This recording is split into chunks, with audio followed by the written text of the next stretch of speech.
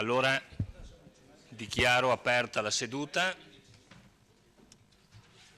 saluto i consiglieri e il pubblico presente e che ci vede anche da casa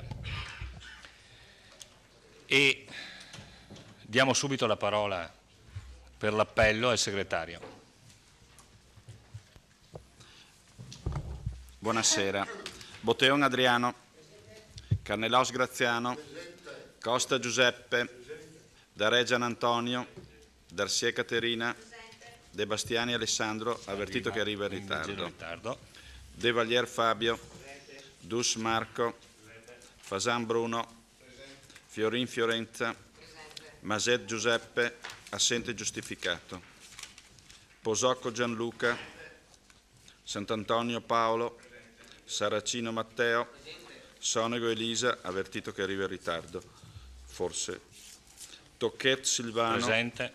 Tonon Roberto, Presente. Quindi 3 assenti, nomini scrutatori, la seduta è valida. Siamo presenti. Allora, 13, 14. Allora 14 consiglieri presenti, 3 assenti, che comunque 2 dei quali dovrebbero arrivare in ritardo. Allora, nomino gli scrutatori, pregherei come al solito il consigliere Posocco e i consiglieri Dus e Caterina Darcier di fungere da scrutatori, quindi Dus, Darcier e Posocco. Ecco, a questo punto prima della domanda di attualità che è pervenuta, volevo solo comunicare che c'è stato nella conferenza di capigruppo un accordo sullo svolgimento del programma e quindi nessuno stravolgimento ma un accorpamento di alcune discussioni dei punti all'ordine del giorno. Allora, domanda di attualità del consigliere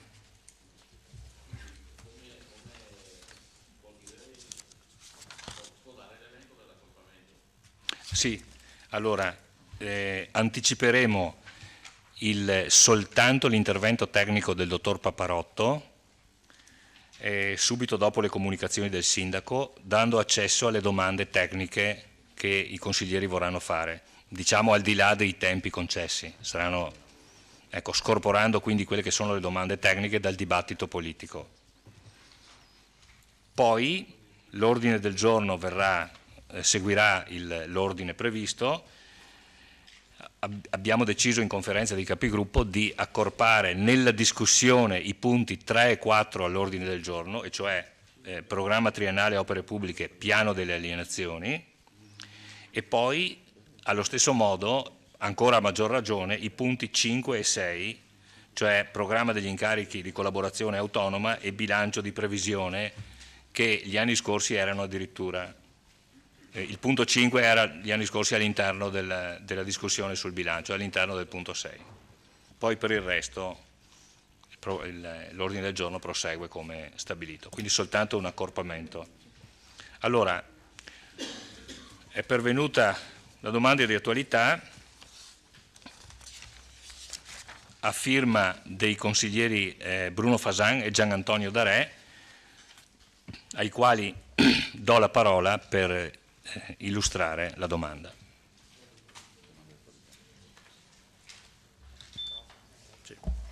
Grazie Presidente. Un po' più vicino, no, un po' più vicino. Bene, grazie. Ecco, mi hanno detto che in seguito alle raccomandazioni di distanza dal microfono la registrazione è migliorata sensibilmente. Va bene, la ringrazio. Domanda di attualità da inserire nel prossimo Consiglio Comunale. Oggetto: intervento delle forze dell'ordine presso la struttura del CEIS. Egregio Sindaco, nella giornata di ieri 25 marzo è stata notata la presenza di numerosi mezzi delle forze dell'ordine presso la struttura del CEIS a Porta Cadore, che notoriamente e con grande apprensione dei residenti accoglie più di 100 immigranti. Sulle cause dell'intervento dei carabinieri molte voci si rincorrono.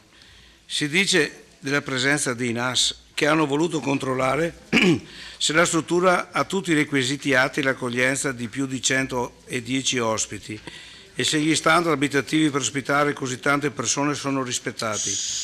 Se attualmente è rispettato il limite di 110 ospiti, dal momento che l'amministrazione ha già messo in consiglio comunale la presenza di 118 ospiti, cosa che non può essere impunemente accertata, tranquillamente ammessa e nulla sia fatto.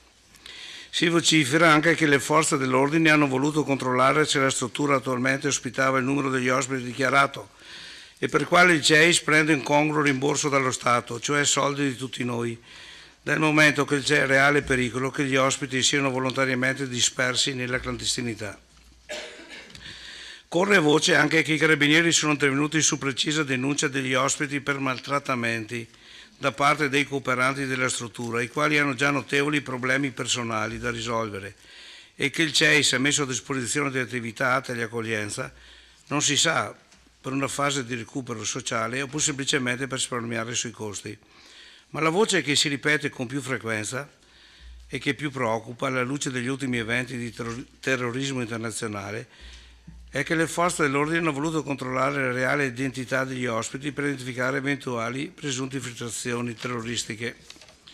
Crediamo sia opportuno, dal momento che le voci si rincorrono, che l'amministrazione si esprima in questo consesso, tranquillizzando i cittadini residenti e che recentemente hanno già espresso le loro perplessità sulla struttura e i suoi ospiti in una riunione di municipio.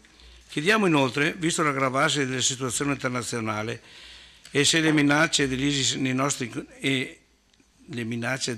nei confronti del nostro Paese, quali controlli sono attuati dall'amministrazione per sorvegliare la struttura del CEIS e i loro sconosciuti ospiti, dal momento che giorno e notte, più di notte che di giorno, c'è un continuo viavai di persone che, a detta dei residenti, lo stazionamento notturno di macchine presso il vicino parcheggio. Non crediamo che gli ospiti abbiano la possibilità di comprare e sostenere le spese di mantenimento di vetture, dal momento che non possono fare alcun tipo di lavoro remunerato. Vorremmo sapere che titolo hanno queste frequentazioni esterne. Chiediamo inoltre se i responsabili della protesta, che tempo fa ha bloccato la statale e come ha dichiarato il sindaco successivamente, siano stati realmente allontanati dalla struttura e dove siano stati indirizzati o siano stati espulsi dal nostro paese. Chiediamo, per quanto sopra dichiarato, dal momento che lei sindaco è responsabile della sicurezza dei cittadini e garante che le norme sanitarie e della recettività vengano da tutti rispettate, cosa che sospettiamo non siano applicate dal CEIS, e per questo chiediamo copia delle varie autorizzazioni rilasciate per verificare eventuali future responsabilità, che l'amministrazione, con atto di riveduta e sempre tardiva considerazione dell'opportunità di accogliere questo tipo di immigranti, per lo più clandestini senza requisiti di rifugiati politici, contro il parere della maggioranza dei vittoriesi e in controtendenza alla maggior parte dei comuni veneti contrari ad ospitarli, visto che l'indicazione del Consiglio Comunale in merito alla dislocazione degli ospiti su tutti i comuni non è stata presa in considerazione dallo Stato, lasciando al nostro comune il maggior onere dell'ospitalità, senza peraltro dare alcun vantaggio reale all'amministrazione comunale, visto che non si fermano gli sbarchi dei clandestini e c'è reale pericolo che altri ne arrivino in città, corre una voce incontrollata che si stia allestendo sul Fadalto presso un albergo al momento in disuso, una nuova struttura è la cosa certamente improponibile dal punto di vista sociale e che lascia intravedere una presumibile speculazione per realizzare un guadagno di pochi sulla pelle dei residenti. Visto che in campagna elettorale la Lega Nord aveva paventato, in caso di vittoria del PD, l'arrivo in città di profughi, cosa prontamente smentita dall'attuale amministrazione con volantino di cui fornisco copia al Consiglio Comunale, chiediamo che l'amministrazione si impegni affinché venga smantellata la struttura atta all'accoglienza e il CEIS ritorni a svolgere nel migliore dei modi l'attività alla quale è destinata ed è stata accolta di buon grado dalla comunità vittoriese, cioè il recupero dei tossicodipendenti. Vi ringrazio. Grazie. Consigliere Fasan. La parola al sindaco Roberto Tonon. Sì, grazie, buonasera a tutti. In questa domanda di attualità sono state riportate alcune voci che, come gli stessi estensori dicono, corrono incontrollate in città, spesso si rincorrono e circolano. Se ne potrebbero aggiungere anche delle altre, anche fantasiose. Facciamo chiarezza. Prego? Facciamo chiarezza.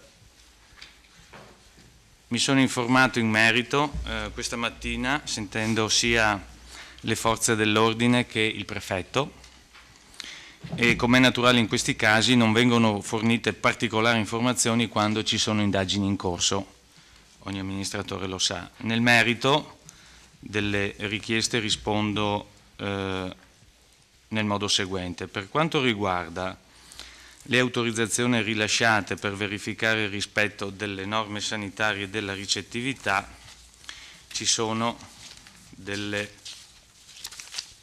eccole qui, degli atti di agibilità che risalgono la prima al 1958 e la seconda al 1977, perché sono agibilità edilizie.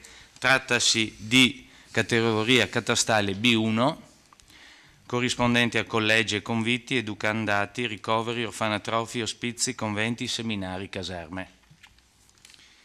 Per quanto riguarda la relazione del sopralluogo dell'ULSS, che noi abbiamo allertato ancora nello scorso anno civile, perché verificasse, in quanto braccio operativo dal punto di vista sanitario, riguardo alle condizioni che c'erano nella struttura del CEIS con la gestione della cooperativa integra, posso anche leggerla compiutamente.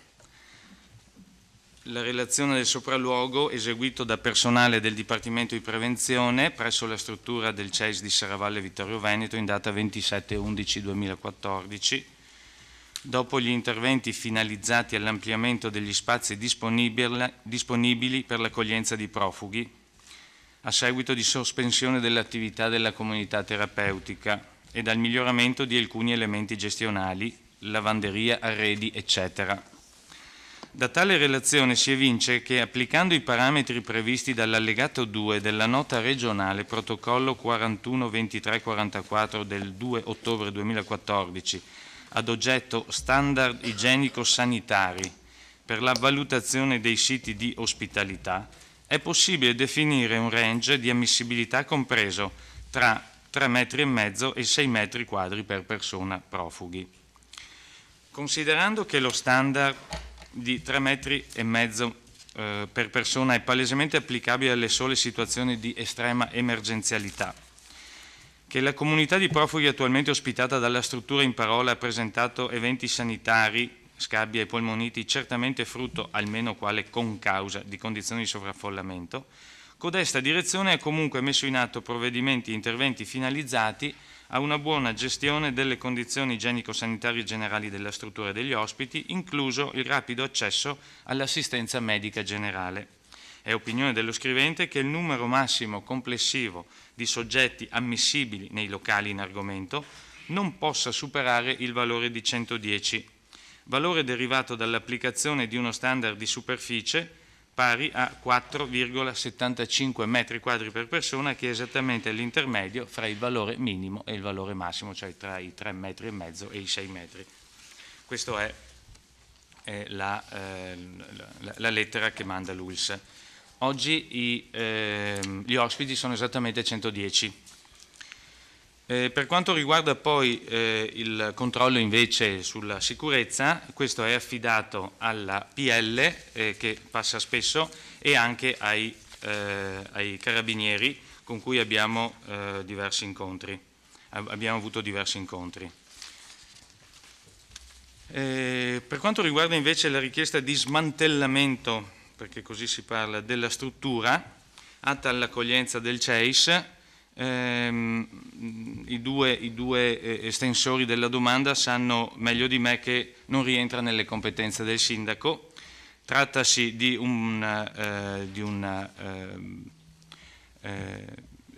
competenza del prefetto che provvede in completa autonomia, specie nelle situazioni di emergenza come quella dei cosiddetti cosiddetti profughi in Italia. Questo per quanto riguarda appunto le richieste che sono state fatte. La parola eventualmente al consigliere Fasan per dichiarare o meno la propria Ringrazio per la soddisfazione. risposta, prendiamo atto e ci riferiremo al prefetto per quanto lei ha dichiarato. Solo una piccola curiosità, l'ULSS ha mandato quella cartina lì, il 27/11 mi dice. No, la visita è stata il 27/11. Sì, ma dopo 6 mesi che erano dentro là, hanno cominciato a giugno 27/11 2014, erano 6 mesi che erano dentro. L'ULSS arriva dopo 7 mesi? Mi scusi, Allora, questa è una, io non so se è la prima, la seconda, la terza, la quarta, questa è stata fatta, l'abbiamo chiesta dopo che noi come amministrazione abbiamo chiesto una verifica dei luoghi. Avendola chiesta, l'amministrazione mi sia fornita tutta la documentazione data dall'ULSS, perché non credo sia possibile che siano ospitate più di 100 persone senza alcun riferimento dell'ULSS. Cioè, dopo... Va bene. No, guarda, nessun problema. Ripeto, io le ho anche portate, possiamo fornire. Sono costernato con 7 mesi di ritardo. Ma perché? Non ho capito, scusi, 7 mesi di ritardo. Giugno, luglio, agosto, settembre, ottobre, novembre, 6 mesi, dopo 6 mesi che sono dentro questi extracomunitari arriva la verifica dell'ULSS in comune. E io ho capito così. No, io non ho detto che dall'arrivo hanno fatto questa visita, io ho detto che questa visita è stata fatta dopo che l'amministrazione ha chiesto all'ULSS una verifica. Alla verifica ovviamente hanno risposto e questa è la risposta. Allora, sicuramente ci sarà, l'ULSS avrà dato parere ancora a giugno prima che entrassero, credo. Ce ne saranno probabilmente delle altre. Allora, come le ripeto, chiediamo copia certo, la copia vi sarà data, ripeto, chi ha amministrato e si è seduto anche su questi banchi sa benissimo che nelle operazioni di emergenza la prefettura prende accordi direttamente con chi gestisce i centri. Però chiedo scusa al sindaco, lei è responsabile. Mi sembra, certo, infatti è per quello che siamo intervenuti quando abbiamo avuto notizia della possibilità di qualche... non sarei stato tranquillo. Va bene? Bene. Comunque mi sembra che la risposta sia stata data. Allora, grazie. Punto numero 1 all'ordine del giorno, comunicazioni da parte del sindaco. La parola al sindaco Roberto Tonon. Non ci sono comunicazioni oltre a quelle che ho già dato, grazie. Bene. A questo punto, come d'accordo in conferenza dei capigruppo, io inviterei, se qualcuno lo vuole avvisare, il dottor Paolo Paparotto, presidente del collegio dei revisori, per l'illustrazione della relazione tecnica alla quale daremo seguito con le domande di tipo tecnico, naturalmente derogando dai tempi previsti nel dibattito, perché si suppone che le domande siano di un tempo limitato. Ecco.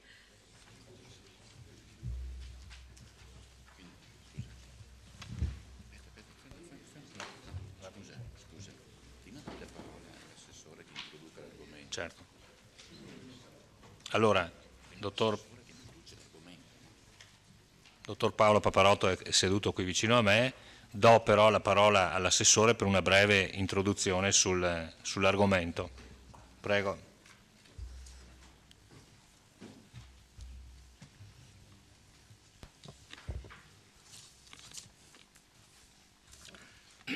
Allora, buonasera a tutti. Introduciamo la discussione al bilancio di previsione per l'anno 2015. Non vi nascondo che è stato un lavoro molto impegnativo che ha coinvolto l'amministrazione, la struttura, il collegio dei revisori che ci ha seguito e accompagnato in questo lavoro. Abbiamo cercato di arrivare prima possibile per poter avere l'operatività necessaria per poter dare corso, diciamo così, alle previsioni contenute nel bilancio. In questi, proprio credo pochi giorni fa, è uscita la proroga, diciamo, che rispetto alla previsione di scadenza del limite scadenza del 31 marzo è stata spostata al 31 maggio, però insomma noi arriviamo prima e questo va a vantaggio dell'operatività dell'amministrazione. Allora, al rispetto delle norme di legge finalizzate al raggiungimento degli obiettivi di finanza pubblica, quest'anno si aggiungono altri adempimenti procedurali che, almeno nella fase di avvio, richiedono un particolare impegno alla struttura organizzativa ed amministrativa del Comune. Dal 2015 sono state introdotte delle importanti novità, quali la fatturazione elettronica e il nuovo complesso sistema di gestione dell'IVA degli enti locali, con problematiche quasi infinite causate dalle innumerevoli casistiche da gestire e dalle difficoltà delle aziende che lavorano principalmente con la pubblica amministrazione. Si tratta di un complesso di provvedimenti la cui applicazione richiede competenze specifiche da parte del personale dell'ente, senza che siano state previste risorse per la formazione del personale stesso degli enti coinvolti in questa fase di forte innovazione. Ci sono poi tutta una serie di scadenze che richiedono atti e decisioni molto impegnative. 31 marzo 2015, entro tale termine deve essere approvato il bilancio di previsione 2015 e deve essere trasmessa alla Corte dei Conti la certificazione relativa al rispetto del patto stabilità per l'anno 2014. 30 aprile 2015, entro tale termine devono essere approvati il rendiconto 2014 seguendo le regole contabili ante armonizzazioni ed il riaccertamento straordinario dei residui attivi e passivi. Sempre entro questa data deve essere inviata alla Corte dei Conti la relazione annuale del Sindaco per lo spesometro 2014. Si tratta di un complesso di obblighi contabili e di tempistiche da rispettare che comportano un grande lavoro in tempi molto ristretti. Naturalmente tutta questa evoluzione normativa si aggiunge alle difficoltà di bilancio proprio di tutti i comuni generate anche dalle seguenti riduzioni di trasferimenti. Euro 125.822 come dal decreto legge 66 dell'agosto 2014, euro 43.977 riduzione del trasferimento da fondo di solidarietà a causa del corrispondente calo del gettito IMU su fabbricati categoria D, capannoni, che va allo Stato. Euro 162.388 riduzione del trasferimento da fondo di solidarietà da compensare con l'introduzione dell'IMU sui terreni agricoli in aree montane. Euro 250.500 mancato trasferimento IMU immobili comunali, euro 80.700 riduzione trasferimenti del fondo sviluppo investimenti e l'ultima sforbiciata di euro 500.000 determinato con l'approvazione della legge di stabilità di fine dicembre 2014 per un totale in diminuzione di 1.163.387. A fronte di questa situazione che vede un importante ridimensionamento delle entrate da trasferimenti, il nostro Comune ha dovuto far fronte alla domanda di spesa sociale come conseguenza della crisi. Naturalmente il Comune è anche chiamato a garantire lo stesso una efficiente ed efficace gestione dei servizi e delle attività correnti.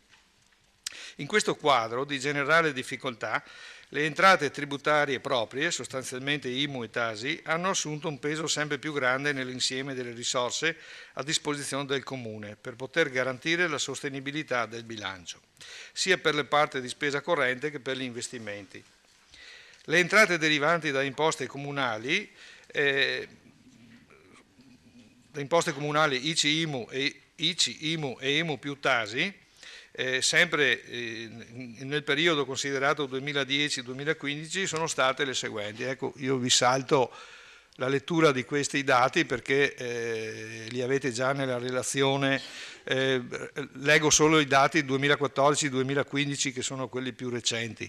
2014 le entrate IMU più Tasi sono state complessivamente 8.752.000,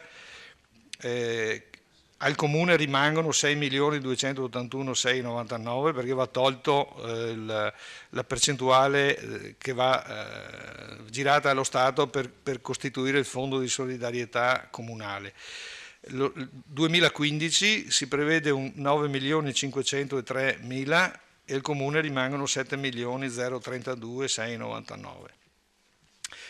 Poi rispetto le aliquote, sia l'IMU che Tasi rimangono invariate, solo sulla Tasi abbiamo fatto la scelta di incrementare l'aliquota dall'1 al 2 per 1000 per i fabbricati di categoria D relativi a impianti idroelettrici. Ecco, questo aumento dovrebbe produrre un gettito di circa 100.000 euro che viene girato pari pari al Fondo per le emergenze sociali. Ecco, nella predisposizione del bilancio di previsione 2015 ci siamo posti diversi obiettivi. 1. Iniziare un percorso volto a migliorare e possibilmente ridurre il peso della spesa corrente. 2. Reintrodurre nel bilancio capitoli di spesa per manutenzioni, strade, edifici pubblici, scuole, che negli anni scorsi erano stati accantonati per ottenere dei risparmi di spesa nell'immediato, andando fatalmente a peggiorare la situazione nel medio termine. 3. Impostare un piano delle alienazioni coerente con le necessità di finanziamenti conseguenti al piano delle opere pubbliche. 4. Mantenere inalterato e possibilmente migliorare l'intervento del Comune in aiuto alle famiglie in difficoltà.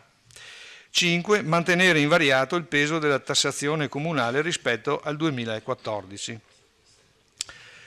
Alla fine del percorso, con la proposta di bilancio che viene portata avanti dal Consiglio Comunale per l'approvazione, possiamo affermare di aver raggiunto tutti questi obiettivi. Dopo aver fatto questa premessa, riportiamo un elenco delle voci più significative in termini di investimenti, nonché una esplicitazione di una serie di interventi in modo da consentire una lettura delle scelte operate nella allocazione delle risorse finanziarie. Allora, per quanto riguarda le opere pubbliche, 2015 si prevede un totale di investimenti pari a 3.760.000 euro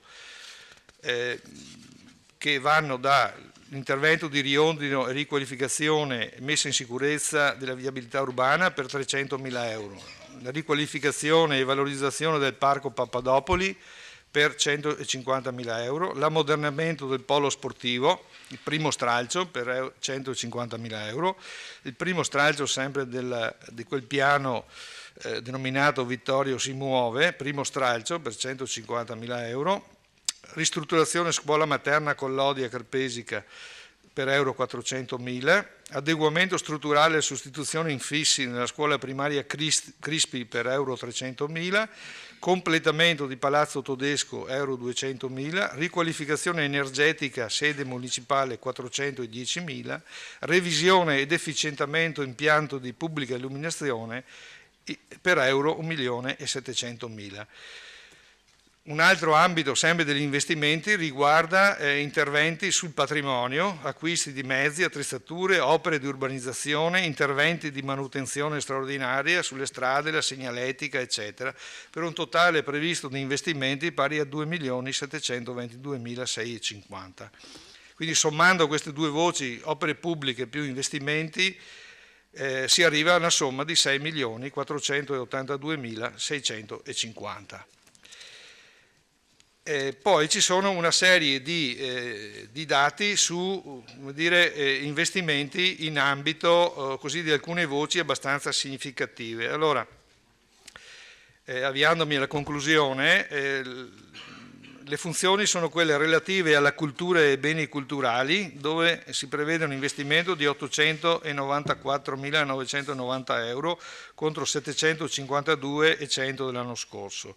Funzioni in ambito sportivo e ricreativo, un investimento di 453.150 contro 397.650 dello scorso anno. Funzioni relative al turismo, euro 152.200 contro 40.200 dell'anno scorso. Funzioni del campo della viabilità, 2.652.390 contro 2.622.280 dell'anno scorso. Funzioni relative alla gestione del territorio, 1.218.665 contro 1.045.395. Funzioni relative al settore sociale per 3.215.110 contro 3.095.530. Funzioni nel campo del sviluppo economico 288.250 contro 284.925. Con questo ultimo elenco di voci e dei relativi investimenti assegnati riteniamo si possa cogliere il senso di un significativo cambiamento rispetto al recente passato. Pur nella situazione di oggettiva difficoltà siamo riusciti a incrementare la dotazione finanziaria in alcuni significativi ambiti di intervento dell'amministrazione. È un segno di ottimismo rivolto ai cittadini ed agli operatori economici. È una manifestazione della precisa volontà di questa amministrazione di volersi impegnare per invertire quella fase storica che ha visto Vittorio Veneto sempre più isolata dal contesto sia locale che provinciale, in una sorta di autarchia fuori dal tempo che ha concorso alla perdita progressiva di tutte le funzioni di carattere comprensoriale storicamente presenti in città. Il rilancio di Vittorio Veneto si realizza anche ricollocando la nostra città nella carta geografica, fisica e mentale della nostra provincia. In questo senso va il grosso lavoro fatto in termini di relazioni con i comuni del comprensorio, con la provincia, la regione e tutte le altre realtà che operano sul territorio della Pedemontana, Ipa, Gal, Altamarca, Ascopiave, Bimpiave, eccetera. Assume un rilievo del tutto particolare il risultato di aver mantenuto a Vittorio Veneto la sede dell'ufficio IAT, Ufficio di Informazione ed Accoglienza Turistica, grazie alla condivisione di una manifestazione di interesse condivisa con 11 comuni del comprensorio più la comunità montana. Risultato che ci consente di poter impostare il lavoro di promozione turistica su dimensione comprensoriale in coerenza con le nuove opportunità che deriveranno dalla messa a regime della OGD, Organizzazione di gestione della destinazione Città d'Arte. Con questa proposta di bilancio si apre la fase temporale dove l'azione amministrativa della Giunta si può esprimere al meglio. Ora è il momento di dare corso operativo alle indicazioni del programma di mandato. Grazie. Allora, grazie Assessore Napoli. La parola al Dottor Paolo Paparotto. Grazie, buonasera a tutti. Io darò un attimo un riepilogo per quanto riguarda la parte documentale che è stata esaminata dal Collegio dei Revisori, cercando di riepilogare il più possibile, tanto sono tutti quanti documenti che presumo siano tutti quanti allegati al fascicolo di bilancio che avete ricevuto. Mi sposterò poi alla fine della relazione sulla parte che riguarda le osservazioni e i suggerimenti, in maniera tale che all'interno appunto delle osservazioni e dei suggerimenti c'è un po' il riepilogo di tutti quelli che sono gli aspetti più rilevanti che sono stati verificati nei documenti che abbiamo riscontrato per poter rilasciare il parere da parte appunto del collegio. E quindi il Collegio dei Revisori ha ricevuto tutta quanta la documentazione in data 23 febbraio e ha ricevuto lo schema di bilancio di previsione per l'esercizio 2015 e che appunto lo schema di bilancio di previsione è approvato dalla Giunta Comunale del 12 febbraio 2015 con delibera numero 24. Tutti quanti i documenti allegati obbligatori sono quelli che trovate riepilogati a pagina 3. Chiaramente sono tutti i documenti che riguardano e che partono dal bilancio pluriennale 2015-2017, la relazione previsionale programmatica predisposta dalla Giunta e tutti quanti gli schemi, le delibere di Giunta, nonché tutta quanta la documentazione allegata e obbligatoria ai fini appunto di poter consentire al Collegio dei Revisori di esprimere il proprio parere che deve portare a esprimere un motivato giudizio di coerenza, attendibilità e congruità contabile delle previsioni di bilancio dei programmi e progetti come richiesto dall'articolo 239 del testo unico in materia di enti locali. Tralasciando la lettura di tutta quanta la parte interna della relazione, mi sposterei sulla parte finale, che è quella legata alle osservazioni e ai suggerimenti, all'interno dei quali si riscontrano poi fondamentalmente le parti più rilevanti e le osservazioni appunto che abbiamo dato. L'organo di revisione, a conclusione delle verifiche esposte nei punti che precedono, considera, riguardo alle previsioni di parte corrente per l'anno 2015, congrue le previsioni di spesa e attendibili le entrate previste sulla base delle risultanze del rendiconto 2013, delle previsioni definitive dell'anno 2014, della ricognizione dello stato di attuazione dei programmi di salvaguardia degli equilibri effettuata ai sensi dell'articolo 193 del testo unico, del bilancio delle aziende speciali, consorzi, istituzioni e società partecipate, della valutazione del gettito effettivamente accertabile per i diversi cespiti d'entrata, degli effetti derivanti da spese disposte da leggi, contratti e atti che obbligano giuridicamente l'ente, degli effetti derivanti dalla manovra finanziaria che l'ente ha attuato sulle entrate e sulle spese, dei vincoli sulle spese e riduzioni dei trasferimenti erariali, dei vincoli disposti per il rispetto del patto di stabilità interno e delle norme relative al concorso degli enti locali alla realizzazione degli obiettivi di finanza pubblica. Per quanto riguarda le previsioni di parte corrente pluriennali, attendibili e congrue le previsioni contenute nel bilancio pluriennale in quanto rilevano i riflessi delle decisioni già prese di quelle da effettuare descritte nella relazione previsionale programmatica e nel programma triennale del fabbisogno del personale, degli oneri indotti delle spese in conto capitale e degli oneri derivanti dalle assunzioni di prestiti.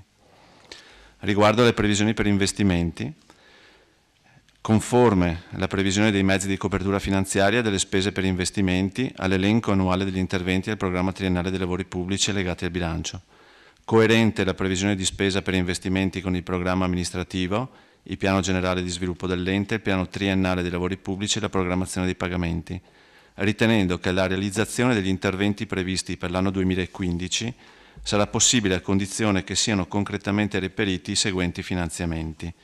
Il finanziamento regionale per gli interventi di riqualificazione e risparmio energetico, pari all'importo di 1.477.000 euro, nonché le alienazioni immobiliari pari ad euro 663.000.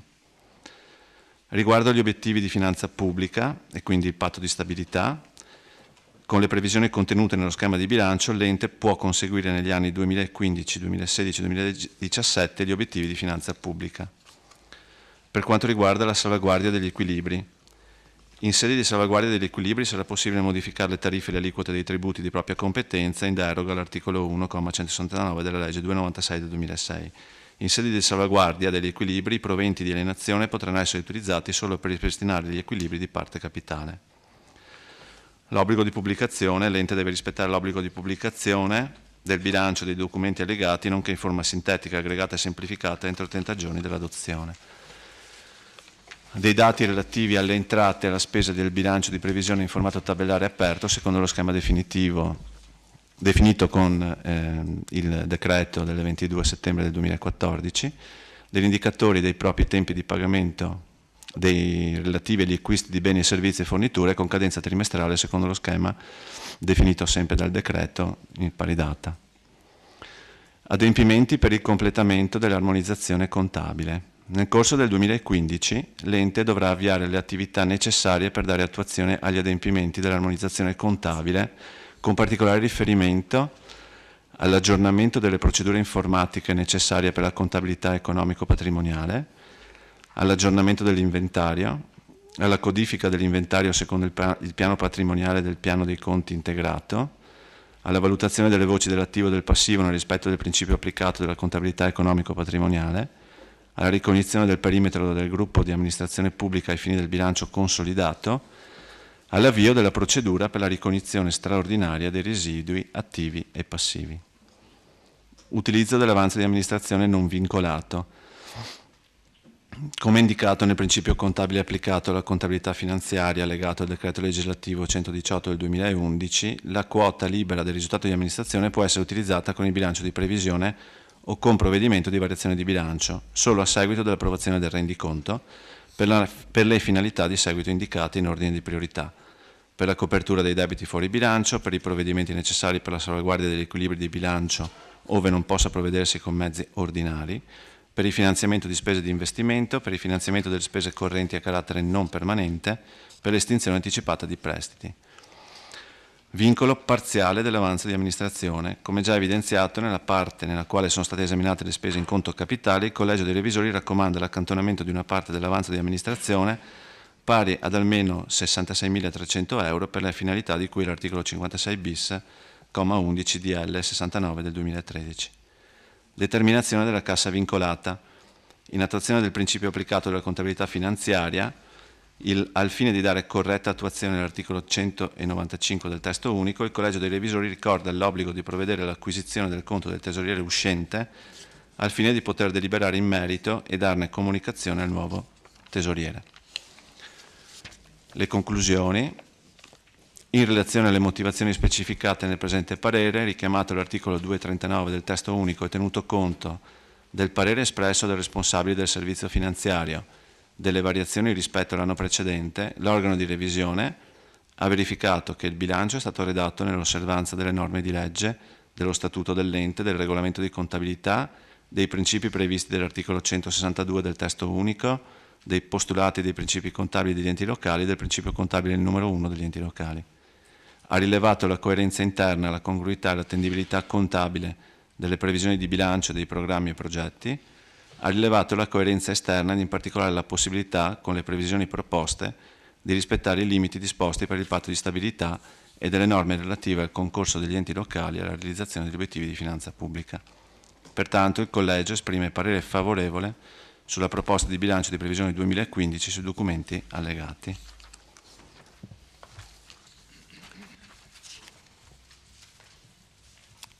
Grazie al dottor Paolo Paparotto e apro alle domande.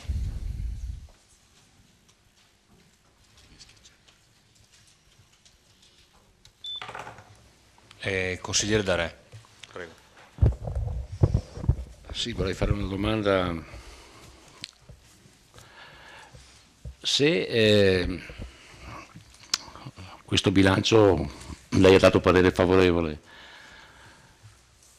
se fosse stato sforato il patto di stabilità come aveva promesso e aveva portato avanti la Corte dei Conti di Venezia, alla quale esprimo come sempre il mio disprezzo, e che poi è stata impugnata dal sottoscritto con un'azione presso la Corte dei Conti di Roma, questo bilancio avrebbe potuto essere svolto così, oppure l'apertura di nuovi mutui sarebbe stata possibile oppure no?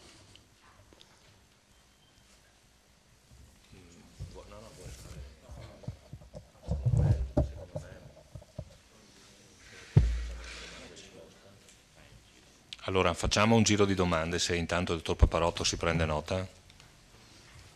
Prego. Vedo prenotato il consigliere Fasan. Sì, Prego. grazie Presidente. Intanto saluto il dottor Paparotto, che ho piacere di rivedere in quest'Aula. Ben ricordo le affermazioni in campagna elettorale dell'attuale maggioranza sui debiti provocati dalle amministrazioni leghiste.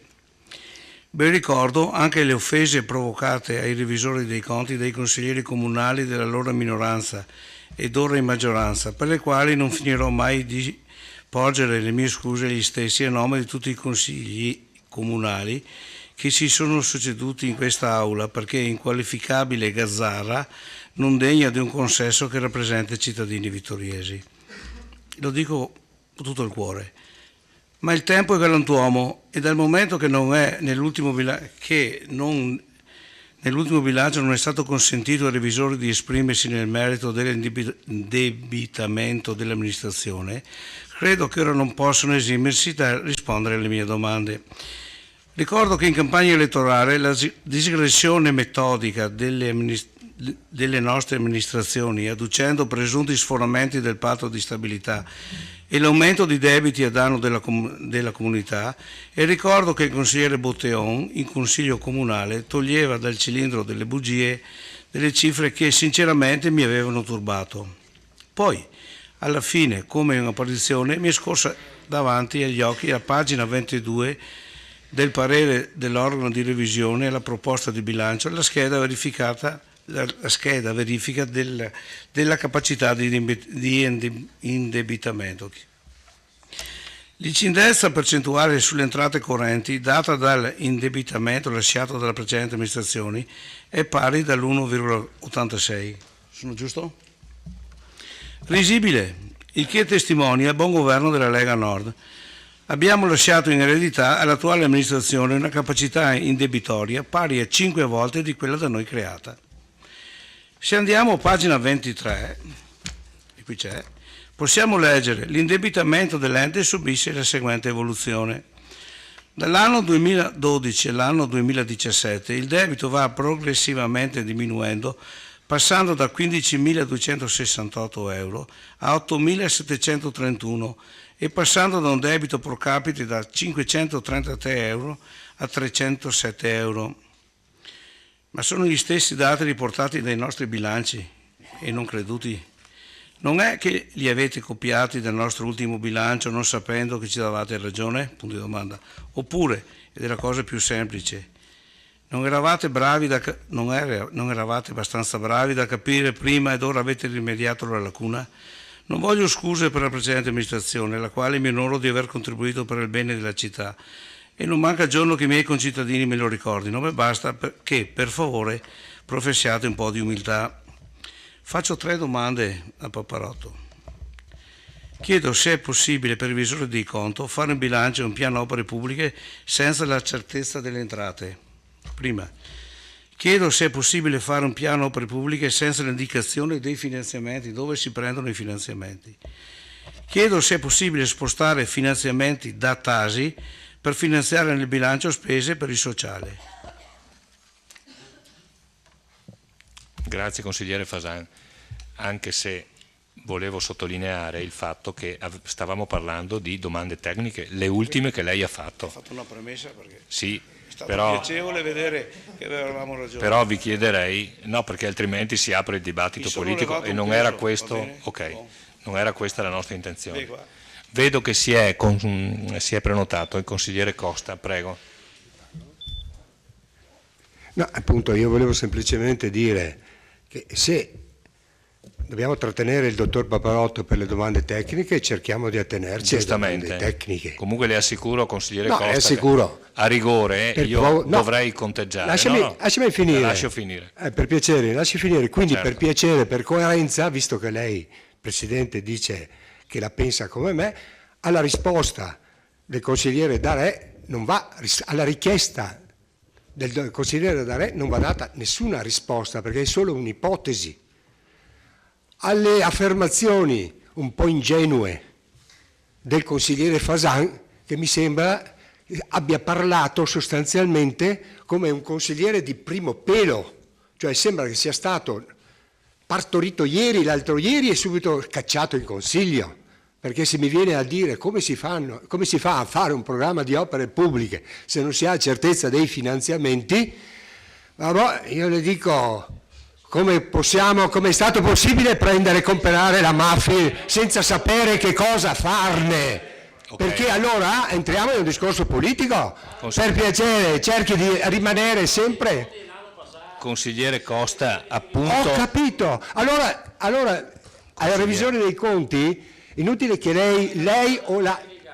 No, io sto parlando col Presidente perché io ritengo che tutte le 2 istanze fatte debbano essere cassate e non meritevoli di risposta. Esattamente. Ma ho capito che si arrangia il Presidente, però voi dovevate rimanere sul piano tecnico, allora, punto. Consigliere... Il tecnico. Consigliere Costa, adesso attenda che le risponda. Evidentemente ho sollecitato il dottor Paparotto a dare a queste domande una risposta soltanto tecnica. Vedo che si è prenotato il consigliere Botteon. Prego. Sì, molto breve, non voglio rispondere al consigliere Fasan che mi ha dato del bugiardo, cilindro delle bugie, io bugie non ne ho mai dette e replicherò dopo quando il dibattito sarà politico. Molto bene. Una sola domandina per il revisore, tra i suggerimenti al punto H, il primo punto, il punto A, il sottopunto A, dove il Collegio dei Revisori invita solo a seguito dell'approvazione del rendiconto per le finalità di seguito indicate in ordine di priorità, cioè dove utilizzare l'avanzo d'amministrazione non vincolato. Il punto A è per la copertura dei debiti fuori bilancio. Se può un attimo specificare i debiti fuori bilancio, così mi aiuta anche dopo al punto successivo. Cosa intende per debiti fuori bilancio? Bene. Dottor Paparotto vuole intanto rispondere? Grazie. No. Brevemente sul tema di cosa fosse successo, penso che insomma, in quest'Aula ne abbiamo discusso più di qualche volta. Una delle sanzioni nel caso in cui l'ente fosse stato alla fine giudicato diciamo così in maniera negativa, ossia avesse sforato effettivamente il patto di stabilità, l'ente, una delle principali sanzioni è quella di non poter contrarre mutui e di conseguenza questo bilancio non avrebbe potuto prevedere appunto all'interno delle proprie previsioni la contrazione del mutuo, che è il mutuo mi pare per il 2015 di 400.000 euro. Per quanto riguarda tutto quanto il tema legato alle opere pubbliche, come è possibile approvare il bilancio, eccetera, insomma, sappiamo che stiamo parlando di un bilancio di previsione che di conseguenza nell'arco dell'intero esercizio prevede la possibilità di creare variazioni a quello che è stato previsto, nonché poi in fase di assestamento generale come ultima istanza entro il mese di novembre la possibilità appunto di trovare l'equilibrio e di conseguenza se evidentemente alcune parti o di entrata o di spesa non si possono realizzare perché stiamo parlando di un bilancio di previsione, evidentemente si troverà nell'ambito delle variazioni la possibilità di diciamo così, trovare nuovamente l'equilibrio e di conseguenza la quadratura del bilancio stesso. Per quanto riguarda il concetto di debiti fuori bilancio, Non ho risposto all'ultima domanda che ero importante. Chiedo se è possibile spostare finanziamenti dati dalla Tasi per finanziare nel bilancio spese per il sociale. questo sì. Perché no? Non è possibile, perché la Tasi va a finanziare dei servizi indivisibili e qui, se vede le parole, Sociale? qualcuno ha scritto che andrà a finanziare il bilancio sociale. Allora, non so se è sfuggito è il revisore dei conti o che ne so. Chiedo scusa. No, ascolta, servizi indivisibili hanno nomi e cognomi. Gestione associata all'UIS per i servizi sociali fatti assieme tra UIS e Comune. Vabbè. E la Tasi va a finanziare anche questi. Metti Sky dove te voglio.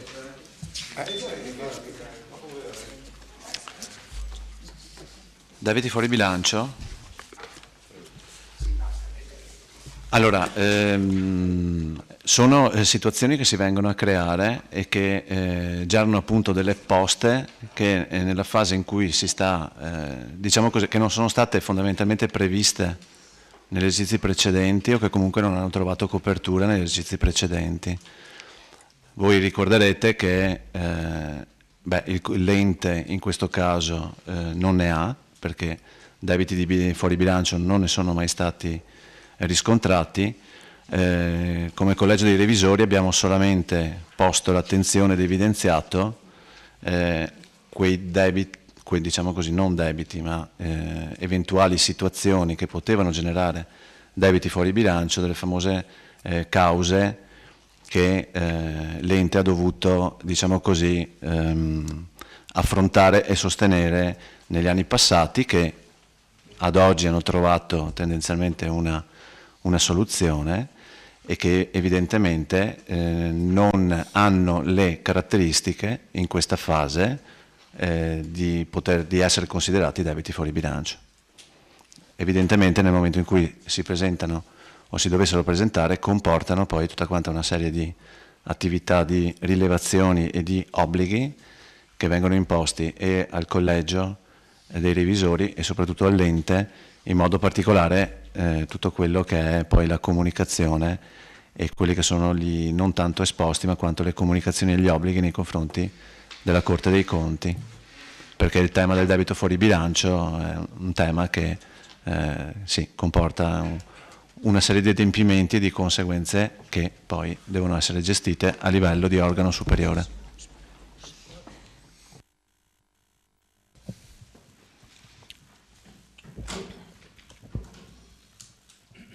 Non ci sono altre domande di tipo tecnico, tecnicistico?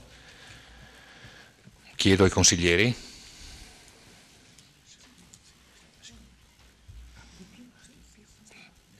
Non vedo altre prenotazioni, quindi a questo punto possiamo, diciamo, considerare chiusa questa fase tecnica, alla quale comunque continueremo a rispondere perché ci sono i tecnici comunali. Quindi se non ci sono altre domande, sollecito ancora i consiglieri, ma vedo che non ci sono altre prenotazioni. A questo punto non mi resta che ringraziare il dottor Paparotto, ha visto che siamo stati bravi ad agevolarla, ecco, e lo ringrazio. Grazie a lei Presidente, arrivederci, buonasera.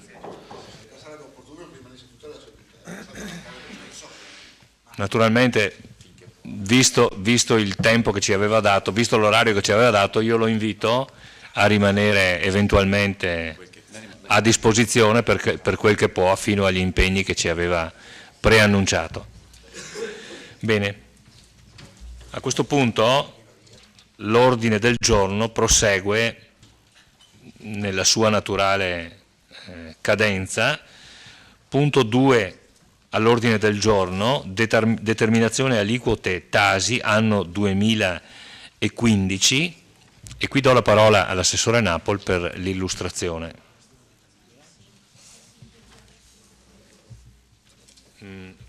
Eventualmente. Prego. Sì. Beh, come già anticipato prima, l'unica variazione è rispetto all'anno scorso, si riferisce, diciamo così, all'introduzione di un'aliquota specifica per i fabbricati appartenenti al gruppo catastale D adibiti a centrali idroelettrica e relativi impianti, che viene fissata nel 2 per 1000. Se volete possiamo fare un breve riepilogo, tanto per ripassare un attimo diciamo così la memoria. Quindi noi abbiamo l'abitazione principale, il 2 per 1000, pertinenze dell'abitazione principale con le varie categorie catastali C2, C6, C7, sempre 2 per 1000. Poi unità immobiliare posseduta a titolo di proprietà o di usufrutto da anziani o disabili che acquisiscono residenze in istituti di ricovero sanitario di seguito al ricovero permanente a condizione che non risulti locata, eccetera, 2 per 1000. Comodatario appartenente a un nucleo familiare con ISEE non superiore a 15.000 euro annui, in caso di unità immobiliari la predetta aliquota può essere, di più unità immobiliari la predetta aliquota può essere applicata ad una sola unità immobiliare, sempre 2 per 1000, fabbricati appartenenti al gruppo catastale D adibiti a centrali idroelettriche 2 per 1000, tutti gli altri immobili 1 per 1000. Quindi, come detto, la situazione rimane invariata rispetto allo scorso anno, ad eccezione dei fabbricati catastali D adibiti a centrali idroelettriche e relativi impianti. Grazie.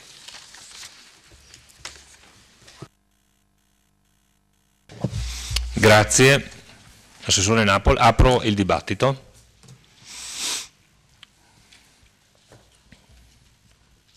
Non c'è nessuna prenotazione. Vedo, ecco.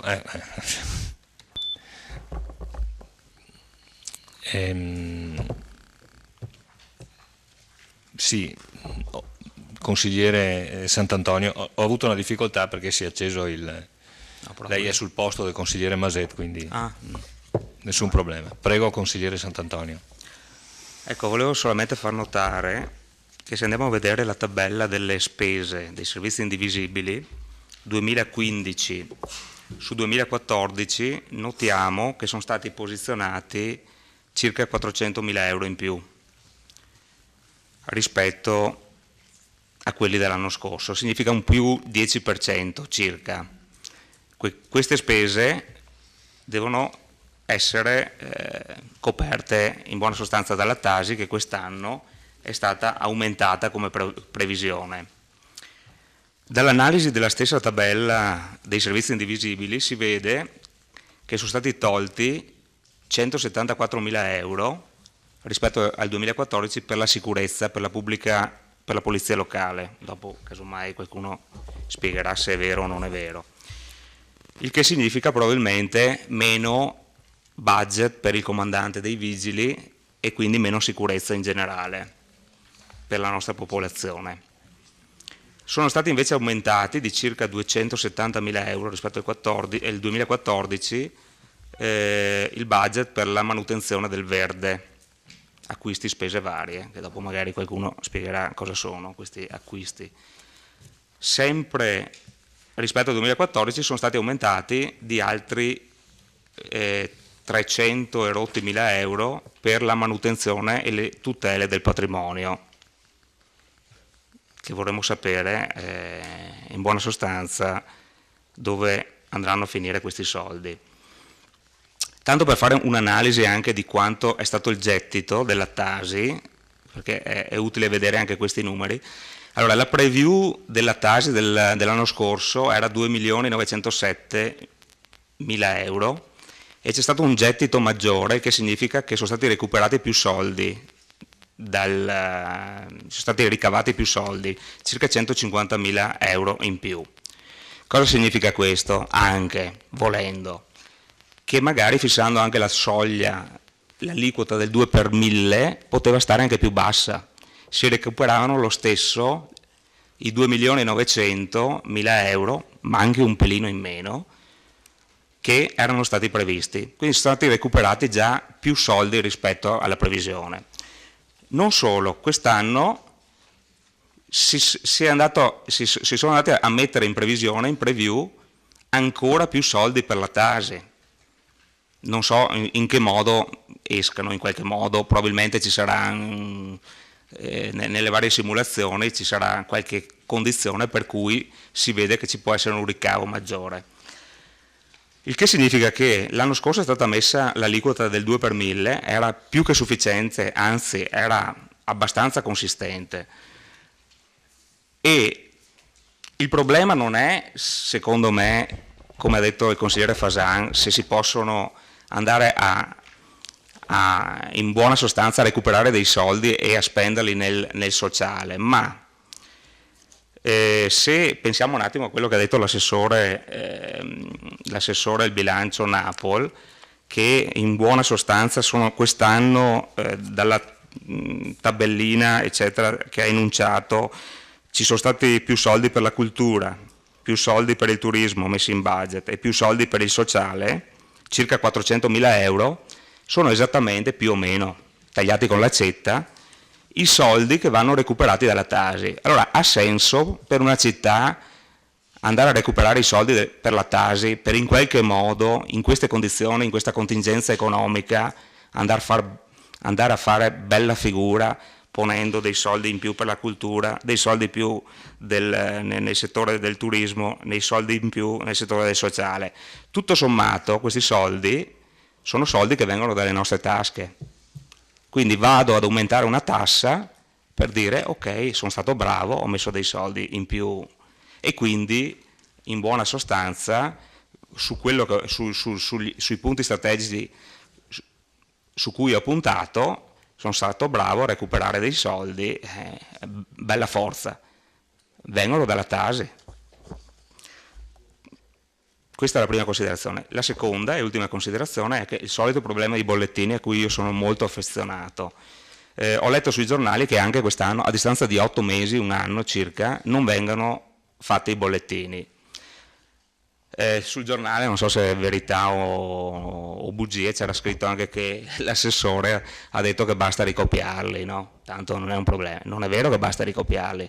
Mettetevi nelle condizioni di un vecchietto che deve ricopiare un F24, perlomeno sbaglierà l'anno. Significa dover andare dal commercialista, significa dover andare dalla TAR e dal CAF e pagare 20, 30, 40 euro. Ancora. Questo è il tipico atteggiamento dello Stato la cui burocrazia va ad appesantire sostanzialmente i cittadini, e questo è un atteggiamento che bisogna eliminare. Sono questi i piccoli atteggiamenti che poi fanno la differenza. Non si può, voglio dire, buttare continuamente i problemi sulle spalle dei cittadini.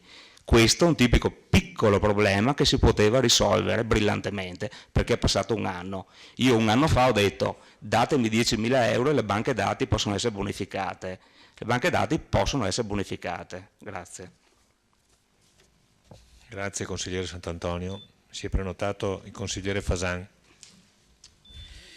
Quando ho letto la determina, in cuor mio, anche a ricordo di quanto promesso dall'assessore di valutare le possibilità di applicazione della Tasi individuando delle fasce, delle aliquote favorevoli per le fasce sociali più deboli, speravo di trovare delle novità condivisibili. Così non è stato. Consigliere, un po' più vicino, grazie. Vabbè, è vicino questo? Esatto.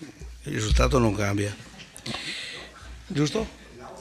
No, sì. Si sente meglio adesso. Non si può condividere e godere per il mantenimento di una tassa. Si può gioire per il loro abbassamento, magari ricorrendo a tagli di spese non necessarie. Invece, da quanto ho preso, le entrate sono aumentate del 10%. Di tutto questo ambaradan mi incuriosisce l'aumento della Tasi delle proprietà Enel. Da una verifica personale, ho telefonato all'ingegnere dell'Enel prima di venire qua, così, ho appreso che la società non è stata informata di questo aumento. No, vabbè, è un ente del territorio, cortesia vuole, cosa ne pensi? Anche io te l'aumento, vabbè, anche se non sei d'accordo, ma almeno l'informazione penso che sia necessaria. Però Enel dice pure che non verranno pagati nessun aumento ingiustificato, per i quali a livello nazionale ci sarà un ricorso in tribunale. Nel momento che sono stati messi a bilancio, chiedo al revisore dei conti prima se è possibile fare un bilancio su una presunzione di entrata anche errata. Poi chiedo come è possibile mettere un'entrata della Tasi per le spese e i servizi sociali. Cioè, mi è incuriosito leggere qui: stante la necessità di assicurare gli equilibri di bilancio e in particolare per la spesa dei servizi sociali, onde garantire una maggior tutela alle fasce più deboli della popolazione, le entrate Tasi hanno una loro precisa e inerogabile destinazione, impossibile fare diversamente. Adesso io mi auguro che l'assessore sia in grado di rispondere. Grazie. Grazie consigliere Fasan.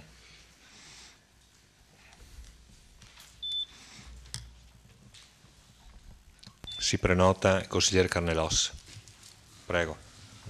Sì, l'intervento mi è stato stuzzicato così da questi primi due interventi dei miei colleghi della destra, perché sono anche interessanti e si nota una cosa: l'orticaria della destra per il sociale. E qui, sotto questo aspetto, credo che meritiamo davvero un plauso, nel senso che forse i cari colleghi si sono dimenticati e si dimenticano che non c'è più lo Statuto albertino in cui l'aspetto dello Stato è uno Stato meramente liberale. C'è stata la Resistenza, c'è stata la guerra, la Resistenza e una nuova Costituzione che ha prefigurato il nostro Stato, e lo si insegna ai ragazzi a scuola, non è più uno Stato esclusivamente liberale, ma è uno Stato sociale. Cosa vuol dire? Significa che lo Stato si occupa e si preoccupa anche di chi ha meno. Anzi, vedete, dello Stato probabilmente hanno bisogno coloro che hanno meno, gli ultimi, i deboli. Gli altri, tutto sommato, hanno avvocati, commercialisti e li fanno benissimo. I loro interessi hanno chi li tutela. Il principio dello Stato sociale invece è proprio questo. Le amministrazioni, lo Stato hanno un occhio di riguardo perché nessuno resti indietro. E sotto questo profilo credo che il bilancio di stasera abbia, come si può dire, sia la cartina, il tornasole del cambiamento e della diversità nel modo di amministrare. Ben venga la spesa sociale. Vedete, sono anni duri per tutti, ovviamente, ma le classi che hanno meno, per le classi che hanno meno sono ancora più duri. Guai se l'amministrazione li abbandonasse. Vedete, ogni tanto mi viene in mente, prima, come deve essere un'amministrazione, uno Stato. Mi veniva in mente il giudizio universale, avete presente sulla Cappella Sistina? C'è il Dio che allunga la mano e Adamo che gliela porge. Ecco, l'amministrazione, lo Stato devono essere questi per gli Adamo che sono coloro che non hanno. E quindi sotto questo profilo è una nota di merito aver avuto le osservazioni di Fasan e di Sant'Antonio. È vero, noi al sociale ci teniamo moltissimo. Seconda osservazione, ho visto il loro imbarazzo. L'anno scorso dicevano aumenteranno, no, avete visto? Promessa mantenuta. La Tasi è rimasta. È vero, vedo che il consigliere Fasan piange per l'Enel. Non piango. Se è legittimo metterla, la pagheranno. Se non è dovuta, come per qualsiasi soggetto in uno Stato sociale e in uno Stato di diritto, ci sono gli strumenti giurisdizionali per farli valere. Certo, il principio è che non credo sia la povera vecchietta, l'Enel sia come la povera vecchietta di cui ogni tanto si sente parlare e si è sentito parlare anche questa sera. Quindi sotto questo punto di vista credo che vittoriosi abbiamo visto che abbiamo mantenuto la promessa. Siamo riusciti a farcela senza incrementare la pressione fiscale. Terza considerazione, mi fermi quando finisco, sai, io non finisco mai, ce ne sarebbe da dire a iosa, ma mi fermi lei quando devo, vedo che ci sono tanti punti, mi prenderò da 7 minuti alla volta, credo di riuscire a dire tutto. Terza considerazione. Ancora 2 minuti. 2 minuti. Mi fermi lei, mi tolga la parola, tanto fra gentile agreement capisco che è una cosa dovuta. Terza considerazione. Caro Sant'Antonio, lei se ne intende di finanza, di conti, di come si fa un bilancio, e mi meraviglia che si meravigli del fatto che in sede previsionale, nell'ambito di, cosa sono, 2,6 milioni di Tasi prevista, lei si meraviglia che ne siano entrati 150 in più. Mi sarebbe piaciuto, visto che lei è un tecnico, cosa avrebbe detto nell'ipotesi in cui ne mancassero 50 o 60. Vede, bravi i funzionari sono stati invece, hanno fatto i calcoli giusti.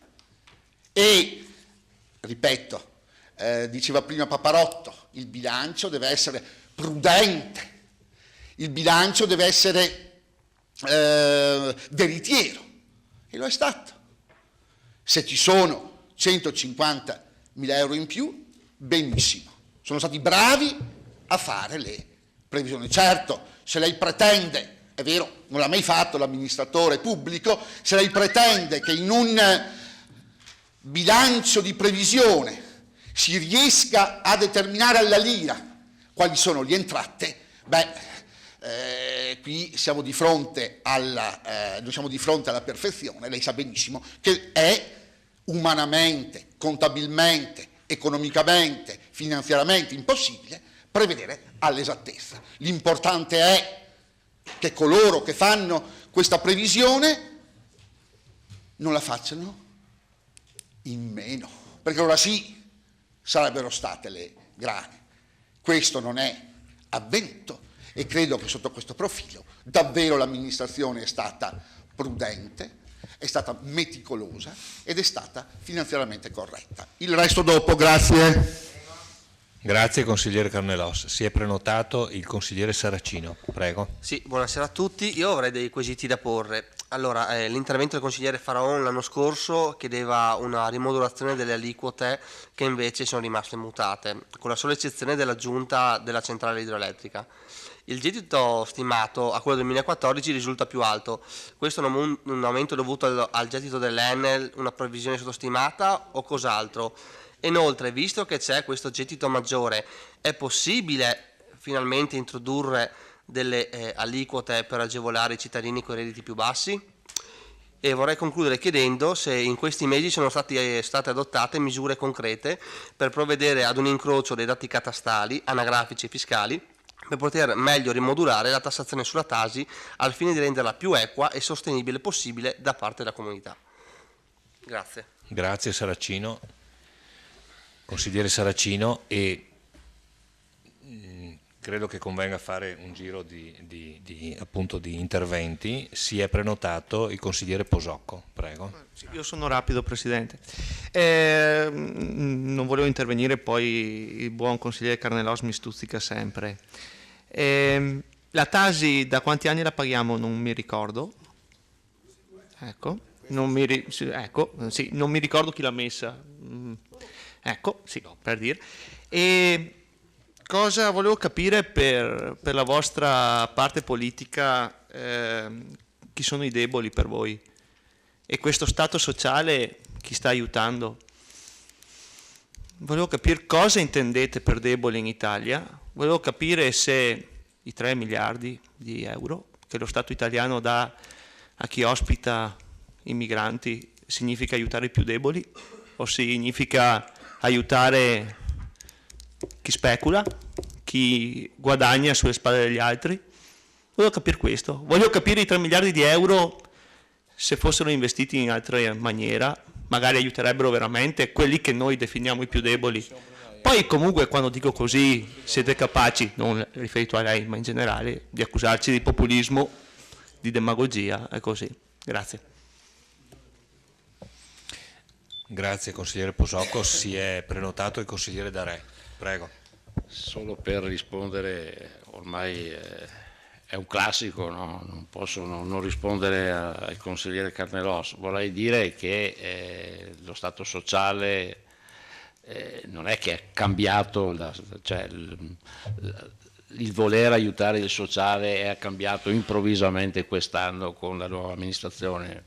Se si guarda i bilanci passati, lei vedrà che il 10% del sociale del bilancio andava nel sociale, quindi non è che vi siete inventando di tante cose, che poi è giusto l'autoicensarsi, va bene, abbiamo sentito anche così la presentazione del bilancio politico da parte dell'assessore Napoli, che naturalmente adesso cambierà tutto, però voglio dire anche un'altra cosa: il prossimo anno il bilancio sarà triennale, su base triennale, quindi le difficoltà di far quadrare il bilancio saranno maggiori, non perché c'è questa amministrazione, per tutte le amministrazioni, quindi la spesa sociale incrementata è doverosa, perché purtroppo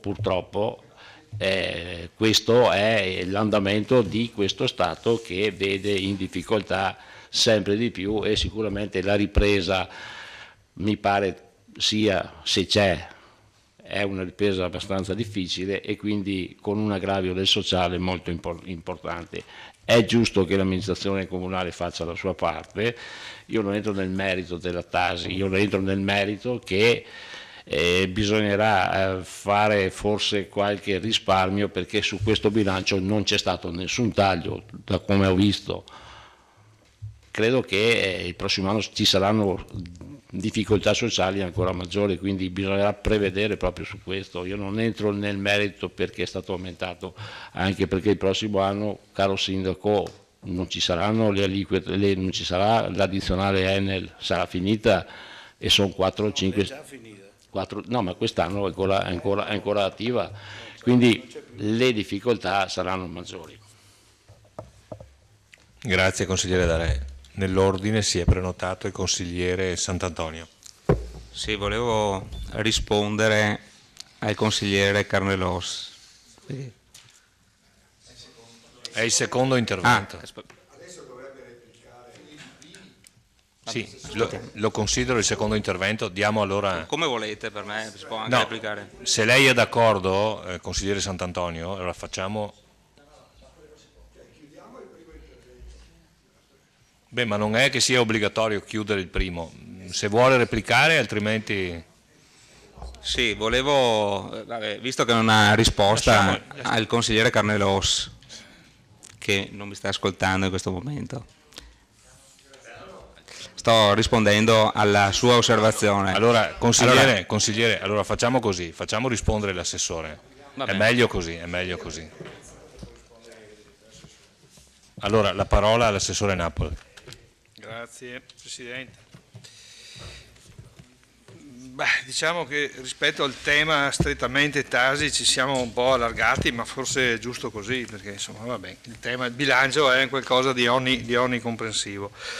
Il collega Sant'Antonio mi ha veramente sorpreso, perché qualche settimana fa ci ha contestato che non facciamo investimenti sul turismo, poi si lamenta se li facciamo.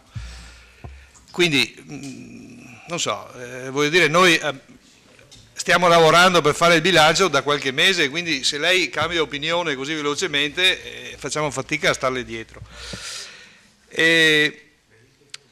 Addirittura ci accusa di farci belli, mettiamo le tasse per fare gli investimenti su voci come la cultura, il turismo, le cose che ho citato prima. Beh, insomma,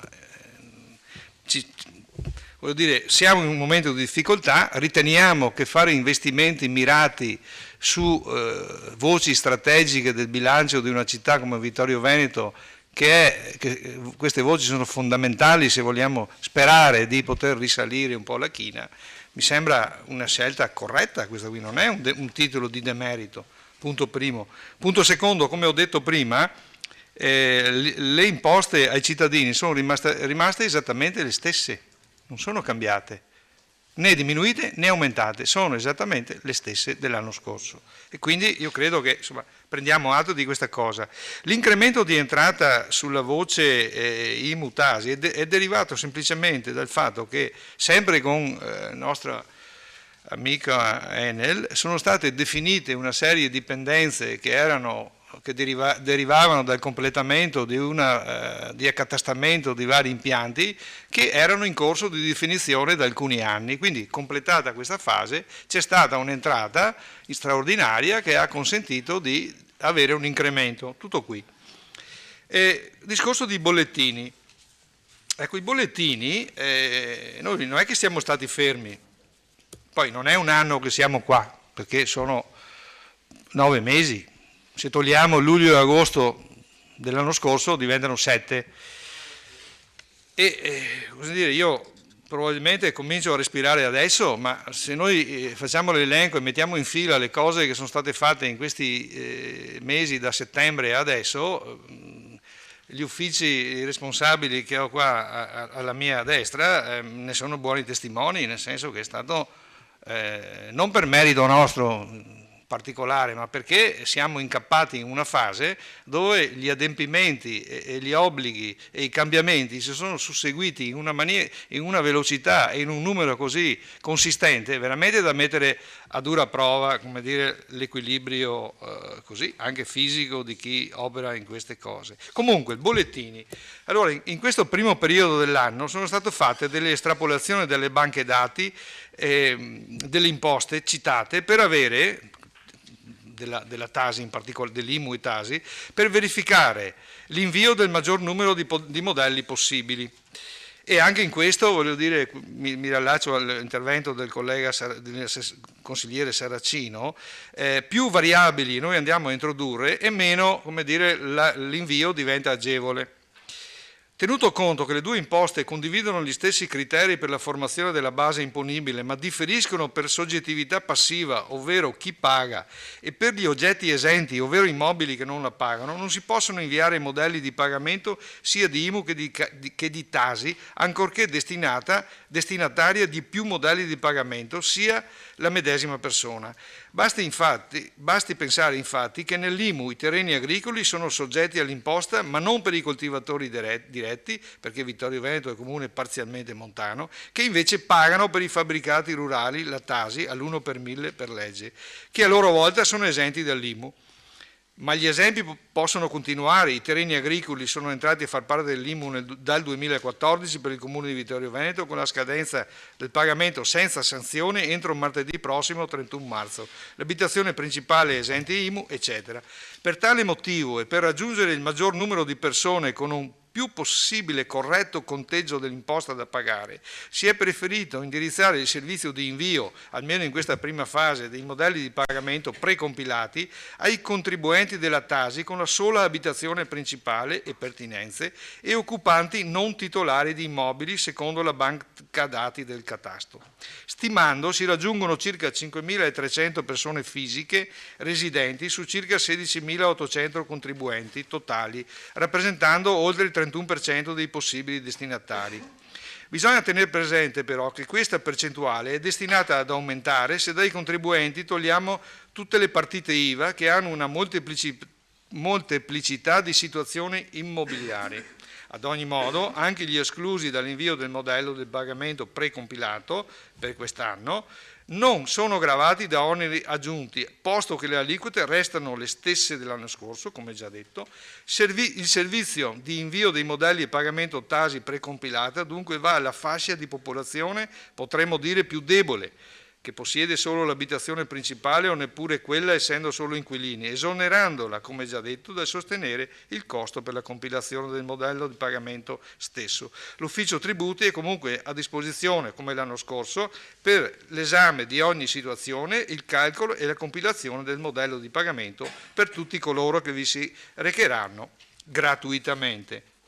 Quindi questo è già un lavoro impostato che è partito già qualche mese fa con, come dire, l'aiuto da parte di una software house che gestisce questo servizio già per altri comuni della provincia di Treviso e con la quale si sta collaborando ovviamente per affrontare il problema al meglio. Il problema è che a Vittorio Veneto si parte da zero e quindi sarà un'azione che si va per aggiustamenti successivi a migliorare e via via allargare il servizio nel corso degli anni, tenendo presente che questo avrà un costo che andrà pagato con qualche posta di bilancio. Il collega e amico simpatico Fasan mi fa una domanda veramente, sempre simpatico amico Fasan, mi fa una domanda sorprendente e mi dice se abbiamo avvisato l'Enel. Ma quando l'Enel aumenta le tariffe non è che mi telefona a casa, mi dice scusa, guarda che io ti vorrei aumentarti il corrente, tu sei d'accordo? Ecco, no, fuori battuta, io credo che non sia questo l'argomento, il metodo corretto per affrontare questo problema. Noi abbiamo ritenuto di intervenire per accrescere la possibilità di spesa dell'ente, dando ad intervenire in un ambito che crediamo possa tranquillamente sopportare questo tipo di richiesta. Quindi, poi l'Enel è anche una società importante, molto sensibile per quanto riguarda il sociale, e quindi crediamo anche di andare anche nella direzione giusta. Collega Saracino, che ho citato anche prima, io credo che sul discorso aliquote differenziate e detrazioni e queste cose, questa è una materia, questo è un terreno minato, perché chi fa poi queste cose, quando si trova di fronte, quando si trova a compilare i bollettini, e io ne ho diretta esperienza, più le cose sono complicate e più tutto diventa difficile e foriero di errori. E non è vero che, come fanno molti, no? Perché siccome la necessità di avere il gettito poi alla fine c'è, io devo incassare 100. Allora questo 100, se io faccio le aliquote alte e poi metto le detrazioni, allora voglio dire, faccio il gioco delle tre carte. Io credo che invece sia più corretto essere onesti, mettere le aliquote più basse possibili, più semplici possibili, per rendere più agevole la compilazione e anche l'autocompilazione da parte dei cittadini. Ecco. Io l'anno scorso, per curiosità, sono andato a vedermi il sito del comune di Parma, e in particolare la Tasi. Ecco, io credo che se voi vi prendete la briga di andarla a vedere, io credo che chi ha pensato quel modello di aliquote abbia qualche problema. Ecco. Il collega Posocco citava i 3 miliardi. Probabilmente quei 3 miliardi sono fondi europei che arrivano per aiutarci. Ecco.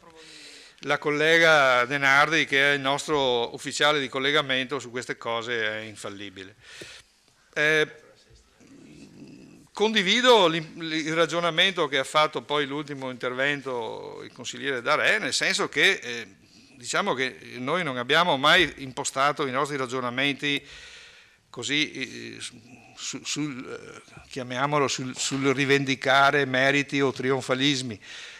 Siamo stati sempre molto prudenti, perché abbiamo piena contezza della realtà e delle difficoltà che ci sono, che abbiamo noi come comune, come tutti gli altri comuni, peraltro, chi più chi meno, e c'è la necessità di fare risparmi. Ecco, io a questo proposito vi segnalo, così che sono andato un po' anch'io a guardarmi le cose, vi do lettura del quadro riassuntivo generale che voi potete trovare anche nella relazione dei revisori, pagina 7. Io l'ho confrontato con quello dell'anno scorso, per esempio. Allora, le entrate tributarie l'anno scorso erano previste, quest'anno sono 12.768.650.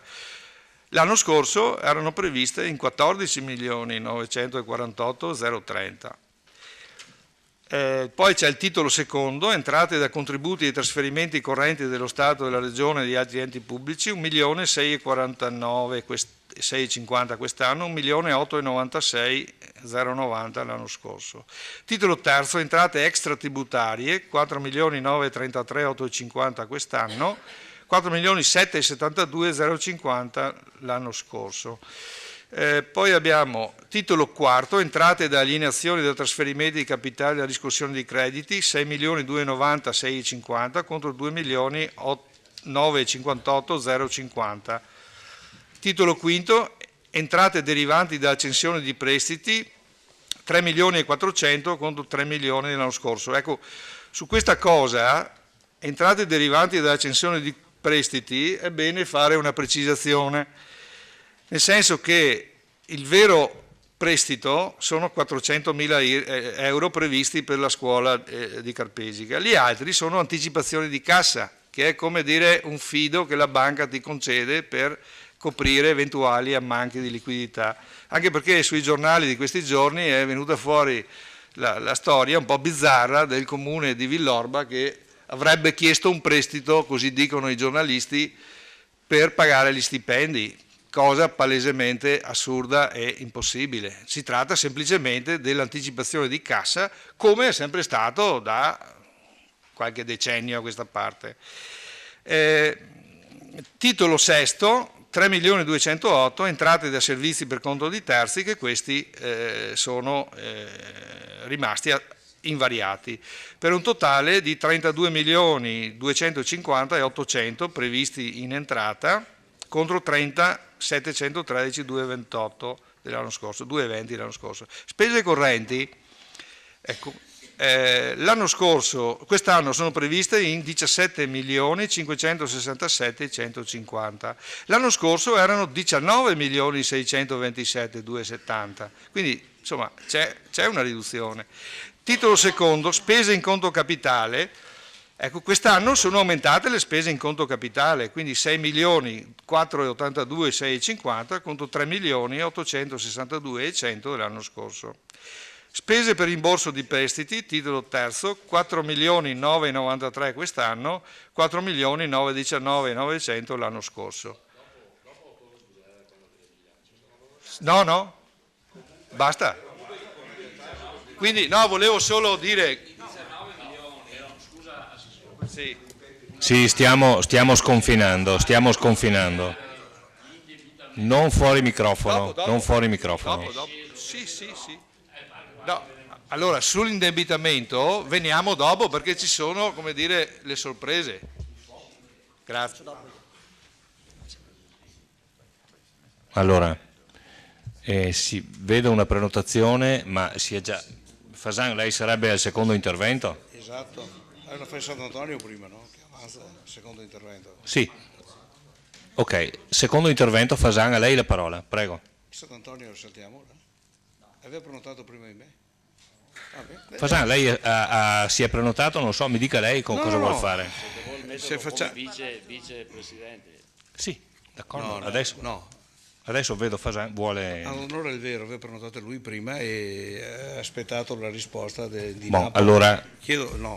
allora, fermo Fasan, le tolgo la parola. Consigliere Sant'Antonio, prego. No, un attimo. Eccolo qua. Ringrazio il consigliere Fasan della precedenza.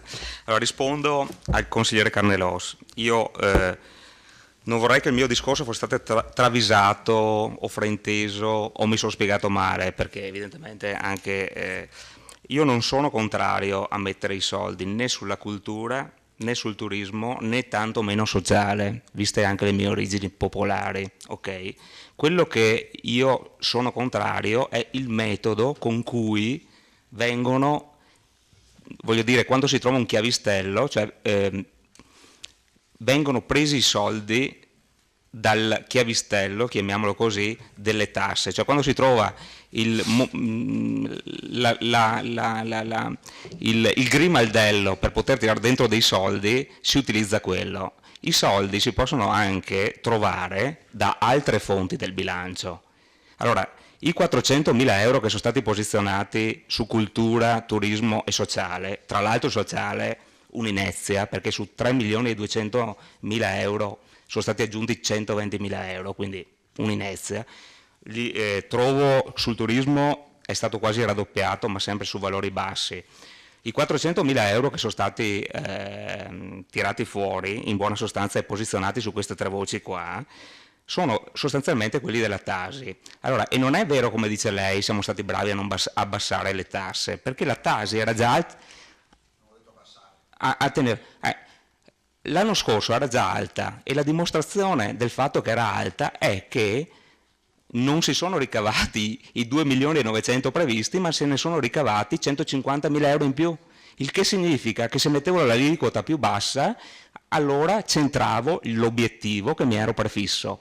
Ora, questi 150.000 euro in più, che sono stati trovati ponendo un obiettivo, un'asticella più alta, sommati al famoso 1 per 1000 messo alle centrali idroelettriche, e là do ragione all'assessore che ha fatto un buon lavoro, perché è riuscito a beccare evidentemente una fonte di ricavo di cui nessuno si era mai accorto, ecco, sono i famosi 400.000 euro che poi vanno posizionati sulle voci di cui lei ha evidenziato precedentemente.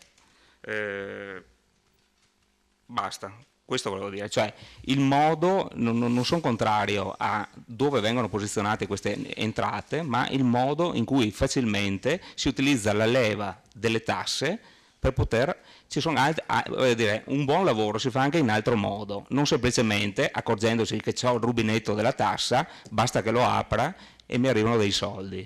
Grazie. Grazie consigliere Sant'Antonio, la parola al consigliere Fasan, prego. Sì, grazie Presidente. Sono confuso. L'assessore Napoli dice che sono un simpatico amico Rompi, ma faccio solo il meglio del mio dovere, il meglio delle mie scarse possibilità. Carnelos mi definisce non più una mammoletta. Costa mi definisce di primo pelo, visto le domande che faccio. Poi Carnelos dice che ho l'orticaria per il sociale. Al sociale ci tengo moltissimo, visto che da sempre vi esercito. Io dico che porto rispetto a tutti, in particolare a quelli che rispettano le regole. È fondamentale, all'amico Carnelos, dico che gli avvocati tirano fuori di galera anche i galeotti. Pensi un po'. Ma questo non è certamente né di destra né di sinistra, forse più di sinistra che di destra. Ho chiesto solo se c'è la certezza del finanziamento della Tasi. Non sono né socio di Enel né dipendente. Enel è un ente che tanto ha guadagnato sul nostro territorio, ma che anche ha creato tanta ricchezza, specialmente in Vallapesina. Napoli ha fatto un po' di confusione, ma con tutti i soldi che arrivano può essere anche scusato. Confonde i soldi della Tasi con i 600.000. Parliamo dei 600.000 che Enel dice che sono state saldate tutte le pendenze in base all'accordo fatto. Do una notizia di prima mano. Ci potranno essere qualche decina di migliaia di euro che saranno pagati al massimo nel 2016. Pertanto i 600.000 che sono a bilancio nel 2015 non esistono. Li metti tu, esistono perché li hai messi tu, ma soldi, money, skei, non è. Lei ci stupisce, no, piccola replica, ma... Parola all'assessore Napoli. No, ma... Finiamo il giro, allora vedo la prenotazione del consigliere Botteon, prego. Sì, grazie, molto velocemente. Allora intanto, siccome prima il consigliere Fasana aveva sollevato dei dubbi sulla possibilità di dedicare la Tasi alle spese socioassistenziali, ho fatto un po' di ricerche, ho trovato che nell'elenco di spese delle spese indivisibili vi sono anche le spese socioassistenziali, quindi polizia locale, protezione civile, viabilità, manutenzione, verde pubblico, tutela ambiente, territori, immobili comunali, patrimonio storico, artistico, culturale, pubblica illuminazione, servizi cimiteriali, servizi socioassistenziali, cultura, sport. 2 o 3 fonti hanno confermato questo elenco, quindi le rispondo io. Ringrazio il consigliere Darè perché ha sottolineato come sia doveroso in questo momento economico tenere alta la spesa sociale, è una cosa che in passato abbiamo sempre approvato dell'operato della Giunta Darè, quello che non è stato abbassata la spesa sociale del Comune di Vittorio Veneto, che è molto elevata rispetto ad altri comuni. Noi continuiamo su questo trend, anzi abbiamo aumentato, come vediamo oggi, la spesa per le fasce più deboli. Quindi.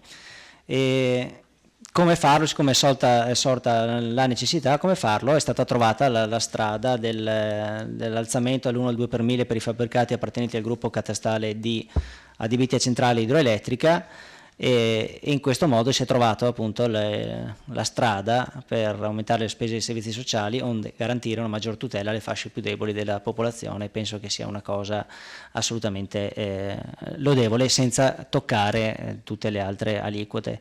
Un piccolo appunto al consigliere Sant'Antonio: il fatto che si sia incassato più del previsto non vuol dire che le aliquote sono alte. Si è incassato più del previsto, cioè, ma se uno voleva incassare 4 milioni le aliquote erano più alte, quindi il ragionamento non sta molto in piedi. E E sottolinea comunque l'intervento dell'assessore Napoli. Se vogliamo rilanciare la città, se vogliamo che questa città possa avere un futuro migliore, dobbiamo sicuramente tagliare sul turismo e sulla cultura, su cui sicuramente possiamo avere un futuro, perché abbiamo delle ottime risorse su cui investire in questo campo. Grazie. Grazie consigliere Botteon, la parola al consigliere Carnelosse per il secondo intervento. Sì, grazie, altri 7 minuti. Dunque, 5, mi ferma, stia tranquillo, mi fermi quando supero il termine. Dunque sì, volevo replicare innanzitutto ringraziando il consigliere Darè che ha riportato in carreggiata la parte alla mia sinistra, in quanto da amministratore accorto si è sicuramente reso conto come fosse scivoloso l'andazzo che il consigliere Sant'Antonio aveva dato al suo intervento. Do atto anche che effettivamente il consigliere Darè, e prima di lui chi lo ha preceduto, intendo dire parte del suo movimento politico, quantomeno alle origini ci teneva moltissimo all'aspetto sociale, non era una bestemmia quella di... e glielo dico come testimone storico, perché se dovessi dire in questo Consiglio Comunale, quando ero in altri banchi, non di consigliere ma di assessore, ho avuto una valida spalla nel senatore Meoziglio quando è venuta l'idea dell'assistenza domiciliare integrata. E sotto questo profilo, ecco, proprio per avere una funzione didattica nei confronti del consigliere Sant'Antonio, in quella occasione io come assessore e l'amministrazione tutta avemmo un supporto proprio nell'incrementare l'intervento sociale nella nostra città. Lei dice che si possono trovare in altro modo. Guardi, anche qui insegno economia e 3 sono i modi per finanziare la spesa pubblica: la fiscalità generale, stampare moneta e debito pubblico. Come lei sa, abbiamo lasciato, e anzi, non ci metto, hanno lasciato nelle spalle dei nostri ragazzi, delle giovani generazioni, debito pubblico, proprio perché si voleva non avere il fisco, o il fisco buono, il fisco inesistente. Ecco, lo pagano i nostri figli, io non ne ho, ma i vostri figli. Non c'è un altro modo per trovare risorse. Vero? Immagino la sua replica. Ci sono le spese correnti, ma come avrà avuto modo di vedere nel bilancio, e lo ha sottolineato l'assessore Napoli, vi è stato quest'anno la volontà, e per quanto è possibile, perché lei sa che non è comprimibile del tutto la spesa corrente, ed è questo un altro segno importante. E qui, visto il cinguettio fra me e Fasan, e riallacciandomi anche qui ai tempi andati, le direi che sicuramente, tagliando spesa corrente, ci saranno sicuramente meno pizzette e cotillon. Indubbio. I tempi delle pizzette e i cotillon, e magari del prosecco gratis, sono in archivio. Quindi, l'ultima cosa, a Posocco, sì, sarei un vecchietto insolente se non rispondesse alla sollecitazione del consigliere Posocco. Chi sono i deboli? Vede, le direi tutta la comunità dolente, quelle persone dolenti che, e mi aiuta la nostra Costituzione, non hanno un reddito che gli consenta un'esistenza libera e dignitosa. E poi, finisco su un minuto, credo che lei abbia, ci siamo parlati qualche volta e sono venuto a conoscenza, non lo sapevo, non ci conoscevamo, mi ha detto che ha dei parenti o una parente, non mi ricordo chi, che nell'ambito del suo servizio religioso ha contatto con quella comunità dolente. Ecco, quelli sono gli ultimi a cui questa amministrazione, ma credo noi tutti, dovremmo avere un occhio particolare. Grazie. Grazie consigliere Carnelos. La parola al consigliere Saracino, prego. Sì, io volevo dire che, visto che c'è un gettito maggiorato, era probabilmente possibile introdurre una qualche detrazione a favore delle abitazioni più umili. Non siamo più nell'emergenza dell'istituzione della tassa, quindi ci saremmo aspettati uno sforzo maggiore. Per questo chiedevamo l'impegno ad istituire un fondo speciale. Approfitto per chiedere questo fondo di solidarietà, che non si capisce bene dalla delibera, come funzionerà. Grazie. Grazie consigliere. A questo punto mi chiedeva la parola prima l'assessore Napoli per un breve precisazione. Replica, nel senso, un chiarimento sul discorso Enel che diceva l'amico Fasan. Questa posta che noi abbiamo messo a bilancio si riferisce alla somma che viene definita a seguito del completamento degli accatastamenti che non sono ancora conclusi, si concluderanno a breve e i pagamenti avverranno di conseguenza qualche settimana dopo, quindi parliamo di un mese e mezzo, 2. Ecco, questo è il dato. E si riferiscono alla definizione di cose pregresse, poi dopodiché l'Enel pagherà l'IMU e la Tasi sugli impianti come tutti gli altri impianti industriali della città. E basta, mi pare che non c'erano altre particolari cose. Ecco, una citazione, ecco, la spesa sociale, praticamente noi rispetto, diciamo, al valore complessivo del bilancio, la spesa sociale pesa il 18,3%, che mi sembra abbastanza elevata. Discorso Tasi, come già detto anche l'anno scorso, le aliquote a Vittorio Veneto sono, credo ci fosse un comune nella provincia di Treviso che le aveva leggermente più basse delle nostre, perché poi la Tasi va vista assieme con l'IMU, non va vista separata a sé, perché bisogna vedere l'effetto combinato delle due imposte. Perché sono due imposte che afferiscono ai medesimi beni e sulla stessa base produttiva. Appunto, su questo sono d'accordo. Esatto, quindi secondo me anche questa è un'anomalia italiana, abbiamo due imposte con due scadenze, 4 bollettini su stessa tassa sullo stesso immobile, una roba fantasiosa. Il prossimo anno probabilmente dovrebbe esserci la nuova imposta local tax, che ancora non sappiamo che caratteristiche abbia e come si articoli la distribuzione dei vari redditi, quindi siamo in una fase ancora di cambiamento.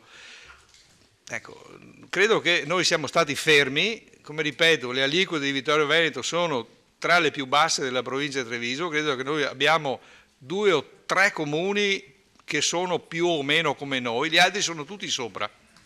E quindi se ci dobbiamo alzare per mettere qualche detrazione, non so che senso abbia questa cosa. Rischiamo solo di complicare la vita, anche perché, e concludo, il discorso adesso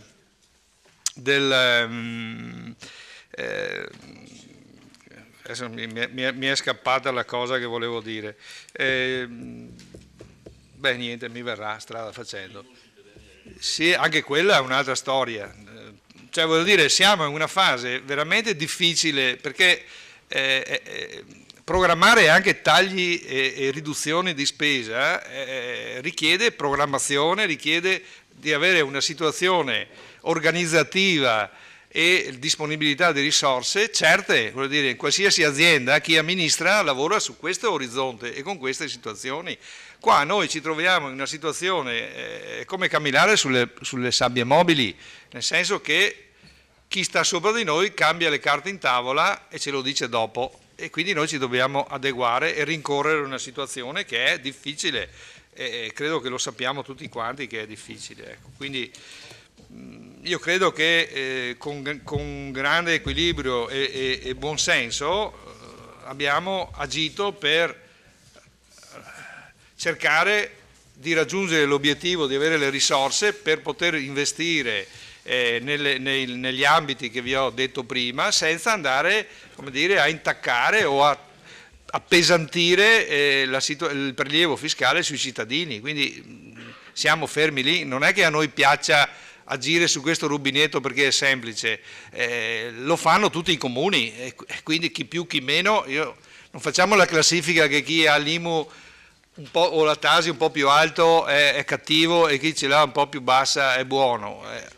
Ognuno lavora, fa delle scelte, ma se poi andiamo a vedere come dire, nel concreto delle cose, i problemi sono problemi per tutti, insomma. Quindi cerchiamo di usare sempre il buon senso, cercando di veramente mettere a frutto ogni centesimo che andiamo a chiedere ai cittadini. Ecco, questo è lo spirito. Grazie. Grazie consigliere Napol. Ecco, infatti vedo che l'assessore Denardi per una piccola precisazione mi chiede la parola, sì. Prego. Per quanto riguarda la futura struttura del fondo, diciamo, comunque l'utilizzazione degli importi di quei circa 100.000 euro, insomma, quello è l'ipotesi di lavoro. Quei 100.000 euro andranno, o comunque insomma quanto derivato dall'aumento della Tasi per i fabbricati di tipo D, andrà a aumentare la capacità dei servizi sociali di far fronte a molteplici esigenze, non solo legate alle recenti imposizioni tributarie. Ovviamente la Giunta si riserva in questo momento di valutare anche con l'apporto dei tecnici dei servizi sociali quali sono i bisogni che anche in queste settimane stanno via via emergendo. Noi siamo davanti non solo a emergenze abitative ma a tutta una molteplicità di emergenze e è quindi intenzione nostra utilizzare questo fondo anche per definire completamente e in modo più coerente il complesso dei servizi sociali. In queste settimane ci sono tutta una serie di bandi legati alle necessità abitative che stanno prendendo piede, che stanno partendo, per cui ogni valutazione e ogni piano andrà fatto proponendo delle varie ipotesi di lavoro e su quelle valutando quali sono le emergenze più stringenti alle quali andare incontro, cosa che verrà fatta nelle prossime settimane con un apposito provvedimento, insomma. Allora, dichiaro chiusa la discussione, la parola al consigliere Saracino per la dichiarazione di voto. Prego. Io mi ho prenotato, però mi ha risposto la Barbara Denardi, quindi l'assessore Denardi. Ah, quindi lei chiedeva soltanto... Sì. Bene, ecco, ci sono altre dichiarazioni di voto? Non ci sono dichiarazioni di voto. Allora metto i voti. Il punto numero 2 all'ordine del giorno, determinazione aliquote Tasi anno 2015. Favorevoli? Contrari? 4 contrari, quindi 11 voti astenuti. Un astenuto, allora chiedo anche il sostegno degli scrutatori, dovrebbero essere 10 favorevoli, un astenuto e 4 contrari. 1 e 4, 15. Mancano Elisa Sonego e il consigliere Maset, quindi i conti tornano. La delibera è approvata, metto in votazione l'immediata eseguibilità. Favorevoli? Contrari? Astenuti? Un astenuto, 10 favorevoli e 4 contrari. Anche l'immediata eseguibilità è approvata. Do la parola all'assessore Turchetto per la presentazione Esatto, per la presentazione, come stabilito nella conferenza dei capigruppo, dei punti 3 e 4 all'ordine del giorno. Prego, Assessore Turchetto. Sì, grazie Presidente, buonasera a tutti. Allora, avendo appunto unito meglio i due punti 3 e 4 dell'ordine del giorno che riguardano il programma triennale opere pubbliche, l'elenco annuale 2015 e il piano delle alienazioni e valorizzazioni immobiliari dell'anno 2015, vado quindi a introdurre, diciamo, entrambi i punti e poi passeremo ad una illustrazione così sommaria, riassuntiva dei progetti preliminari che fanno parte dell'elenco annuale delle opere pubbliche del 2015.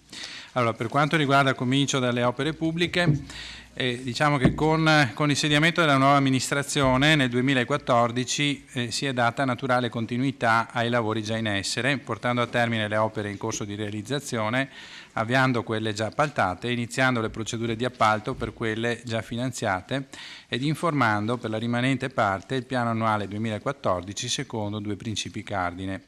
La sicurezza intesa nella sua accezione più ampia, comprensiva della messa in sicurezza antisismica ed antincendio dei fabbricati e delle scuole comunali, della sicurezza idrogeologica e della sicurezza stradale e la riqualificazione urbana. Nel corrente anno, cioè 2015, con la redazione del piano triennale e dell'elenco annuale delle opere pubbliche, l'amministrazione intende dare piena attuazione al programma di mandato, individuando una serie di opere strategiche finalizzate al rilancio della città e al suo rafforzamento come polo di attrazione comprensoriale.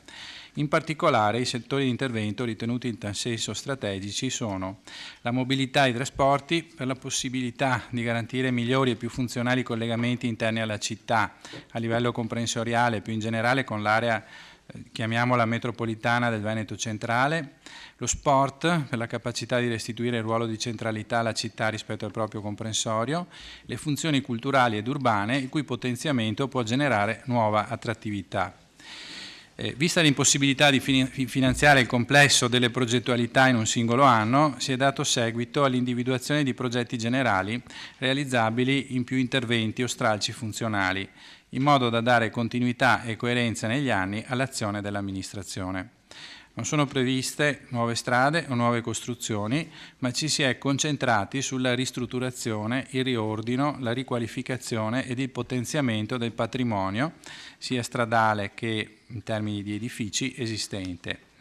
Ecco, più in dettaglio, per i trasporti e la mobilità sono previsti interventi nell'area della stazione ferroviaria centrale, anche in previsione di un suo potenziamento da parte di RFI e lungo gli assi viari principali, in funzione di una messa in sicurezza e fluidificazione del traffico, nonché di una migliore accessibilità ai principali poli urbani, il centro, i centri storici e l'ospedale, il polo ospedaliero.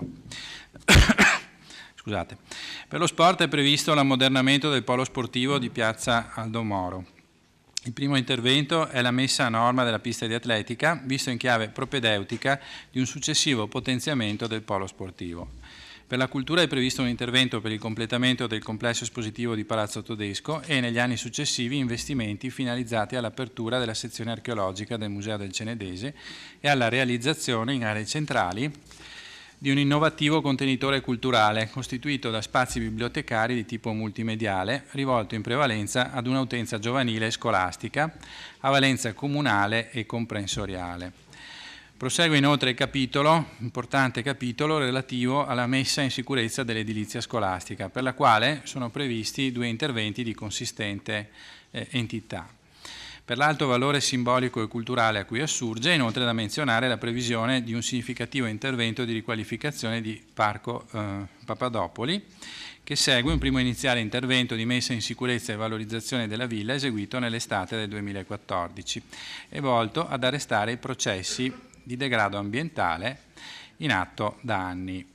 Ecco, questo per quanto riguarda l'aspetto, diciamo, dell'elenco annuale e del piano triennale delle opere pubbliche. Per quanto riguarda invece il piano delle alienazioni e valorizzazioni immobiliari, l'azione dell'amministrazione per l'anno 2015, oltre a confermare la decisione assunta nel 2014, lo scorso anno, di togliere dal piano delle alienazioni appunto il compendio immobiliare di Villa Papadopoli, si è concentrata sulla necessità di reperire le risorse necessarie agli investimenti che ho elencato in precedenza. Sono stati quindi inseriti nel piano le autorimesse di Via Carducci e di Piazza Medaglie d'Oro, non più funzionali alle esigenze dell'ente, essendo il Comune entrato in possesso dei posti auto interrati di Rione 66, e le aree verdi, le cosiddette ex Torres, presso il monastero di San Giacomo, sulle quali vi è però l'intenzione dell'amministrazione di mantenere nelle procedure di vendita gli attuali vincoli di utilizzo pubblico e la caratteristica di inedificabilità. È stata inoltre tolta dal piano delle alienazioni l'ex scuola Cosmo, posta in centro città, e ritenuta utile per le dimensioni e la posizione strategica al potenziamento delle funzioni culturali ed urbane della città stessa. Ecco, passerei dunque adesso alla illustrazione, breve illustrazione dei progetti preliminari inseriti appunto nell'elenco annuale del 2015.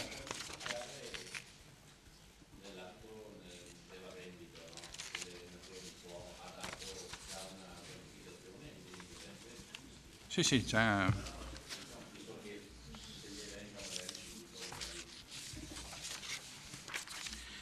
Sì, diciamo che in precedenza ho illustrato quelle che sono le variazioni rispetto al piano delle alienazioni che era stato adottato e approvato lo scorso anno, quindi le modifiche rispetto a quel piano. Comunque possiamo elencare i beni che...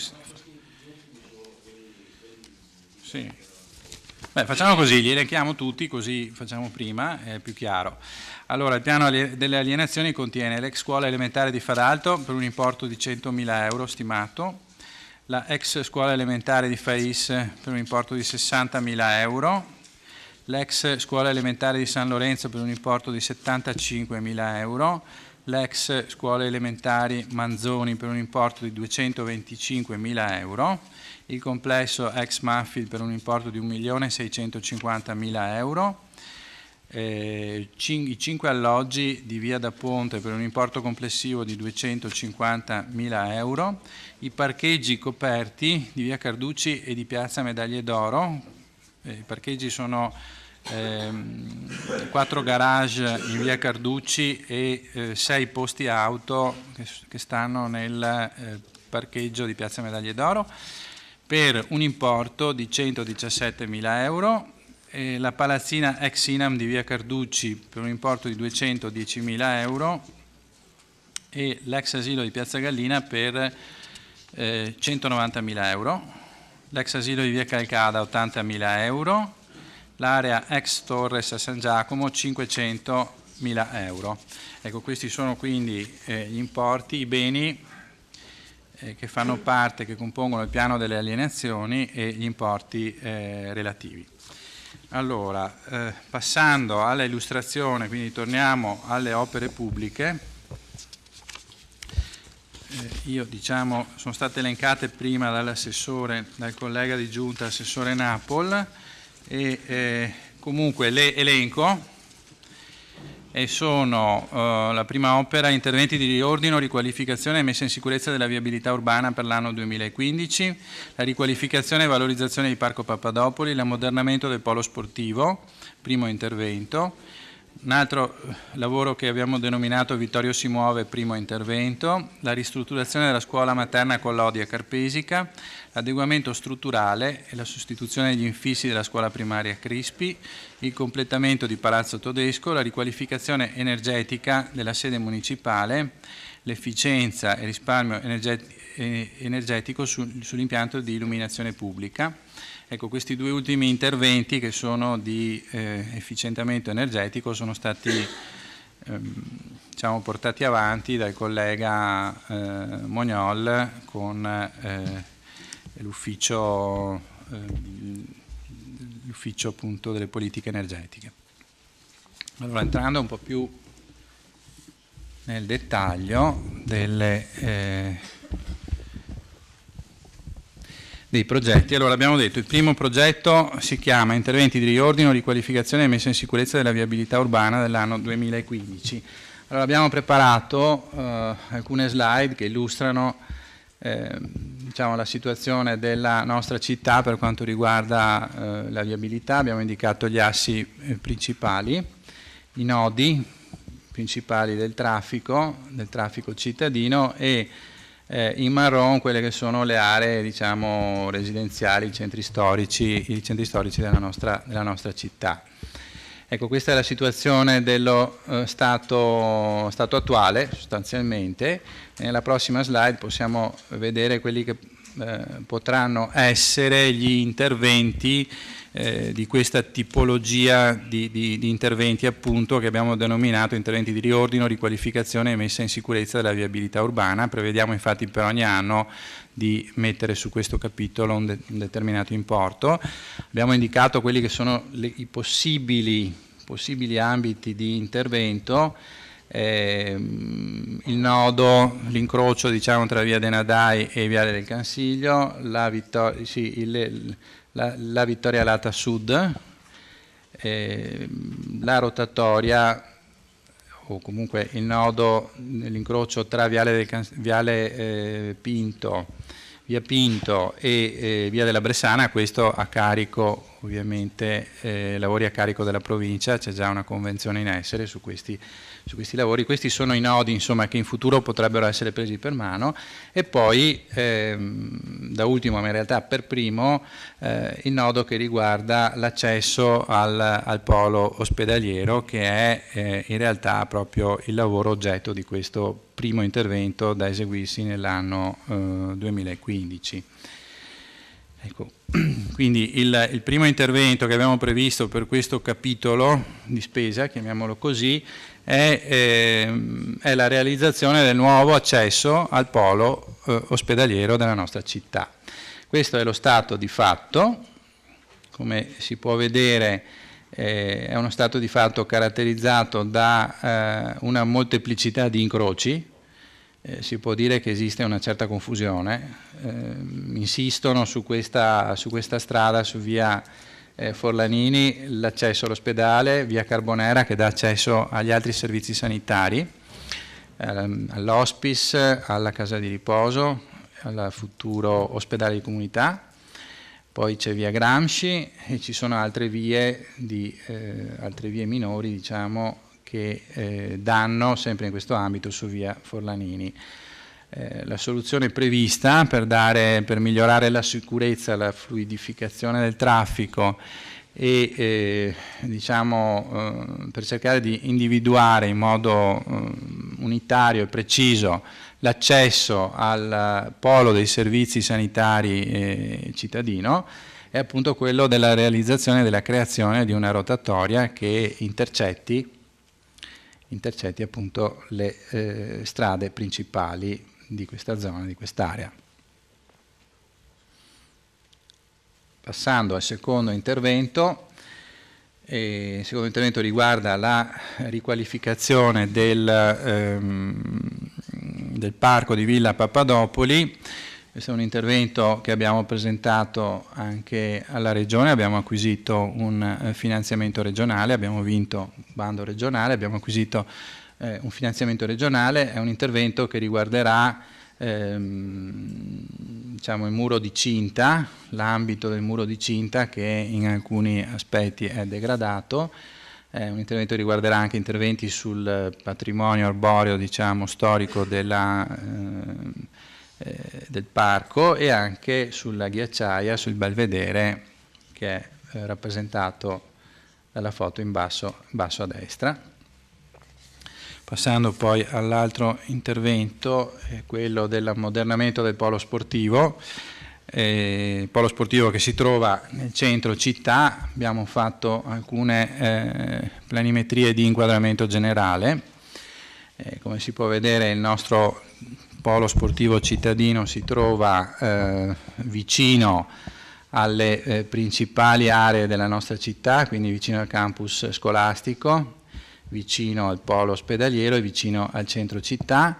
È lambito dai principali assi della viabilità urbana, si trova anche inserito in un contesto di verde, e vi è anche la pista ciclabile, la dorsale del Meschio, diciamo, con la pista ciclabile, quindi con la mobilità pedonale e ciclabile principale della città. Quindi si trova, diciamo, in un contesto ideale per essere valorizzato, quindi l'intenzione dell'amministrazione è quella di andare a investire sul polo sportivo esistente, in ossequio anche a quello che è il nostro programma di mandato, che prevede esattamente questo.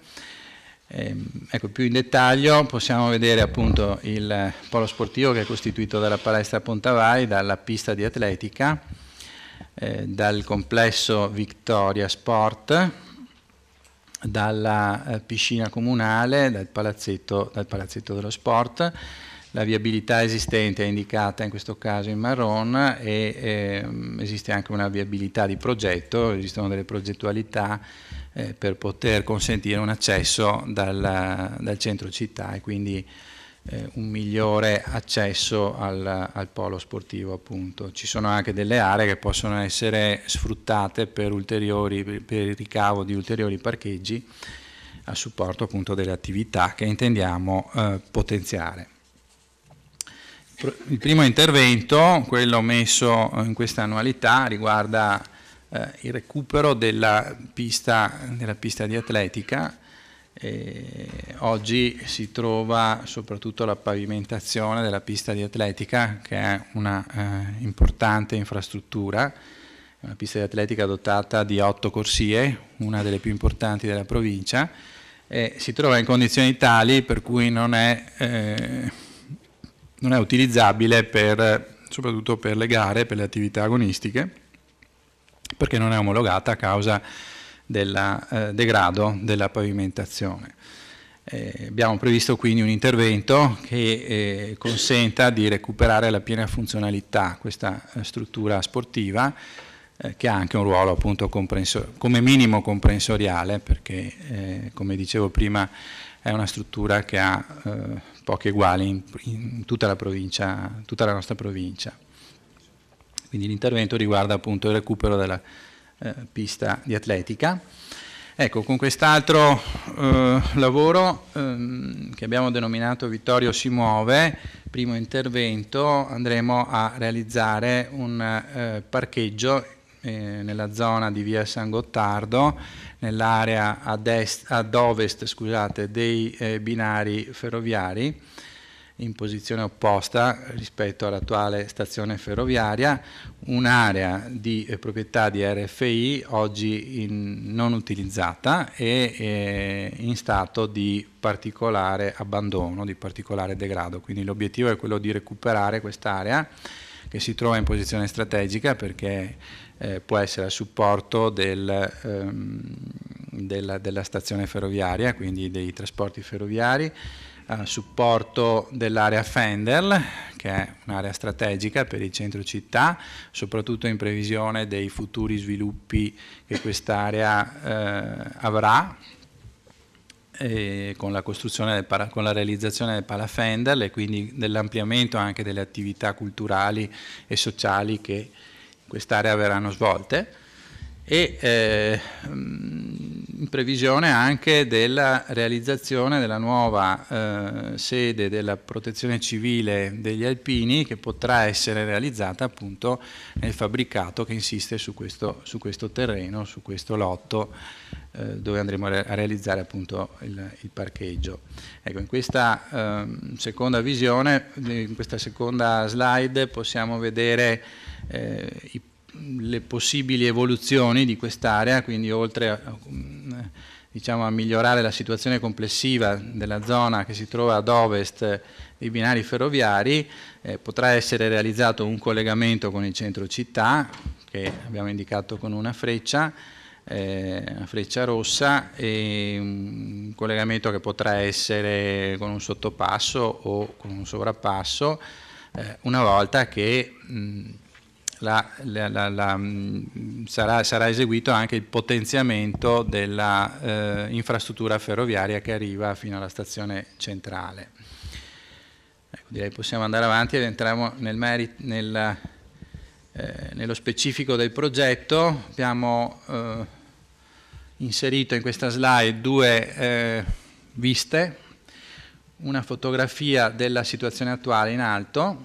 Come si può vedere, la situazione, l'area versa in uno stato di degrado, e una ricostruzione fotografica di come potrà, dell'immagine che assumerà quest'area una volta realizzati appunto gli interventi. Una vista di progetto, quindi in quest'area saranno previsti 56 nuovi stalli e oltre a 7 stalli, 7 posti per i camper, quindi verrà realizzata anche un'area camper attrezzata con appunto anche una postazione attrezzata. Oltre a questo ci sarà un collegamento pedonale con l'area Fendel, proprio in previsione di quello che ho detto prima, cioè di un potenziamento, un supporto all'area Fendel stessa. Ecco, nell'immagine che sta nella parte bassa inferiore vediamo come potrà,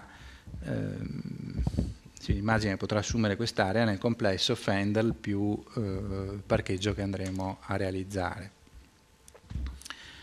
Ecco, passando all'edilizia scolastica, previsto un intervento sulla scuola materna a Carpesica, un intervento di ristrutturazione per un importo di 400.000 euro, un intervento che prevede di pervenire ad un adeguamento antisismico della struttura e a una riqualificazione complessiva di questo fabbricato, sia dal punto di vista energetico, acustico e appunto anche strutturale.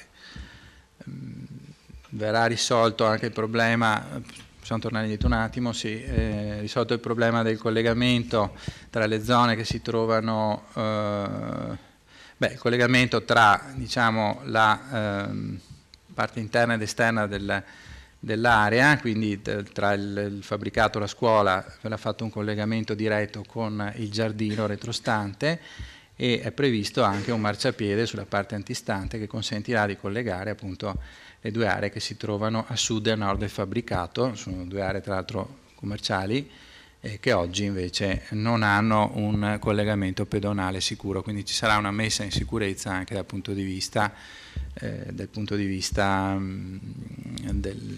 della viabilità. Passiamo all'altro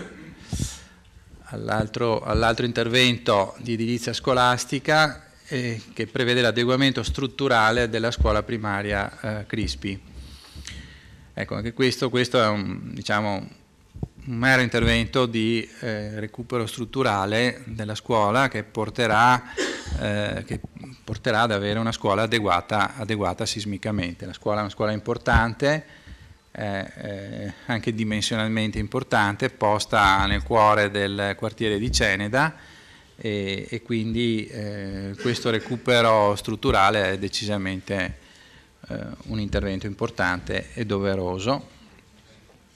Passiamo poi ad un altro intervento che ha dei riflessi, delle ricadute in campo culturale, ed è il completamento di Palazzo Todesco, del polo espositivo di Palazzo Todesco, per un importo di 200.000 euro. Anche in questo caso possiamo usufruire di un contributo regionale pari a 80.000 euro, e l'intervento prevede che il polo espositivo venga dotato di tutti quegli spazi accessori di cui oggi è privo, con la ristrutturazione appunto del piano terra, la realizzazione di un bookshop, la realizzazione di una zona guardaroba, di un'area guardaroba, il collegamento tra l'attuale ingresso e l'ascensore e gli altri spazi distributivi posti sul retro del palazzo stesso. Ecco, per finire andiamo a vedere altri due interventi di riqualificazione energetica, uno della sede municipale, per un importo previsto di 410.000 euro, è un intervento che riguarda sia il municipio e sia anche gli uffici del quadrilatero. E poi successivamente possiamo vedere anche per concludere il progetto di efficienza e risparmio energetico sull'impianto di illuminazione pubblica per un importo di 1.700.000 euro, che prevede l'efficientamento, diciamo, di circa 1.700 punti luce della città, quindi un intervento molto vasto, capillare su tutto il territorio cittadino, e prevede appunto la sostituzione dei corpi illuminanti con l'adozione di corpi illuminanti a norma e maggiormente performanti dal punto di vista energetico, appunto. Bene, io concluderei qui, grazie.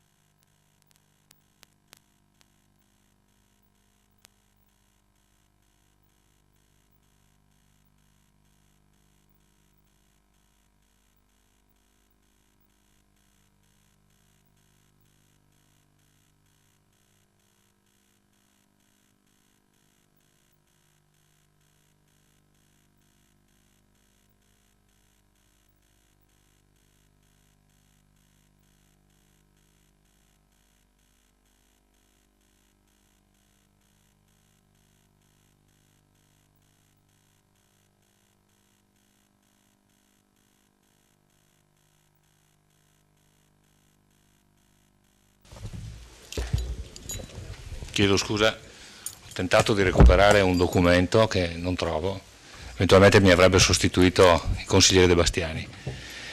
Vedo che si è prenotato il consigliere Fasan. Prego, consigliere. Va bene.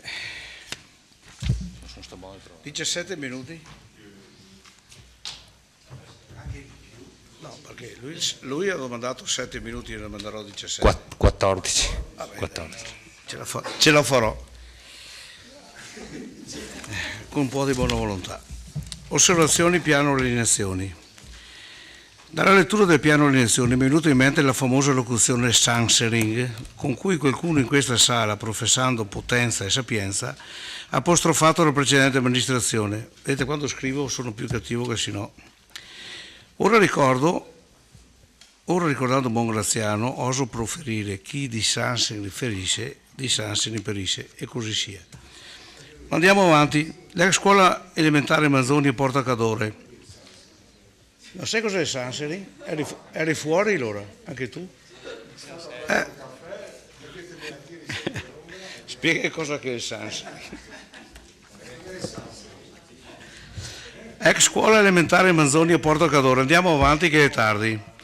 Allineazione per 225 euro, ma al momento accoglie la scuola materna Manzoni. Credo che si possa allinearla solo se prima nel piano opere pubbliche sarà inserita una nuova scuola materna, possibilmente nel polo scolastico di via Caduti di Marsinelli. Non sono mai stato d'accordo con la precedente maggioranza sull'allineazione perché l'area di pertinenza e l'immobile della scuola Manzoni è strategicamente troppo importante per uno sviluppo sia viario che immobiliare di Porta Cadore. Ma la cosa era dovuta in quanto l'immobile per un precedente finanziamento regionale doveva essere allineata o abbattuta. Non credo che anche questa volta ci sia la volontà di vendere l'immobile, quanto piuttosto di giustificare la mancata vendita dell'immobile, così come previsto dal finanziamento regionale di 700.000 euro per la realizzazione della scuola elementare Manzoni. È solo una alchimia, un gioco di prestigio che l'assessorato compie ogni anno per non ritornare i soldi alla regione. A me potrebbe anche andare bene, ma credo che sia una topica gigantesca mettere sul piano alienazione l'immobile senza prevedere la costruzione di una nuova struttura. Qualcuno in regione potrebbe sentirsi preso in giro e richiedere quanto dovuto. Vorrei sapere a che punto è la vendita della vecchia scuola Sauro, che ha lo stesso problema di finanziamento regionale. Ricordo che la precedente amministrazione aveva costanti problemi con il consiglio di quartiere, con i genitori degli scolari, con il gruppo degli insegnanti e con tutte le persone di buona volontà che si impegnavano per risolvere il problema dell'aula mancante. Dal momento che non sento più parlare di questo problema, credo che sia stato risolto, però rimangono i 700.000 euro da restituire alla Regione. Avrei piacere di essere informato su tutta la trafila escogitata dall'amministrazione per non pagare 1.400.000 dovuti. A meno che non si pensi di vendere gli immobili, questa è una soluzione, con una stima al di sotto della valutazione di mercato. Gli immobili in questo momento non sono sicuramente appetibili. Esiste nei cassetti dell'assessore un piano di riqualificazione di Serravalle Nord, alias Porta Cadore, già finanziato e pronto a partire. Da quello che posso capire all'amministrazione interessano i soldi della vendita della scuola, però non si esprime dove vuole spenderli. Non c'è scritto da nessuna parte. Mi auguro che i bistrattati cittadini della parte nord della città facciano le proprie valutazioni. Si investono 150.000 euro per fare un parcheggio in area Fender, mentre la priorità è sicuramente l'adeguamento della viabilità nella parte nord della città, nel momento che i lavori per il traforo, dopo tanti tentennamenti, sono partiti alla grande e fra non molto si riproporrà il problema di collegare la provinciale della Vallata con la rotonda di accesso al tunnel. Questa è una priorità di un'amministrazione che programma il futuro della città. Il parcheggio, la sala polifunzionale per la protezione civile, senza accesso perché di via San Gottardo tutto si può dire tranne che sia una strada praticabile in senso di emergenza, in caso di emergenza, quanto piuttosto la volontà di favorire i soliti noti. Parcheggi coperti in piazza Medaglie d'Oro. Mi sembra di ricordare, e qui qualcuno può aiutarmi, che l'area di parcheggi coperti di piazza Medaglie d'Oro abbiamo una volumetria edificatoria accessoria. Non ricordo bene, ma nella trattativa della realizzazione del comparto 3A era uscita la possibilità di mettere sul tavolo della trattativa una volumetria per residenza già nel nostro piano regolatore. Vorrei una risposta nel merito. Se così non fosse, chiedo se è stata valutata la possibilità di valorizzare l'immobile, così come previsto dalla normativa, al fine di diventare fonte di entrate finanziarie per l'ente. Ex Inam, ne ho saltato qualche nome. Ricordo che l'immobile ex Inam era inserito in un progetto della precedente amministrazione per la riqualificazione di tutta l'area ex Cosmo. L'immobile e le sue pertinenze, con uno sfogo su via Carducci, andavano a valorizzare l'area in un progetto di riqualificazione del centro città complessivo che andava a coinvolgere anche il comparto 3A e l'area ex Enel di Salsa e l'area Cosmo. L'assessore è a conoscenza del progetto o l'attuale esigenza di cassa prevarica la possibilità di avere un progetto che vada a riqualificare il centro città? Tutte domande. Assessore, lei molto bravamente e gentilmente ci ha spiegato come l'amministrazione sta programmando il futuro della città nell'area dietro la stazione, ma credo che i problemi maggiori la città li abbia nell'area a sud-est del municipio. Completamente comparto 3A, Palazzo delle Poste, Quadrilatero, con buona parte degli uffici comunali, l'area della scuola ex Cosmo, a mio parere sono delle priorità assolute del centro città. L'area Fender, con le sue manifestazioni multietniche, viene sicuramente dopo. Ma queste sono scelte dell'attuale amministrazione che vuole ricordarsi degli amici della campagna elettorale, anche a discapito di un progetto complessivo concordato con i commercianti per bene della città. Questo sta cattivo, ma quel che pensi. Area ex Torres, in vendita alla cifra di 500.000 euro. Questa amministrazione vuole vendere per 500.000 euro l'unica area pubblica del quartiere di San Giacomo. Ricordo che l'area in oggetto, nel vecchio piano regolatore fatto dalle sinistre, indicava la costruzione di una variante stradale che avrebbe sicuramente disturbato la quiete del monastero ben più del parco proposto dall'amministrazione da Re e della scuola, della palestra per i giovani del quartiere, come aveva proposto la Lega negli anni. Ora si pone in vendita un'area pubblica a dei privati che ne faranno l'uso che vorranno, magari anche di venderla in futuro per realizzare un guadagno. Credo che il monastero potrà rimanere in tranquillità solo se i professionisti della politica cercheranno di non coinvolgere nei loro piani. Ricordo che il quartiere di San Giacomo ha già massimamente dato con l'area industriale e il traffico che giornalmente inquina la salute dei sangiacomesi. L'area deve rimanere verde, pubblica ed attrezzata per una qualità di vita migliore. Mi auguro che i consiglieri comunali di San Giacomo facciano una riflessione prima di votare. Si mettono in vendita 55.000 metri quadrati di terreno in area di OCG del Prosecco, il cui valore di mercato di 25 euro per metro quadro, con l'aggiunta di 5.000 metri cubi per una cifra che ricorda molto un regalo. D'altra parte, imprudentemente un consigliere comunale, a precisa domanda sulla possibilità che qualche produttore di Prosecco elevasse la vendita del brollo a livelli insostenibili per il monastero, ha affermato: metteremo dei vincoli, dei paletti, per cui solo il monastero potrà interessare. Io la chiamerei turbativa d'asta e non il meglio della valorizzazione dell'area come permette, anzi auspica la normativa. La legge prevede una procedura semplificata di variante urbanistica, dando la possibilità agli enti locali di proporre varianti alle destinazioni d'uso degli immobili. Qui parliamo della volumetria per la palestra già esistente, per consentire una miglior valorizzazione, assegnando una valorizzazione urbanistica più adeguata e perseguendo l'interesse pubblico prevalente sollecitato dalla stessa normativa. Quindi, il prezzo di mercato attuale per i terreni agricoli in area di OCG, il terreno ha un valore di 1.375.000 euro al minimo. Se poi, come sollecitato dalla normativa, si mettesse in variante sul mercato anche la volumetria di 5.000 metri cubi, al valore attuale in centro di San Giacomo e prezzo credibile di 100 euro al metro cubo, si raggiungerebbe la cifra di 1.875.000 euro. Prezzo a base d'asta, presumibilmente a rialzo. E torna sempre. E prova a fare una roba diversa. Osservazione: piano opere pubbliche. È un piano di opere pubbliche in tono minore giustificabile dalla scarsezza delle risorse. Vedo con piacere che l'amministrazione cederà a nuovi mutui, 400.000 euro, 800.000 euro, 500.000 euro in 3 anni, cosa che noi nella precedente amministrazione non avevamo mai fatto prudenzialmente per la denuncia dello sforamento di patto di stabilità fatta dalle opposizioni. Per fortuna per la minoranza la cosa è risultata priva di fondamento e l'attuale amministrazione può ricevere i finanziamenti propri per dare opere pubbliche. I debiti li pagherà la prossima amministrazione. Però tutto il male non viene per nuocere e di necessità abbiamo fatto virtù, affinando le nostre capacità di cogliere i cofinanziamenti regionali, statali ed europei che l'attuale amministrazione usa per completare le opere pubbliche e non abbiamo fatto tempo a finire. Unica osservazione: noto che i primi 2 piani opere pubbliche di questa amministrazione si sono limitati a individuare opere pubbliche in centro, Ceneda, fa la parte del Leone e qualcosa a Serravalle. Devo fare commenti? Credo di no. Lascio ai cittadini vittoriesi commentare e premiare l'operato dell'amministrazione. Un'ultima osservazione: non vedo assolutamente nessuna voce su Piazza Meschio e sul recupero ambientale dell'area Carnielli.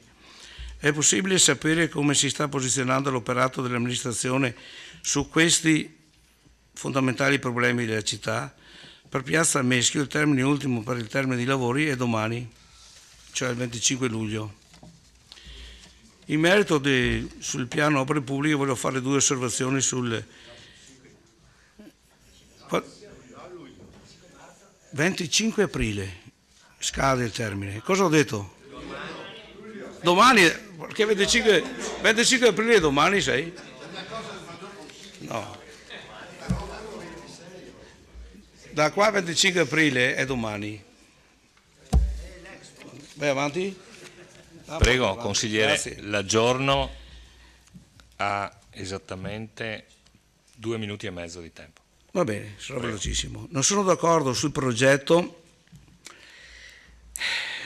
parliamo della rotonda fuori dall'ospedale, non sono d'accordo su questo progetto perché si poteva fare di meglio. Ricordo che in una riunione con il direttore del Favro c'era un accordo a parole per l'allargamento dei parcheggi e con una nuova viabilità dietro l'ospedale. Veniva confermato l'accesso all'ospedale, ma tutti i fruenti dell'ospedale entravano ed uscivano dalla rotonda esistente. Il vantaggio era, inoltre, oltre che viario, che l'ospedale interveniva nelle spese con altri 300.000 del comune stanziati, si poteva fare molto meglio, coinvolgendo l'ospedale. Vittorio si muove, l'area indicata, l'area Fender, ha un solo grande difetto: manca di viabilità. Via San Gottardo con me non riuscirà mai ad ospitare tutte le attività che avete previsto. Se poi non farete il sottopasso ferroviario, chi fruirà di quell'area? C'è una stima di spesa di quanto impegnerà il secondo stralcio? Sono forse milioni di euro messi nel 2017? La domanda è una priorità? Grazie, ce l'ho fatta. Grazie consigliere Fasan. Si è prenotato il consigliere De Valier. Sì, buonasera a tutti. Visto che abbiamo cominciato con San Giacomo di Veglia, vorrei dire due paroline anch'io. Dopo 15 anni di conduzione leghista, di grandi opere io a San Giacomo non ne ho viste, diciamo, nessuna. Allora, un attimo posso parlare? Prego, allora, prego. A bilancio c'era previsto oneri urbanizzazione della zona artigianale, oltre 1.400.000 per la palestra di San Giacomo. La palestra non è mai stata fatta, a me non risulta sia stata fatta in nessun luogo. Quindi i sangiacomesi hanno dato terreno, voi avete incamerato 1.400.000 euro e la palestra non c'è.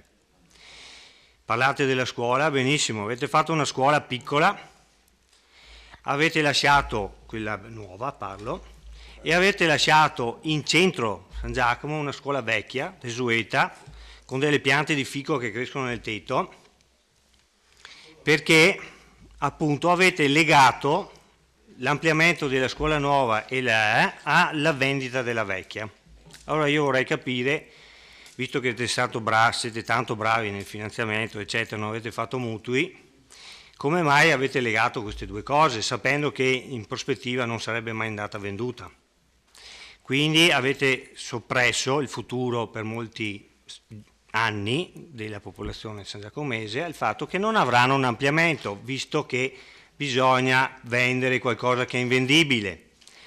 Avete infatti venduto scuole nel tempo, parlo di Cosmo, Santa Giustina, San Giacomo, Pazienza, per farne delle nuove, e avete lasciato tutti questi belli edifici vuoti nel tempo. In compenso voi siete molto più bravi di noi, ma forse io non ci credo.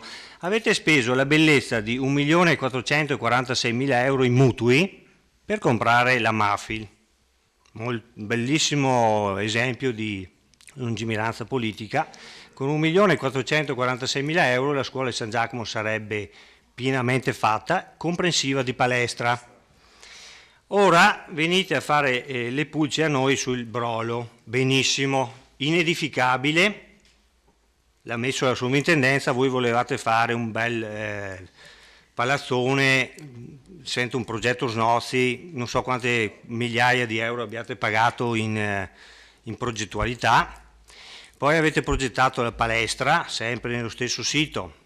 Quindi adesso che mi venite a dire che deve essere area verde perché voi avete progetti di area verde, questa proprio è la bufala del secolo, scusate se dico questo. Bene, noi invece cosa facciamo? Noi cercheremo le risorse per fare opere pubbliche vendendo un luogo, però mantenendo, come vi ha illustrato l'assessore, dei vincoli che l'amministrazione intende mantenere su tale vendita, con una procedura atta a vincoli di utilizzo pubblico e di caratteristica di inedificabilità. Quindi manterremo il luogo con agibilità al piedibus e con inedificabilità totale per i secoli a venire, spero io. Se qualcun altro poi, speriamo di aver vita lunga, appunto, non cambierà le cose e le carte in tavola. Allora, poi volevo dire altre 2 o 3 cosine. Nel tempo io ho visto dei progetti innumerevoli per la riqualificazione di Piazza Fiume, tutti bellissimi a bilancio, mai vista neanche. Quello che abbiamo visto in 15 anni effettivamente sono 3 cestini ottenuti non so come in tutta San Giacomo, 3 cestini dico, dei rifiuti. Questa è dal quartiere, con la battaglia del quartiere, diciamo, 3 cestini, e di questi vi ringraziamo ancora adesso. E la palestra ho già detto, non parlo della viabilità, perché io vorrei farvi venire a San Giacomo tutti i giorni a vedere cosa avete fatto della viabilità. Avete costruito in 448 la rotonda, buttando giù un edificio di notte, per insistere con 5 strade su una rotonda piccola, e oso dire piccola, in cui tutti i giorni, costantemente, nelle ore di punta, dalla rotonda dell'emisfero al centro di San Giacomo c'è coda. Quindi per la viabilità in 15 anni non avete fatto nulla, anzi forse avete peggiorato di molto la situazione. Non esiste in nessun luogo che io abbia mai visto l'uscita di un supermercato in una rotonda con 5 intersezioni. La rotonda del supermercato va fatta a parte e andava fatta dall'altra parte. Ecco. Quindi chi viene adesso a dire che a San Giacomo avete fatto non so che cosa, vi porterò a vedere, vi manderò una bella foto tramite messaggio dei cestini che avete dato e vi ringrazio di questo, belle cose, grazie. Grazie. Consigliere De Valliere, nell'ordine si è prenotato il consigliere Dus, prego, a lei la parola. Sì, buonasera. Allora, innanzitutto mi premeva ringraziare l'assessore Turchetto per il lavoro svolto e per la presentazione del piano di opere pubbliche. Credo che da parte della minoranza manchi quella che è un po' la visione globale del piano presentato. In realtà il fil rouge che collega queste opere è su 3 tematiche essenziali. Una è quella sociale, una ambientale e una riguarda la mobilità. Sociale con le strutture sportive, i lavori sulle scuole, i lavori sulla viabilità ospedaliera.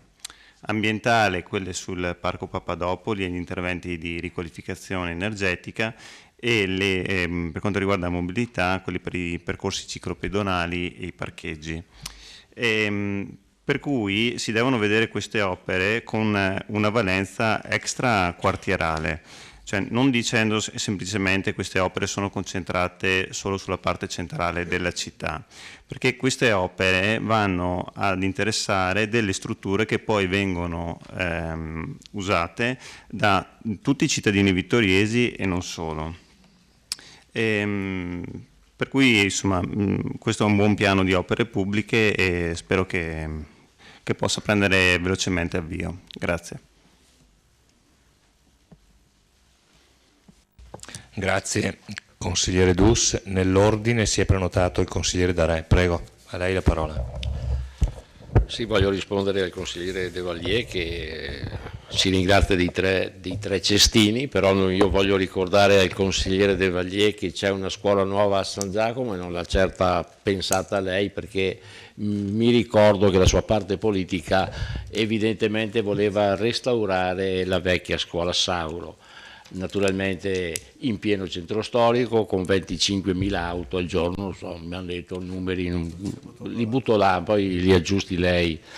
Le voglio ricordare che c'è una rotatoria sulla zona industriale che non c'era, quella è sempre San Giacomo, credo sia sempre San Giacomo. Le voglio ricordare la bretella, 8-9 milioni di euro, per cui, e tra l'altro il finanziamento tramite la provincia della rotatoria che dobbiamo fare su Via della Bressana, che dovete fare su Via della Bressana, che è già preparata, e mi pare che in questi giorni, mi corregga il sindaco, siate riusciti a trovare la quadra con la proprietà.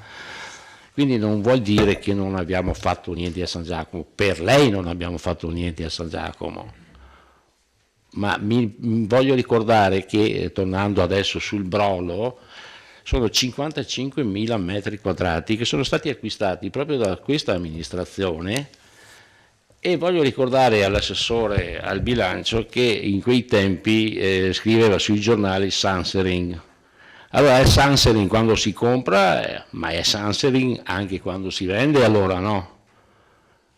Però mi pare che in questo momento il prezzo che avete dato a questo 55.000 metri quadrati sia un prezzo sicuramente bassissimo, è un prezzo fatto per favorire qualcuno, diciamo subito anche che è il monastero, ma credo che su questo andrò chiaramente, se passerà questo piano dei 500.000 euro, andrò dai miei nemici della Corte dei Conti a portare tutta la documentazione, perché questo vale 25 euro a metro quadro e quando si vende un bene pubblico si ha il dovere, e lo avete scritto sui documenti, di realizzare il massimo che si può fare, non mettere dei vincoli per realizzare il minimo, per favorire qualcuno. Quindi sappiate, sindaco, giunta, consiglieri, che lo votate questo, che io andrò chiaramente alla Corte dei Conti, come d'altra parte avete fatto voi quando io ero sindaco.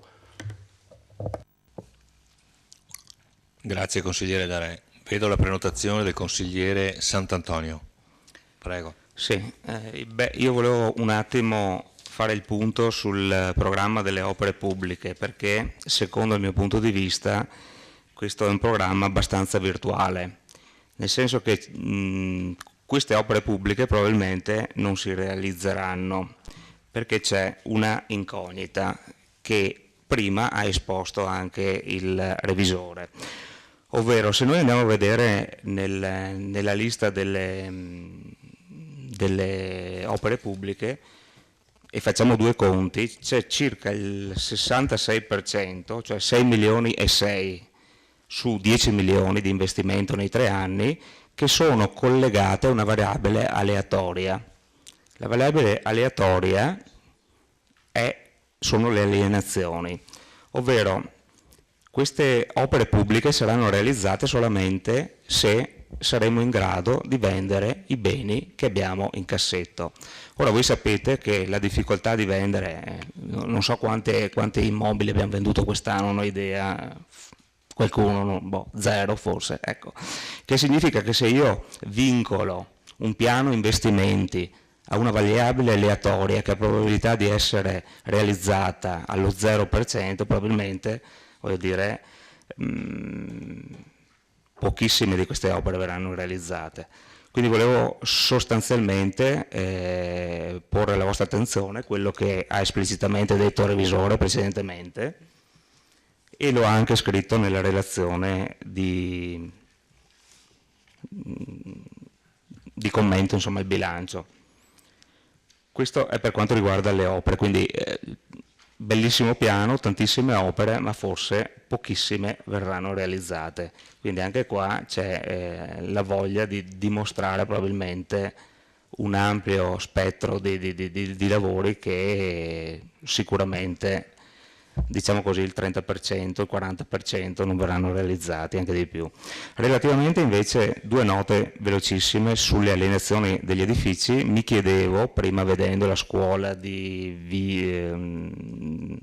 Carpesica, non sono un tecnico, ma se con 400.000 euro, poco più, non fosse il caso di radere al suolo una scuola che forse interesse storico non ne ha, e di farne una sostanzialmente nuova, con tecnologie nuove, con materiali nuovi e sicuramente con efficienza maggiore dal punto di vista energetico e anche funzionale. Non saranno 400.000 euro, magari ne serviranno 500, 600, ma secondo me più o meno ci siamo. Ultimo intervento sul Brolo.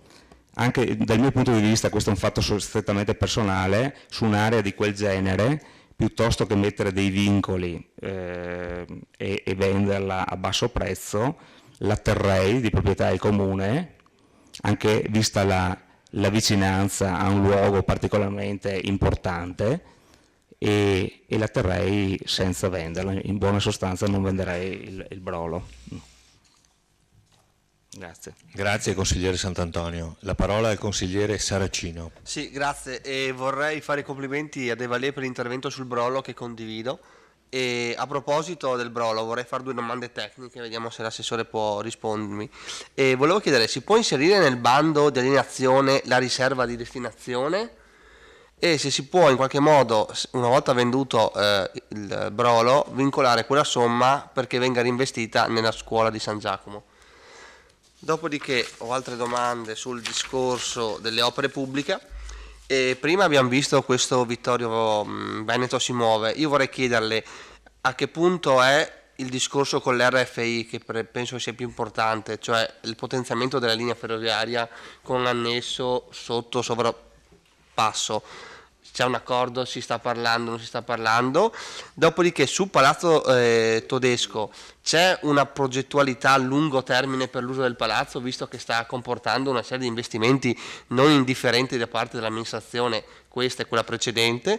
E dopo un'informazione su Cenere Storica, con la delibera 19 del 12/2/2015 ha eliminato questo progetto. Vorrei capire i motivi di questa eliminazione su questo progetto su Ceneda, che ho notato che la maggior parte delle opere è a Vittorio, soltanto una scuola diciamo è al di fuori di Vittorio, quindi vorrei capire se, non adesso, magari un po' più avanti, le zone limitrofe potranno beneficiare di questi interventi di opere pubbliche, perché hanno diritto, penso, loro come gli abitanti del centro di Vittorio. Grazie. Grazie consigliere. La parola al consigliere Posocco. Prego, a lei la parola. Grazie Presidente. Allora, partiamo dalla scuola di Carpesica. Ne abbiamo discusso tanto con l'assessore Turchetto, ci sono stati spesso dei confronti schietti sull'opera. Come sapete, personalmente io non sono d'accordo su questo tipo di intervento, non perché a Carpesica non serva una scuola per l'infanzia, anzi deve essere ricalibrata, messa in sicurezza, siamo d'accordo, ma perché, visti i problemi sul sito di questa scuola, quindi con una provinciale accanto molto trafficata, come precedente amministrazione, la giunta precedente, in accordo con la parrocchia, con i cittadini, erano anche stati informati i consiglieri di minoranza che si erano espressi con favore, era stato, diciamo, progettato un altro tipo di intervento che secondo me era migliore da un punto di vista totale. Qual era? La parrocchia, sapete che la parrocchia è un asilo vecchio, storico a Carpesica, costruito dai cittadini di Carpesica. C'è una storia dietro quell'asilo, l'asilo parrocchiale. La parrocchia avrebbe ristrutturato l'asilo parrocchiale, che è vicino alla chiesa, l'avrebbe poi ceduto al comune, che ne diventava proprietario. Assieme all'asilo veniva fatto anche un centro per gli anziani, una specie di circolo per capirci. In cambio il comune cedeva l'attuale scuola Collodi alla parrocchia, che ne diventava proprietaria, in cambio appunto, e con una cifra stimata, poi bisognava fare una stima intorno a 800.000 euro più la scuola Collodi. In questa maniera si risolvevano diversi problemi. Uno, la riqualificazione del centro di Carpesica, che se ci andate vedete che non è preso proprio in condizioni ottimali. Due, si portavano i bambini ma anche gli anziani in una struttura più sicura, lontano dalla strada, insomma, con dei parcheggi più vivibile. Poi questo progetto, cioè l'attuale amministrazione legittimamente ha deciso di prendere un'altra strada con la ristrutturazione dell'attuale Collodi. Ecco, quindi questa è una strada che avete intrapreso, legittima, per l'amor di Dio, non mi trovate d'accordo, però per l'amor di Dio. Non mi piace però leggere sui giornali certe dichiarazioni, assessore Napoli, con tutto il rispetto. Non mi può dire, spero non l'abbia detto e spero che il giornalista abbia gonfiato come sempre, che non avete fatto la scuola in quel posto perché era vicina ai vigneti. C'era scritto così nel giornale di sabato, di domenica. Per gli antiparassitari avrebbero fatto male i bambini. I vigneti ci sono sia da una parte, ma ci sono dall'altra, 13 metri di distanza da una parte, 16 metri di distanza dall'altra. Non credo l'abbia detto, mi sembra strano. Approfitto però nell'invitarla. C'è un piano di pulizia rurale da portare in commissione, da affinare e portare in consiglio comunale. Siamo quasi ad aprile e credo, la invito a lavorare in questo. Veniamo al Brolo.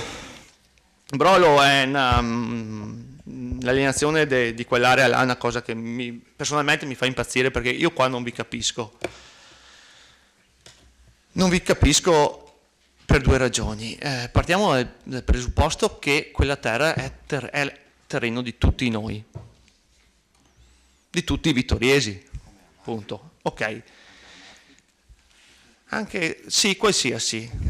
Qualsiasi. Ma se allora io decido o di fare un'area verde legittima, ma la faccio come comune, oppure se decido di venderla, cerco di realizzare il massimo perché è mio dovere di amministrazione nei confronti dei vittoriesi. Quel terreno sappiamo che non vale la cifra che avete messa nel piano alienazioni, cioè siamo ridicoli a quella cifra, sappiamo che la cifra è diversa. Allora, o lo teniamo, continuiamo con la cooperativa Fender a fare il verde e lo teniamo, facciamo parco pubblico come comune, oppure se lo vendiamo cerchiamo di realizzare al massimo e di investirli in questo caso su San Giacomo. Mi risulta che il consigliere De Valier avesse detto in quartiere che i soldi venivano utilizzati dalla vendita di quel terreno per ampliare la scuola Sauro, se non ricordo male. Ecco, allora io quando leggo queste dichiarazioni del consigliere, in questo caso De Bastiani, che mi guardava le virgole sull'inaugurazione, i 25.000 di sprechi qua, i piccoli, e qua mi fa un danno del comune che può essere nell'ordine di 700-800.000 euro, 700-800.000 euro, mi dice sarà sufficiente reiterare il vincolo contro ogni possibilità di edificare, per cui nessuno comprerà a meno che non siano le monache stesse. E nella procedura di vendita bisognerà inserire, sempre ad avviso di De Bastiani e della Commissione, la continuità della coltivazione a ortaggi per la cooperativa Fender e della strada pedonale di accesso alla nuova scuola. Non solo, bisognerà che la popolazione di San Giacomo trovi soddisfazione con la destinazione del $500.000 della vendita al raddoppio della nuova sede scolastica. Metteremo definitivamente in sicurezza questo luogo del cuore per il quale si è speso anche il poeta Andrea Zanzotto. Afferma il sindaco questo, lo vincoleremo a parco, troveremo sicuramente chi lo acquisterà con questi vincoli, meglio ancora se sarà lo stesso monastero, e il ricavato lo destineremo alla scuola di Via Herrera o in ogni caso a altre opere in San Giacomo. In bilancio comunale ormai da anni ci sono 300.000 euro arrivati dal governo per il monastero. Partendo da questo presupposto, la comunità religiosa dovrebbe reperire altri 200.000 euro, operazione tutt'altro che difficile. Va bene, allora avete deciso, mi sembra di capire, di venderlo a 500.000 euro al monastero. Se arriva qualcuno che ne offre, ecco, buon. Comunque ricordatevi... Certamente, sarebbe un affare a quei soldi là, se li avessi lo comprerei subito, ecco, sì. Comunque il comune, voi come amministratori dovete, se decidete di venderlo, io sono contrario alla vendita di quel brolo, il famoso brolo delle 16.000 firme ecco, dovete porlo sul mercato al valore di mercato. Questa è una presa in giro per i vittoriesi. Grazie. Vedo che si è prenotato, grazie consigliere Posocco, vedo la prenotazione del consigliere De Bastiani, prego. Sì, grazie. Allora, volevo ripetere alcune cose che avevo già detto in commissione, ma che credo sia il caso di ribadirle qui in consiglio. Parto dal discorso di Palazzo Todesco. Io auspicavo, e in parte mi sembra che la mia proposta sia stata anche accolta, che con quel finanziamento di 200.000 euro si potesse equilibrarlo in modo di coinvolgere nell'intervento anche l'eventuale riparazione dell'arco di Serravalle, quello che l'arco austriaco che da molti anni appunto è danneggiato e non fa bella figura nella più bella piazza che abbiamo di Vittorio. Io rinuncerei anche a una parte del risanamento del palazzo, magari risparmiando sul mezzanino, per riuscire appunto a convogliare e a comprendere anche quel lavoro là.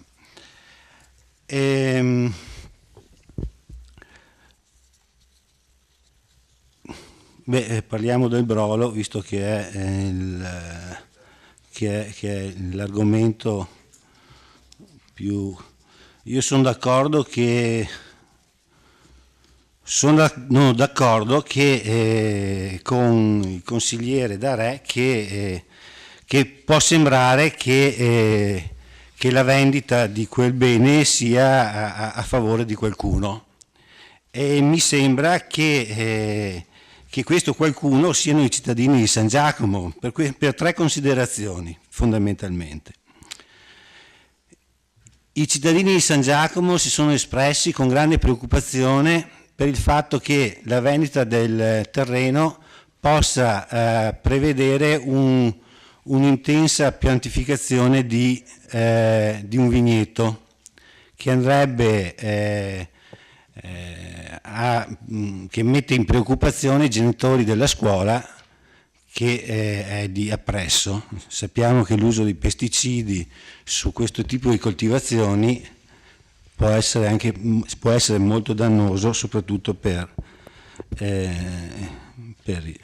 i più giovani. I cittadini di San Giacomo chiedono il completamento della Sauro e sanno che non l'avranno mai fino a tanto che quel completamento sarà subordinato alla vendita della vecchia Sauro. Quindi bisognerà per forza mettere mano a quella decisione e decidere che il completamento della scuola si farà con altre risorse, appunto le risorse di un'alienazione. I cittadini di San Giacomo chiedono di poter usufruire di quel terreno, e non è vendendolo a un'azienda vitivinicola che lo potranno fare. Lo potranno fare invece se si metteranno, come è stato detto e illustrato e promesso, dei vincoli che permetteranno la continuazione dell'uso pubblico di quel terreno, il che vorrebbe dire, come ha letto lei nelle mie dichiarazioni, che potrà rimanere la cooperativa potrà continuare a svolgere il suo lavoro, che continuerà ad essere utilizzato il pedibus, che già cittadini di San Giacomo, anziani, giovani, bambini potranno usare il prato per svago e per diporto. Io aggiungerei che si potrebbero anche aggiungere degli ulteriori orti messi a disposizione dei cittadini, come ci sono già in altre parti. Quindi io la vedo come una operazione vantaggiosa per tutti e soprattutto per i cittadini di San Giacomo. E qui mi fermo.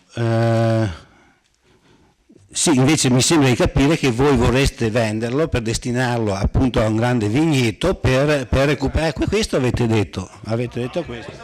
Beh, allora ho capito. Allora vi siete spiegati male, perché io ho capito. Sì, tu spieghi. Voi insistete per venderlo a un'azienda vitivinicola che impianti un bel vigneto di produzione di prosecco e che poi spruzzi. Sì. Allora, chiudo qua. Una considerazione generale sui lavori pubblici, sui quali non concordo fondamentalmente su tutti quanti.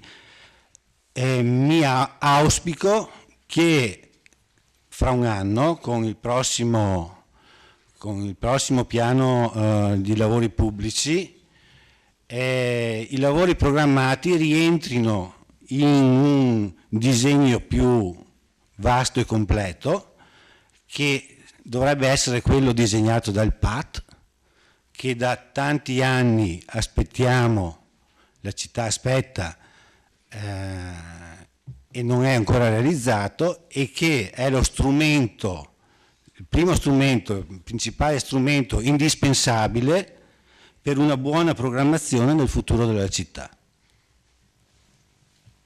Grazie consigliere De Bastiani. La parola al consigliere Botteon. Prego. Grazie. Allora, innanzitutto ci tengo, chiedo al consigliere Darè che il prossimo intervento inizi con le scuse al consigliere De Valier, perché l'insulto l'ho sentito chiaramente, penso che l'abbiamo sentito tutti qua dentro, e io insulti qua dentro non ne avevo mai sentiti prima d'ora.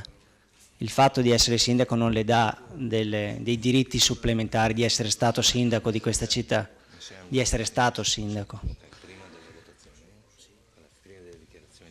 Detto questo, due parole sulle opere pubbliche e mi ricollego anche alla seduta dell'altro ieri, di martedì sera, perché da consigliere di quartiere di Costa Meschio due cose avevamo in continuazione sottolineato e richiesto alla Giunta, di più di due a dire la verità, ma due in maniera insistente. Una era la messa in sicurezza dell'accesso all'ospedale. L'accesso all'ospedale è sicuramente una delle zone più pericolose della città. Chi esce dall'ospedale di Vittorio Veneto in direzione Anzano non ha una corsia per uscire e anche la visuale preclusa da chi entra in ospedale proveniente dal centro, perché vi è la corsia di ingresso. Cosa sottolineata un'infinità di volte, invano. Finalmente questa giunta affronta la questione e mette nel piano opere pubbliche di quest'anno la messa in sicurezza dell'area ospedale, e inglobando quindi non solo l'ospedale ma anche l'ingresso verso il Cesana Malanotti. Aspetto ripetutamente sottolineato all'amministrazione era anche la necessità di un investimento serio sulla pista di atletica. Abbiamo una pista di atletica che è unica, una delle due a livello provinciale a 8 corsie, sicuramente un punto meraviglioso della città sul quale investire, e si trova inutilizzabili al momento, non possono essere svolte competizioni di un certo livello per lo stato che abbiamo visto nelle diapositive. È stato fatto un intervento vergognoso qualche anno fa, vergognoso perché dopo pochi mesi, nonostante fosse contestato da subito dalle società che frequentano la pista di atletica, non è stato fatto nulla dall'amministrazione per cercare di rivalersi su quei lavori presso la pista atletica, come avevo sottolineato in un'interpellanza, e quindi la pista è andata verso il declino. Finalmente si affronta anche quel tema molto delicato, e anche questo va verso un investimento per la nostra città dal punto di vista sportivo. Due scuole, quindi finalmente messa in sicurezza antisismica di due scuole, la Crispi e la Collodi, che è a Carpesica, il consigliere Fasan. E infine va sottolineato anche Parco Papadopoli. Parco Papadopoli voi volevate venderlo, noi invece vogliamo riqualificarlo. Quindi investiamo sul Parco Papadopoli, sul muretto, sul parco vero e proprio, e siamo sicuri, anche questa è stata un'opera più volte sottolineata da un altro consiglio di quartiere, quello di Ceneda, e penso che sia una continuità che noi vogliamo ripristinare, quella di appunto rapporto, richieste tra il consiglio di quartiere e ascolto da parte dell'amministrazione, che recepisce, elabora e poi programma le opere pubbliche in base alle richieste dei cittadini. Grazie consigliere Botteon. La parola al consigliere Costa, prego. Grazie, buonasera. Io mi riallaccio un attimo così alle risposte, alle osservazioni che sono state fatte all'intervento del consigliere De Valier per quanto riguarda San Giacomo. Da quel che ricordo, e la memoria non mi tradisce perché è abbastanza ancora vivace, Ho presente che la rotonda, che gli interventi fatti a San Giacomo, che come ha detto il consigliere Darè, sono stranamente collegati nella zona periferica al confine con Colle Umberto e Conegliano, oppure verso il centro a parrocchia di San Pietro Paolo, quindi i due estremi.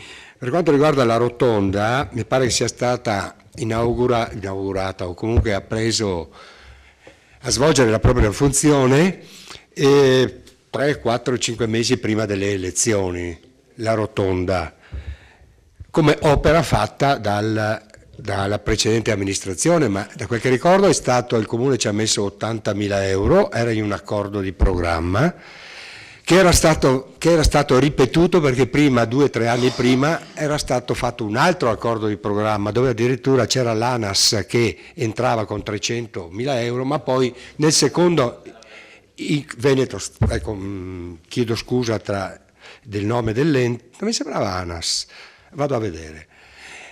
Vado io a controllare, per cui regione, provincia, comune di Conegliano, comune di Colle Umberto, perché c'era anche la pista ciclopedonale. Non fuori microfono. Era un'opera da fare, ma io volevo fare 2 osservazioni. Senz'altro era da fare, ma era da fare 3-5 anni prima, quando c'era stato fatto il primo accordo di programma, cioè 2 o 3 anni prima, che poi è stato cassato perché è subentrato il privato e l'interesse pubblico di quella rotonda, e qua io e lei concordiamo, tutti concordiamo, l'interesse pubblico si è realizzato solo quando vi è stata coincidenza con l'interesse privato, perché il cubo, il milione per la rotonda, ce l'ha messo chi sta subito sotto, tanto per prima cosa. Seconda cosa, invito il consigliere Costa a continuare il suo intervento.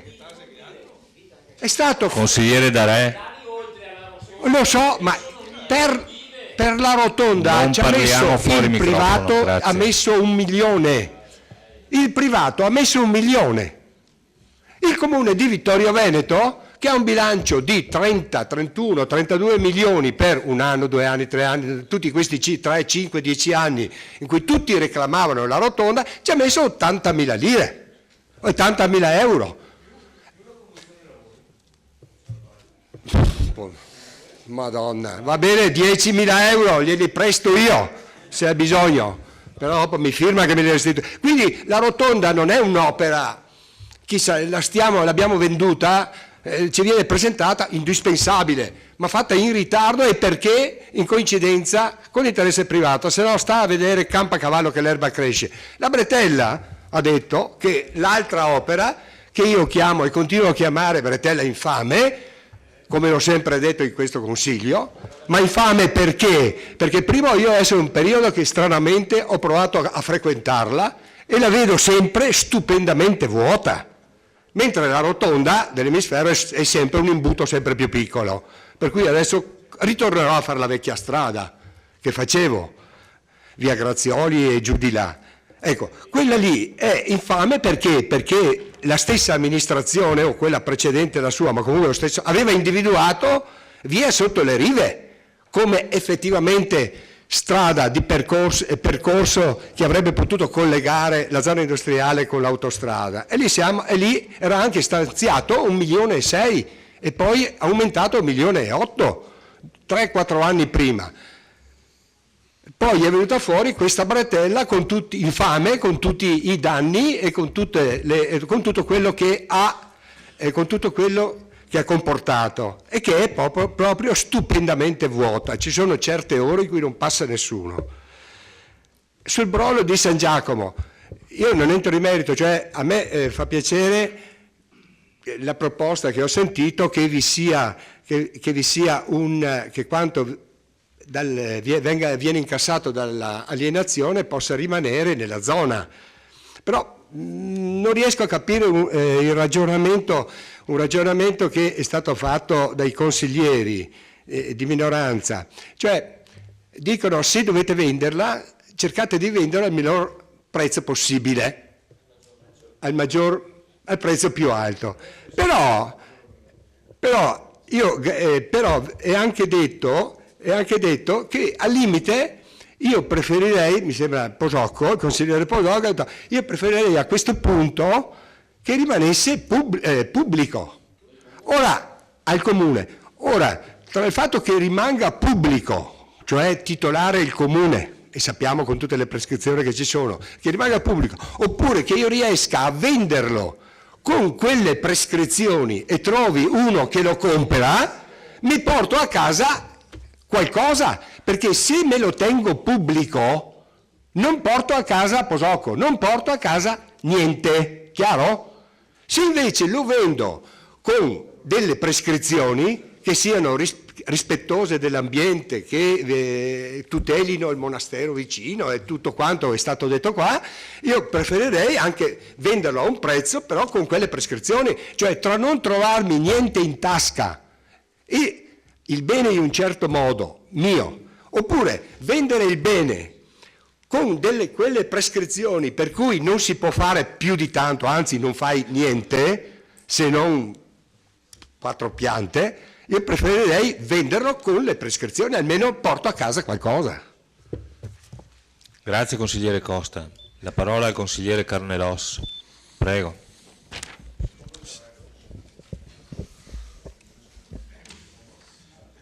Questo è il primo a dire la verità, ma comunque se non volete darmene neanche uno, casomai potete mettere nel regolamento il presidente della prima commissione, se vuole. Confermo che è il primo, la invito alla Grazie. Sintesi, grazie. Nel minutaggio previsto, Presidente, nel minutaggio previsto. Prego. Tranquillo. Dunque, l'incipit me lo dà anche stavolta il mio dirimpettaio Fasan, perché qualche scoop questa sera ce l'ha dato. Il primo dice che nella vecchia maggioranza lui non era d'accordo con la vendita della scuola di Santa Giustina, le confessioni postume,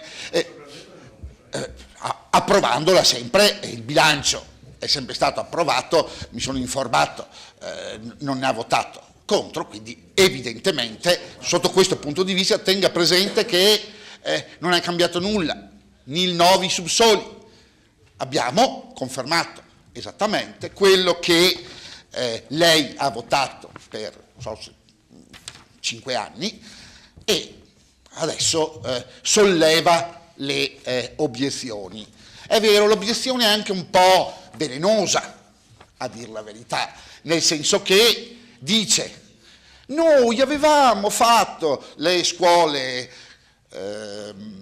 a nord, mettendo come vincolo la vendita, e adesso la regione ve le chiede indietro. Anche questa diciamo che non è carina come cosa, nel senso che spero non auspichi che ci vengono a pignorare perché non restituiamo i 700.000 euro alla regione.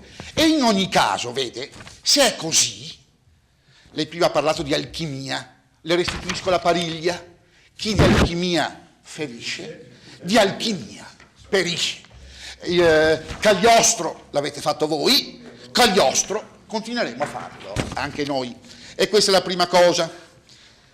Seconda cosa, anche sulla scuola Sauro, stessa identica solfa.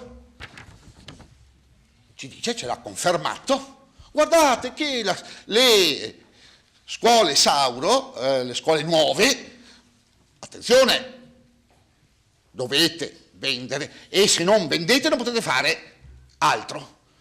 Che generosi con San Giacomo. E poi vogliono dire che sono stati generosi con San Giacomo. Anche su questo le ripeto, alchimia anche qua. Erano in vendita nei vostri bilanci? Benissimo, sono in vendita anche nel nostro. Nulla cambia. Quindi credo vi doveste dire che bravi fanno su questo punto esattamente come abbiamo fatto noi. Se no delle due l'una. Se sbagliamo noi, avete sbagliato voi, ma voi avete sbagliato per tanti anni, noi siamo novelli e quindi sbagliamo solo quest'anno, voi avete sbagliato per 5 anni di seguito, quindi in ogni caso abbiamo, come si può dire, il beneficio della dei principianti, e quindi quantomeno doveva esserci, sarà un peccato veniale, il vostro invece è diventato capitale. Un'altra cosa la volevo dire al consigliere Sant'Antonio, che a dire la verità ha fatto la sibilla cumana, ha detto non manterrete nulla. Io spero davvero che non sia una novella Cassandra, nel senso che effettivamente se lei guarda questo bilancio e programma delle opere pubbliche, lei si accorgerà che è un programma di opere pubbliche fatto per un passo che è possibile fare. Credo che l'amministrazione faccia il possibile, per i miracoli ancora non siamo attrezzati, vedremo di migliorare. E vede, il fatto della fattibilità di questo piano delle opere pubbliche, i signori consiglieri le possono dedurre dalla, come si può dire, dalla non faraonicità di esso. Vede, consigliere Posocco, di solito anche nella Prima Repubblica si pensava di fare le cose faraoniche e poi non farle. Può essere che da un punto di vista strettamente ideale o ipotetico, quanto da lei prospettato per Carpesica possa essere una cosa ottima, una cosa perfetta. Ma vede, già, l'ha detto, prevedeva un esborso di 800.000 euro. Già questa sera ci è stato detto che già con le opere già fatte non li avremmo, dove li avremmo trovati gli 800.000 euro? Meglio stare coi piedi per terra e con la fattibilità di quel progetto che mi auguro appunto sia fattibile. E guardi, fra l'altro si inserisce anche in un modus procedendi che credo i vittoriesi apprezzeranno. Il fatto che per noi le scuole sono importanti. Quella di San Pietro e Paolo, fatta, per fortuna lì ci possiamo mettere, fatta. Da Ponte, Carpesica, c'è la nuova scuola, la Crispi, e tutte opere fattibili, non faraoniche. E su questo vedrà, consigliere Sant'Antonio, che l'amministrazione sicuramente ce la farà. Il consigliere D'Arè e tutta l'opposizione si straccia le vesti sul brolo di San Giacomo, evidenziando chissà quale intervento contra legge. Vede, o vedete, voi sapete benissimo che qualsiasi tipo di vendita sarà fatto alla luce del sole, secondo le procedure pubblicistiche, garantistiche che sono alla base della contabilità pubblica. È indubbio che la valutazione, certo, se lei dice il comune dovrebbe valorizzarlo al massimo possibile, beh allora gli direi facciamo un piano regolatore che prevede il grattacielo Pirelli. No, vede, è un controsenso. Vabbè. Benissimo, ma la stessa cosa, cioè ho detto che per massimizzare basterebbe fare il grattacielo Pirelli.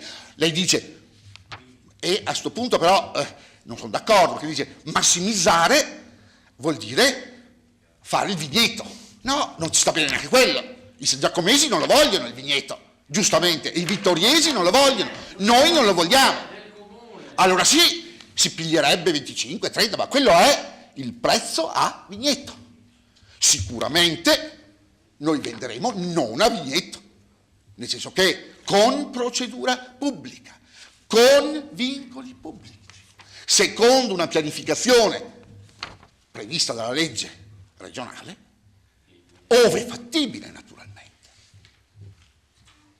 Certo, lei dice, non lo comprerà nessuno, l'asta andrà deserta, pazienza, lì ha ragione. Allora, ex post, Sant'Antonio, non lo venderete, vabbè, chiaro, se non lo si vende, resta pubblico e in ogni caso danno erariale non ce ne sarà. Finisco con l'esprimere appunto, come si può dire, la consapevolezza che amministrare oggi non è facile. Non vorrei essere al posto dei signori assessori e del signor sindaco in questi tempi così gravi, sia per quanto riguarda le risorse, sia per quanto riguarda, come si può dire, l'humus che nella collettività si è posto nei confronti delle pubbliche amministrazioni. Perché vedete, e qui lo imputo sia talvolta ai politici, sia a tanti pennivendoli di professione, i quali da tanto tempo demonizzano chi amministra, demonizzano le istituzioni elettive come fossimo appestati, come fossero appestati. Vedete, invece insieme maggioranza e opposizione sotto questo profilo sì, dovremmo alzare la voce sul far ritornare la dignità a quello che è l'amministrare la cosa pubblica, a prescindere dal fatto di essere maggioranza e quindi di gestire l'amministrazione, a quello di essere altrettanto importante funzione di controllo e di stimolo che spetta appunto alla minoranza. E sotto questo profilo guardate che se insieme, coralmente, non riusciremmo davvero a riconquistare in generale la fiducia della gente nei confronti della politica, credo ci aspettino tempi gravi, perché ricordatevi, chi semina vento raccoglie tempesta, e è opportuno, invece che seminare vento, seminare buona semente, in modo che ci sia un raccolto copioso ed abbondante. Grazie. Grazie consigliere Carnelós. Non ci sono altri interventi, per cui a questo punto io darei la parola per le dichiarazioni di voto. Avete perfettamente ragione, anche perché me l'ha richiesta e poi mi ha chiesto anche la parola all'assessore Napoli. Prego, assessore Turchetto. Va bene, grazie. Allora cercherò, visto che siamo ormai a mezzanotte, cercherò di essere breve. In realtà vi siete già risposti un po' tra di voi consiglieri, quindi vediamo di partire dall'intervento del consigliere Fasan. Allora, su alcuni punti già ha risposto ad esempio il consigliere Carnelós sulla scuola Manzoni, sulla ex scuola Sauro e via dicendo.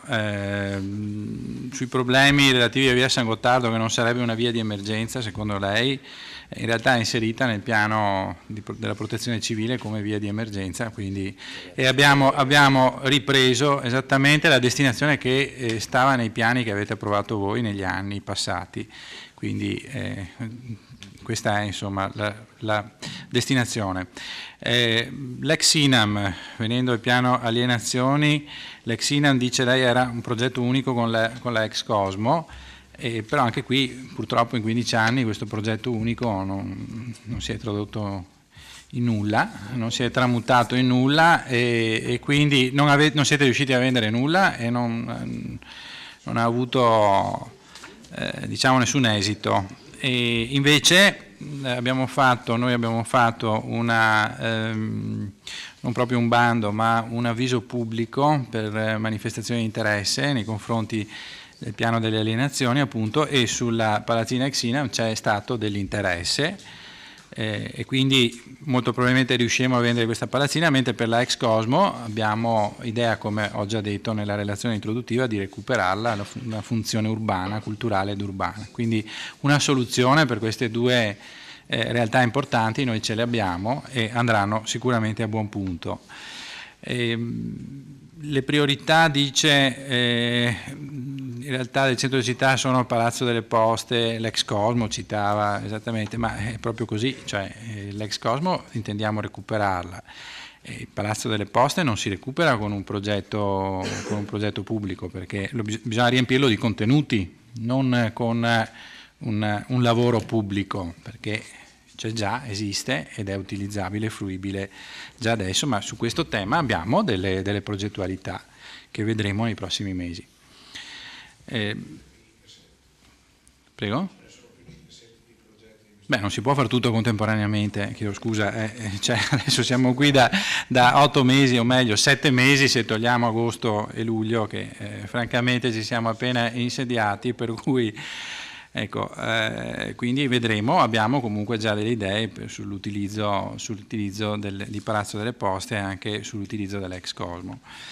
Ecco, piano delle opere pubbliche in tono minore, ma non lo so, comunque noi abbiamo previsto 9 opere pubbliche nel 2015 nell'elenco annuale, mi pare che nel vostro fossero 3 o 4 al massimo, non ricordo esattamente, però nel piano triennale licenziato dalla precedente giunta per l'anno 2015 mi sembra che fossero 3 o 4 le opere pubbliche, quindi non credo che si possa definire in tono minore francamente. Il fatto che lei dice viene realizzato tutto in centro, ha già risposto molto bene il consigliere Dus, ma intanto non è vero che è tutto in centro, e comunque abbiamo investito non su strutture che verranno utilizzate solo dai residenti del centro città, abbiamo investito, cerchiamo di investire, abbiamo previsto di investire su strutture che riguardano tutto il comune, tutti i cittadini. La pista di atletica ha un valore comprensoriale, come ho detto prima, è sicuramente utilizzato da tutti i cittadini, da San Giacomo a Savassa. Gli interventi che abbiamo previsto per la mobilità riguardano tutti i cittadini, l'accesso al polo ospedaliero riguarda tutti i cittadini, quindi i nostri interventi riguardano la città nella sua interezza. Questa è la realtà del piano opere pubbliche. Piazza Meschio perché no? Perché non è un'opera pubblica, quindi non la si può proprio mettere, insomma. Stiamo parlando, cioè il tema, l'oggetto della serata è il piano opere pubbliche, non altre cose, quindi Piazza Meschio, come è stato spiegato tra l'altro anche nella riunione pubblica che è stata fatta con i cittadini, con i residenti del quartiere, non è un'opera pubblica, quindi non va inserito nel piano opere pubbliche, insomma.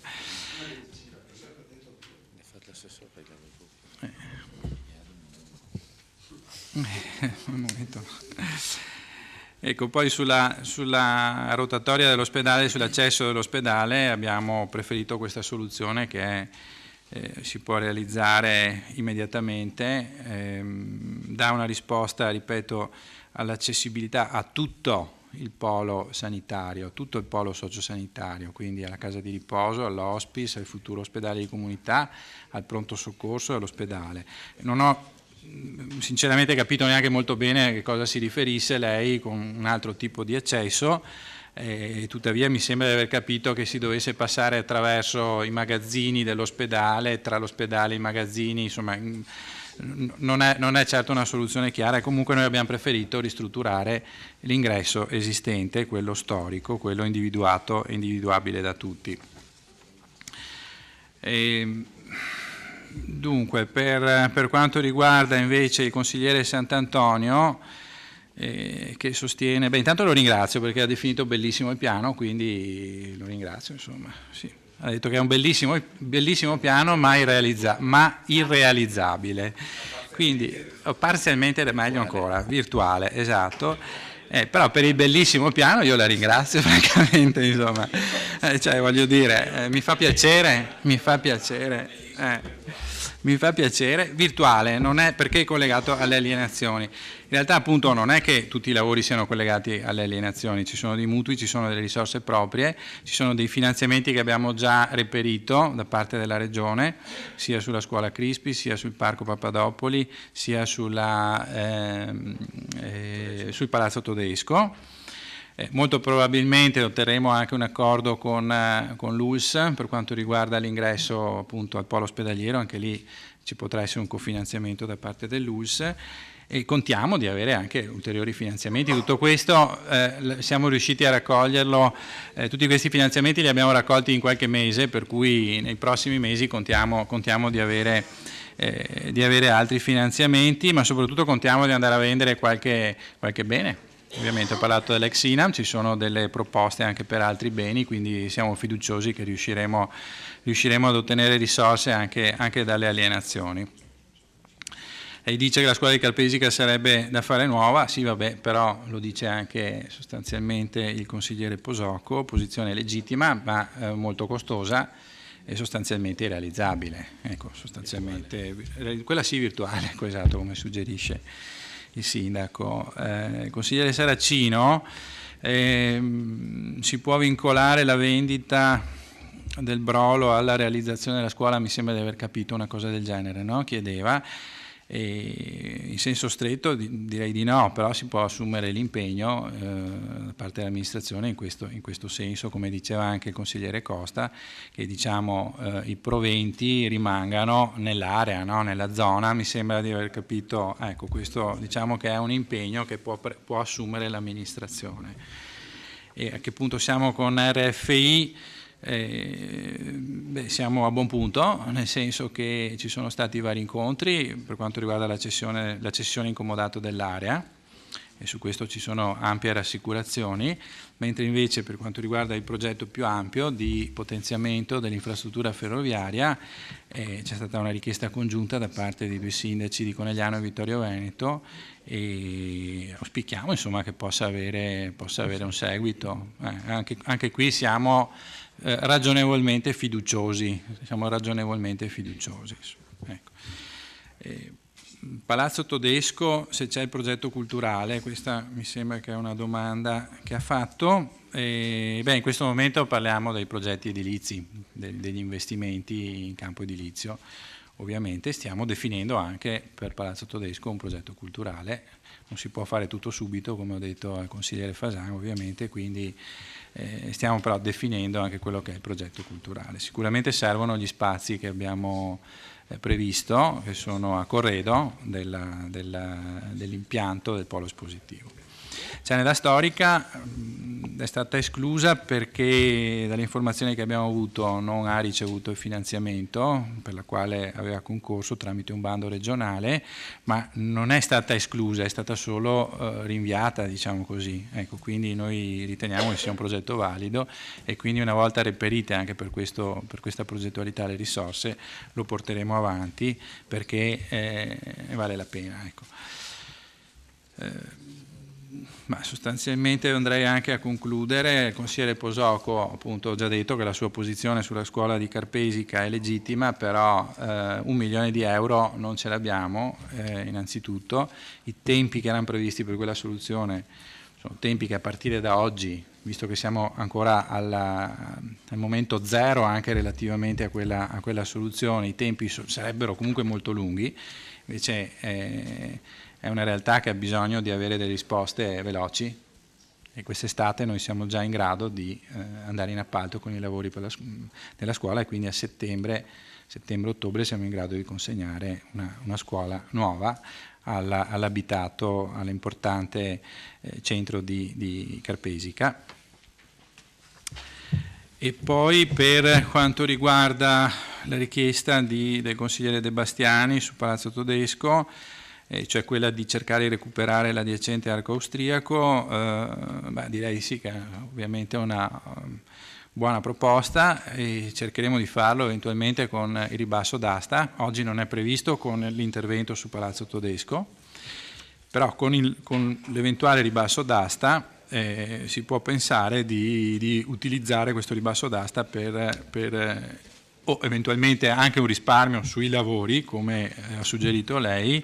Si può pensare di destinare appunto queste risorse per sistemare le adiacenze del palazzo e quindi anche l'arco austriaco.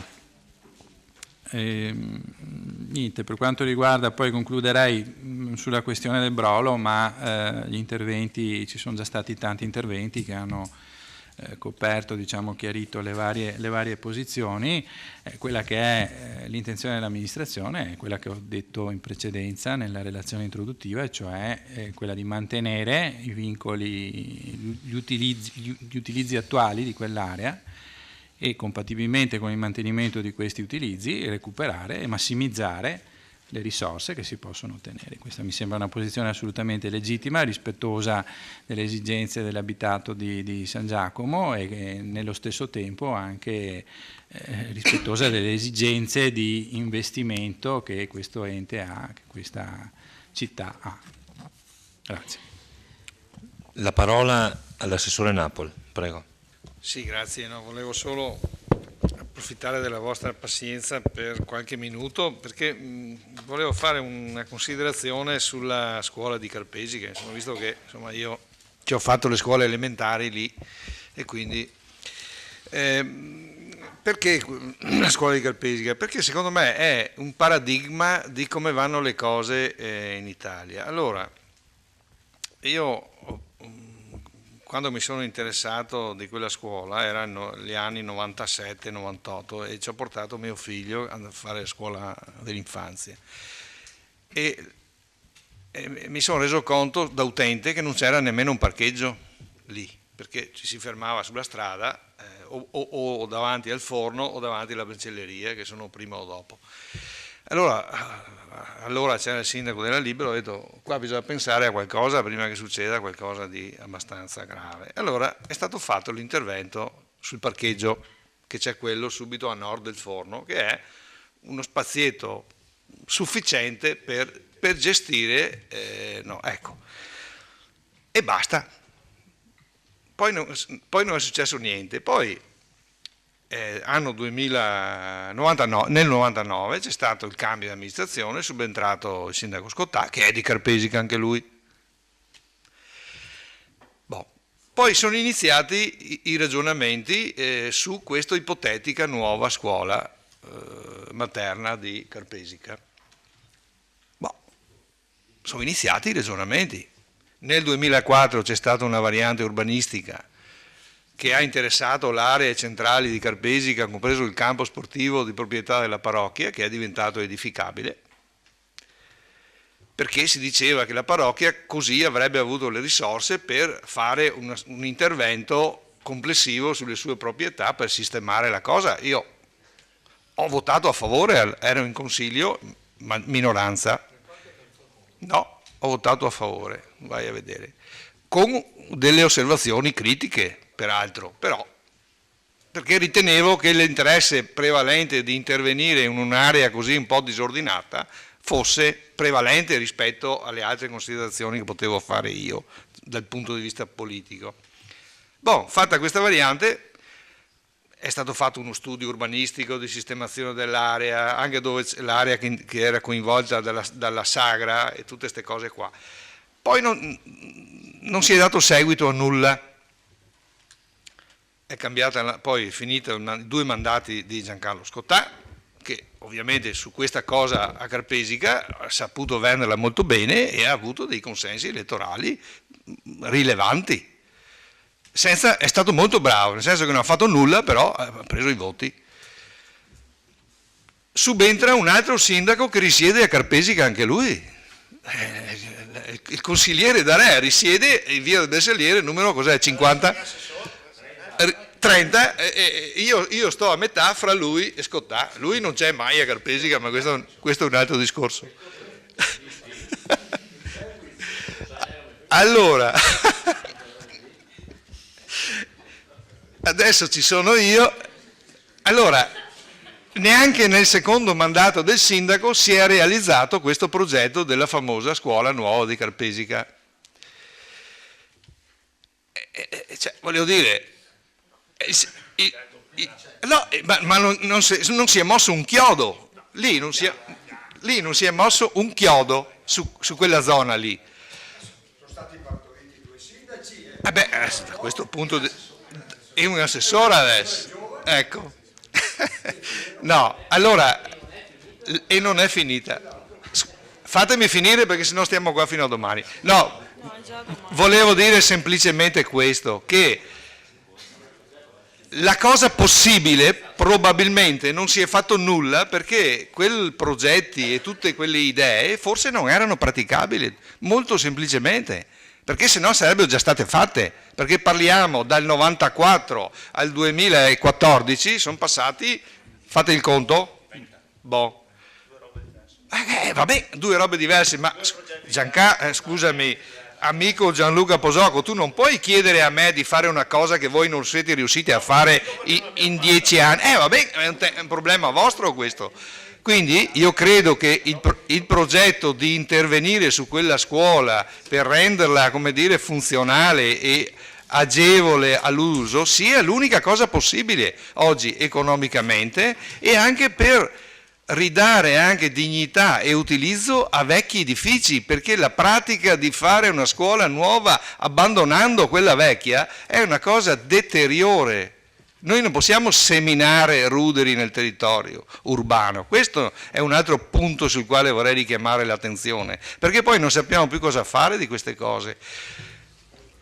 Segnalo inoltre che in quest'anno è stato fatto un intervento di manutenzione sul tetto pagato dalla vostra amministrazione della scuola, sempre quella... no.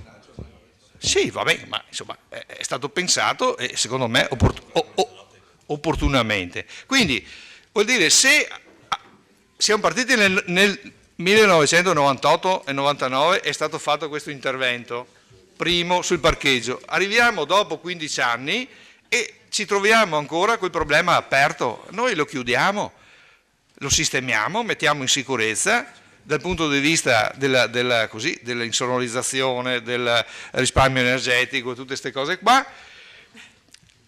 approfittiamo dell'occasione per creare anche un marciapiede davanti, sistemando anche... No, allora, aspetta. Assessore, la invito, voglio a chiudere. Allora, il concetto ma lui non ha capito. Uno è Tonon che è dall'altra parte, ma il marciapiede davanti alla scuola viene creato spostando il muro. Si è visto nel progetto, Quindi si crea una continuità fra scuola, i negozi, eccetera. Quindi creando le condizioni di maggiore sicurezza rispetto a quello che è adesso. E quindi si chiude il cerchio.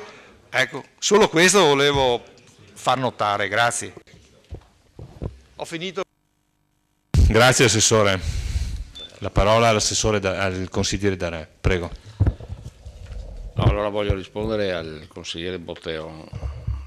Intanto non ho insultato il collega, l'ho mandato leggermente in bagno, che non è un insulto, perché è un insulto quando si dice che a San Giacomo sono stati messi 3 cestini.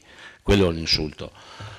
Chiarito questo, voglio dire che la rotatoria del Menarè fa parte di un progetto, poi non l'ho visto sul piano triennale di questa amministrazione, che è quello di spostare la statale 51 di Alemagna all'interno della zona industriale per poi sbucare nella bretella e quindi autostrada, chi vuole in autostrada, oppure nella continuazione verso la vecchia statale 51. Quindi quello è un progetto proprio per togliere traffico al centro di San Giacomo, pensato tra l'altro con Veneto Strade, pensato anche con l'ANAS, e se magari l'assessore alle opere pubbliche contatta l'ANAS vedrà che c'è un accordo quantomeno così formale, verbale, però quello era il progetto, tanto è vero che la rotatoria è stata fatta con la provincia, i comuni di Conegliano, Colomberto, Vittorio Veneto, l'ANAS e Veneto Strade. Quindi non è che non abbiamo la progettualità per la viabilità di San Giacomo, bisogna realizzarla, i tempi, come vedete adesso che siete in amministrazione, sono difficili, ma erano difficili anche prima, no? Perché ricordo che dalla sera alla mattina l'IMU sulle zone industriali è sparita per un valore di 1,3, 1,7, non ricordo bene, proprio tolti, e quindi ripensare il bilancio diventa poi difficile. Voglio ricordare che sull'intervento della pista atletica 150.000 euro, caro Assessore, sono pochi. Si rischia di fare quello che avevamo fatto noi, cioè dei rattoppi e non un'opera fatta e finita. Il completamento della pista, che è circa di 400.000 euro, credo, per fare un lavoro che è continuativo ed efficace, vada sicuramente rifinanziato, non a 150, ma ripeto, nel rifare tutto il tappeto, diciamo, della pista d'atletica e le varie. Il costo purtroppo non è 150, ma è molto di più, ma si rischia di fare come abbiamo fatto noi. Questo è un consiglio, che poi siete voi in amministrazione, e quindi per quanto riguarda la rotatoria dell'ospedale, penso che la Regione del Veneto con l'US se la debba fare come ha fatto a Conegliano, a proprie spese, perché è l'accesso a un'opera della Regione, a una struttura della Regione, ed è giusto che la Regione faccia gli interventi per la viabilità, non è il Comune di Vittorio Veneto che la deve fare. E veniamo naturalmente in questo momento a quello che è il brolo del comune, non il brolo delle suore. E appunto perché è del comune ritengo che debba rimanere del comune. Non è possibile vendere mettendo dei vincoli, perché sapete benissimo che poi saranno impugnati da chi li vuol comprare, perché i prosecchisti che non hanno problemi economici saranno i primi ad impossessarsi. Allora lo abbiamo in mano questo terreno, è un terreno che è stato oggetto di contesa di tutti noi. Perché lo dobbiamo vendere? C'è già una cooperativa con i disabili che lavora, possiamo fare gli orti comunali, possiamo fare gli orti didattici per la scuola. C'è già un percorso del pedibus che passa all'interno di quest'area che secondo me è bellissima. Perché dobbiamo rischiare di vendere questo bene? Non abbiamo neanche la necessità di venderlo in questo momento. Allora io dico, pensiamoci prima di fare un errore che poi, ripeto, i prosecchisti sono in agguato. Questo è quello che io mi sento di dire. Non che vogliamo vendere il brolo, io vi dico che se lo vendete almeno vendetelo bene, ma siccome lo abbiamo ce lo teniamo e teniamocelo stretto. È un qualcosa che la comunità vittoriese può tenere e non è necessario per lo sviluppo della città. Grazie. La parola al consigliere Fasan. Grazie Presidente, rispondo agli interventi che sono stati chiamati in causa. De Valier e De Bastiani, l'ampliamento della Sauro è stato superato dal calo delle iscrizioni. Forse mi sbaglio, ma forse mi sono state date queste informazioni sbagliate e chiedo pertanto che si esprima nel merito l'assessore alle politiche scolastiche. Consigliere Botteon, ci vorranno degli anni per rimediare agli errori che state facendo, ma ce la faremo anche questa volta. La precedente amministrazione aveva a cuore tutti i quartieri, non solo Ceneda, Serravalle e Centro. A Costa dico, come si cambia da minoranza a maggioranza? Non la riconosco più. A Carnelos, io ho un problema con Carnelos, che quando parlo non ascolta ma interpreta le mie parole, distorsione professionale.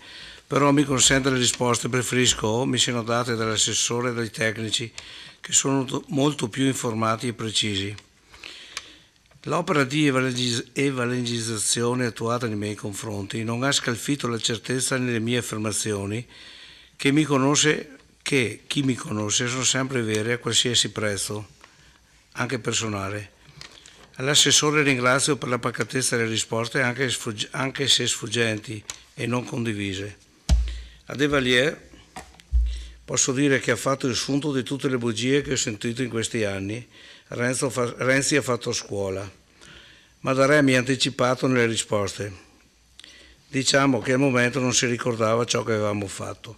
Poi a De Valier dico, a pagina, non c'è nemmeno, Beh, non importa, ascolta quello che ti dico. In base alla normativa, i beni inclusi nel piano delle alienazioni e valorizzazioni immobiliari possono essere, avete scritto voi, venduti e valorizzati. No, venduti oppure valorizzati, anzi è meglio, senti dopo. La legge sopra richiamata prevede altresì una procedura semplificata di variante urbanistica connessa all'approvazione del piano, dando la possibilità agli enti locali di proporre varianti di destinazione d'uso degli immobili per consentire una migliore valorizzazione, assegnando quindi una destinazione urbanistica più adeguata e perseguendo in tal modo l'interesse pubblico prevalente sollecitato dalla stessa esposizione normativa. Altro che paletti. La Manzoni è usata, ci sono le scuole, la pazienza è usata a fini sociali, non sono vuote. La Sauro non siamo riusciti a venderla e i fichi, quando sono maturi, vedrai che sono buoni. Per quanto riguarda, tu hai fatto un accennato ai soldi portati dal territorio. Per quanto riguarda i soldi portati dal territorio, Enel ha portato 4 milioni di euro nelle precedenti amministrazioni e ricordo che a questa amministrazione ha portato e porterà come da bilancio 1.600.000 euro. In più c'è la presunzione della Tasi, in cui io non credo. Ha quindi surclassato San Giacomo e non abbiamo avuto nemmeno i cestini, perché facciamo due volte l'anno la raccolta dei rifiuti. Vedi che i quartieri sono trattati di stessa maniera. Grazie. La parola al consigliere Posocco, prego. Sì, brevemente. Non voglio fare il bambinetto, tu hai fatto, io non ho fatto, qua colpa tua, colpa mia. Dico all'assessore Napoli che il progetto c'era, pronto, l'avevano visto tutti, anche l'attuale sindaco che era stato opportunamente informato, mi conferma. Ecco, avevamo messo i soldi in bilancio, era un progetto per me non faraonico, voi lo definite faraonico, per l'amor di Dio. Comunque sono posizioni, con l'assessore ci siamo parlato tanto, ci siamo chiariti, avete intrapreso un'altra strada, va bene. Preferivo per assurdo la proposta del consigliere Sant'Antonio, buttate giù tutto, fate una cosa con gli stessi soldi, credo, si otteneva, non lo so, non sono, però insomma poteva, adesso abbiamo comunque una scuola sì che andrete a ristrutturare con le stanze alte 3 metri, non so come, da un punto di vista anche di risparmio energetico, così come sarà. Comunque vedremo. Ecco. Riguardo, torno un attimo al brollo di San Giacomo che non ho capito, perché qua mi sembra un po' un concetto bolscevico della proprietà privata. Cioè voi mi dite, vendo al privato, però impongo al privato di fare quello che dico io. Questo è il concetto. Bello, democratico. Dico al privato che faccia orti, va benissimo. Il privato dice faccio radicchio rosso di Treviso, 20.000 euro all'ettaro, mi porto a casa ogni anno, è orto comunque, pesticidi se ne usano quasi quanto il vigneto, vale, subito la terra radicchio rosso di Treviso, provate a informarvi quanto vale. Ecco, per dire, non occorre fare solo, non c'è solo il prosecco fortunatamente in questa bella terra della provincia di Treviso. Io dico, sostengo un concetto che voglio ribadire in modo fermo. Secondo me quel terreno non va venduto e sono d'accordo con il suo progetto, renderlo utile ai cittadini di San Giacomo. Parco, orti per chi non ha i terreni, per chi magari, per qualche persona che non ha neanche i soldi per comprarsi la verdura, quindi renderlo utile alla popolazione di San Giacomo. Ma nel momento in cui io decido di vendere un bene pubblico, ho l'obbligo, perché sono un amministratore del bene pubblico, ho l'obbligo nei confronti dei miei cittadini, se decido di venderlo, di ricavare il massimo da quella vendita che possa reinvestire nel territorio. Non posso dire no, lo vendo, metto dei vincoletti, mi accontento di prendere 2 soldi. Quello non è il modo giusto di ragionare da parte di un amministratore. Quindi, ripeto, se vogliamo dare qualcosa, dare un valore aggiunto ai cittadini di San Giacomo, dobbiamo tenere quel terreno di proprietà del comune e fare come comune qualcosa per i cittadini di San Giacomo. Nel momento in cui decidiamo di venderlo, perché abbiamo bisogno di soldi, cerchiamo di ricavare il massimo da quella vendita. Grazie. La parola al consigliere De Valier. Sì, volevo fare solo due piccole precisazioni. Allora, la scuola di San Giacomo innanzitutto è piccola perché attualmente gli alunni hanno occupato l'aula di informatica. Informo, siccome ho il mio bambino che va là e non può fare informatica, volevo solo informare. Quindi l'aula di informatica è occupata come aula a tutti gli effetti, non c'è un'aula per fare ginnastica, si usa l'aula magna che non ha nessuna attrezzatura di nessun tipo, quindi io la reputo già piccola, così com'è, e per 1/2 non ci sono neanche 2 corsi. Allora, se volessimo farne 2, come si è sempre fatto e come si potrebbe fare, visto la capacità della zona industriale di attirare anche qualcuno all'esterno e non deviarlo in altre parti, diciamo che è piccola, visto che anche voi la prevedevate un ampliamento, spero che adesso non sia diventata grande. Ok. Per quanto riguarda a bilancio, la spesa per la palestra era vincolata, gli oneri di urbanizzazione, c'era una bella noticina nei vari bilanci trascorsi per destinazione d'uso palestra San Giacomese. Ecco, allora se lei non è stato in grado di mettere gli introiti dell'Enel nella sua area, era assessore e quant'altro, guardi, io non lo facevo. Io so che ho letto però questa piccola noticina ed era scritta, quindi la ribadisco, grazie. Un'ultima cosa, poi lascio subito, io ringrazio tutte le critiche, le accetto sempre ben volentieri e le porto chiaramente per imparare, sono qua anche per imparare, la maleducazione è sintomo solo di poche e malposte idee, grazie. Grazie consigliere De Valier. La parola al consigliere Sant'Antonio.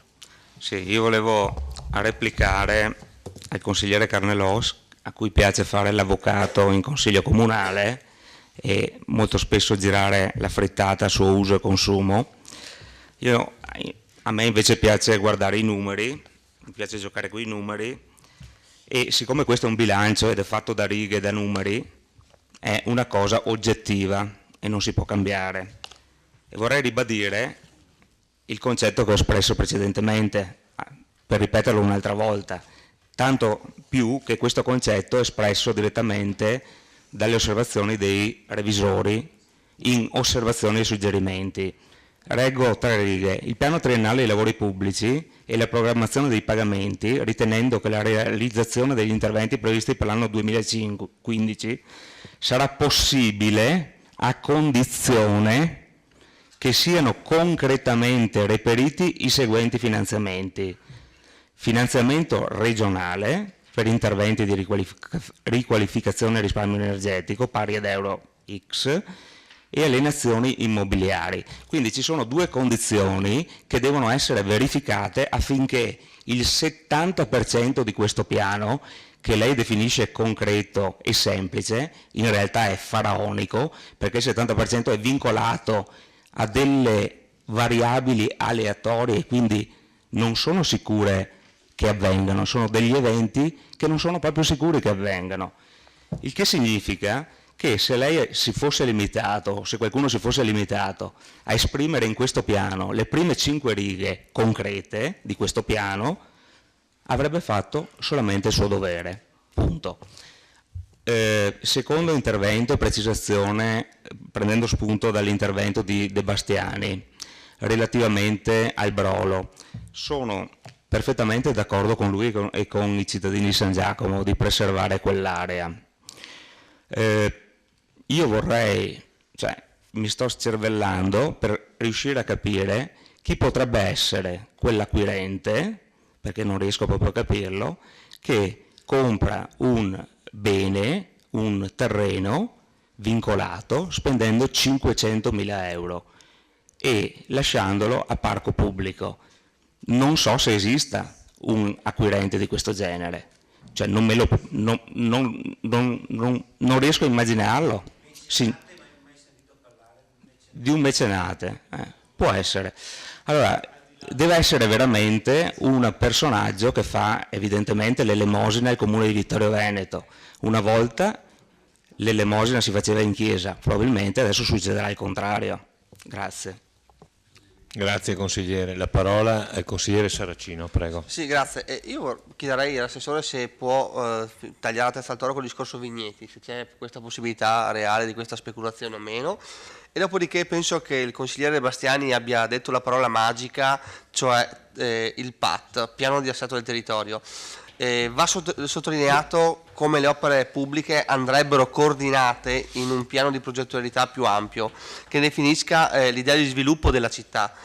Io e il gruppo che sono qua a rappresentare riteniamo che il PAT sia lo strumento idoneo e vorrei sapere la Giunta cosa ne pensa del PAT, di questo strumento, perché riteniamo che con questo strumento, una volta che sia fatto, il discorso delle opere pubbliche seguirebbero, diciamo, naturalmente questo progetto. E soprattutto se è possibile essere un comune all'avanguardia dal punto di vista della progettualità condivisa, che è alla base della moderna pianificazione urbanistica. Questo vuol dire comprendere i pareri delle liste opposizioni, ma soprattutto dei cittadini, e costruire un piano di opere con loro, che potrebbe essere veramente qualcosa di innovativo. Io personalmente ritengo che preferisco fare una vendita vincolata che non una vendita per una rendita massimale, quindi penso di pura speculazione. Questo volevo sottolinearlo, grazie. Grazie consigliere Saracino. La parola al consigliere Carnelós, prego. Una breve replica al collega Sant'Antonio. Se lei ha avuto modo di guardare il piano delle opere pubbliche, si accorgerà come la gran parte sia già finanziata o con mutui o con finanziamenti regionali. Quello che lei ha letto non è altro che l'ABC di una pubblica amministrazione. Non si possono fare spese fino a quando non siano in saccoccia i soldi. Questo vale in ogni e qualsiasi situazione. Tenga presente che per farlo il piano delle opere pubbliche, almeno in via preventiva, le poste con cui si intende far fronte a quei progetti bisogna assolutamente indicarla. Poi lei sa che in itinere, se per ipotesi in qualche opera pubblica che è finanziata totalmente o parzialmente con alienazioni, se l'alienazione non si verifica, bisognerà che l'amministrazione trovi fondi propri per far fronte al mancato introito. Tenga presente che da che mondo è mondo si è proceduto in questo modo, anche perché, come lei sa, in itinere arriva l'avanzo di amministrazione, in itinere si spera che possa esserci anche, come si può dire, se partisse un po' di ripresina o ripresona, aumentano anche le entrate finanziarie, e quindi evidentemente a quel punto tenga presente che non serve nemmeno più, potrebbe non essere più necessaria la vendita. E quindi faccio l'ipotesi strampalata, ma se i 500.000 venissero agli Iunde non ci sarebbe nemmeno la necessità di vendere il brodo, e quindi a quel punto saremo tutti felici e contenti. Questo è un dato evidente, e le 5 righe che ha letto nel parere dei revisori non è altro che l'ABC di come un bilancio di una pubblica amministrazione deve essere effettuato. Ribadisco, se lei ha visto l'elenco delle opere pubbliche, ce ne sono già di quello che lei dice che è faraonico, meno male. Qui non sappiamo nemmeno più a chi ascoltare, qualcuno ci dice che è un piano modesto, lei ci dice che addirittura è faraonico, e non mi pare, ripeto, proprio perché è un piano con interventi fattibili e tutto sommato, ha sentito anche il consigliere Darè, che evidentemente di amministrazione se ne intende, secondo lui addirittura è insufficiente quello da 150 mila euro, quindi tanto faraonico probabilmente non lo è. Grazie. Grazie consigliere. A questo punto non ci sono altre prenotazioni, quindi io dichiaro chiusa la discussione. Do la parola all'assessore Turchetto. Sì, grazie. Prima delle dichiarazioni di voto. Solo per una brevissima risposta al consigliere Saracino, dicendogli che l'amministrazione intende valorizzare l'area contestualmente con la salvaguardia della salute e la salvaguardia degli usi pubblici attualmente in essere. Anche i vincoli, e questa è una considerazione, anche i vincoli che andremo ad apporre che intendiamo apporre, diciamo, hanno un valore pubblico, quindi possono essere quantificati, insomma, anche quelli dal punto di vista economico. Quindi non vedo i problemi che sono stati sollevati, insomma. Grazie. Ok, grazie. Eventuali dichiarazioni di voto? Consigliere Fasan, prego. Non voterò questi punti dell'ordine del giorno perché, a mio parere, corro il rischio di essere penalizzato anche sulle mie proprietà. Quando ero consigliere comunale in maggioranza io avevo fatto un'assicurazione. Adesso che sono consigliere di minoranza preferisco non fare quorum e andare fuori, pertanto non parteciperò alla votazione, visto che anche il consigliere Darè ha prospettato l'eventualità di andare dai carabinieri e dalla Corte dei Conti. Pertanto, a scanso di equivoci, io esco. La ringrazio. Grazie consigliere, la parola al consigliere Posocco. Prego. Sì, come lista Tony Darè sindaco non voterò perché questo piano di alienazioni impoverisce i cittadini di Vittorio Veneto e i cittadini di San Giacomo in particolare. Grazie, la parola al capogruppo Botteon, prego. Grazie. Il Partito Democratico approva con convinzione il piano delle opere pubbliche e si complimenta anche con l'assessore Turchetto per il lavoro svolto. Aggiungo solamente che dispiace molto che non siano arrivate le scuse dal consigliere Darè verso il consigliere De Bastiani, ma una piccola caduta di stile proprio da parte del consigliere Darè. D'altronde lo stile è l'impronta di ciò che si è e ciò che si fa. Grazie. Grazie consigliere, la parola al capogruppo Costa, prego.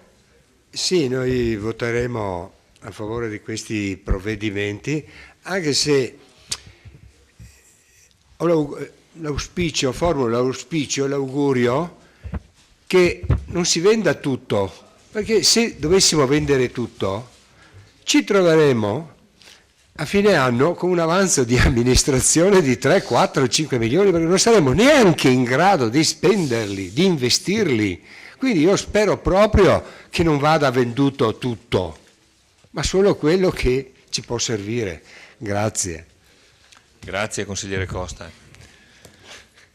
Consigliere e capogruppo Saracino, prego. Sì, grazie. La mia dichiarazione di voto, devo premettere che sono soddisfatto delle risposte avute dall'assessore, soprattutto sul vincolo della vendita del Brolo, quindi io andrò a votare a favore del piano di alienazione e il piano delle opere pubbliche e mi auspico con un forte invito che venga fatto il prima possibile il PAT e di lavorare sulla progettualità condivisa. Grazie. Grazie. A questo punto metto in votazione la delibera, una verifica.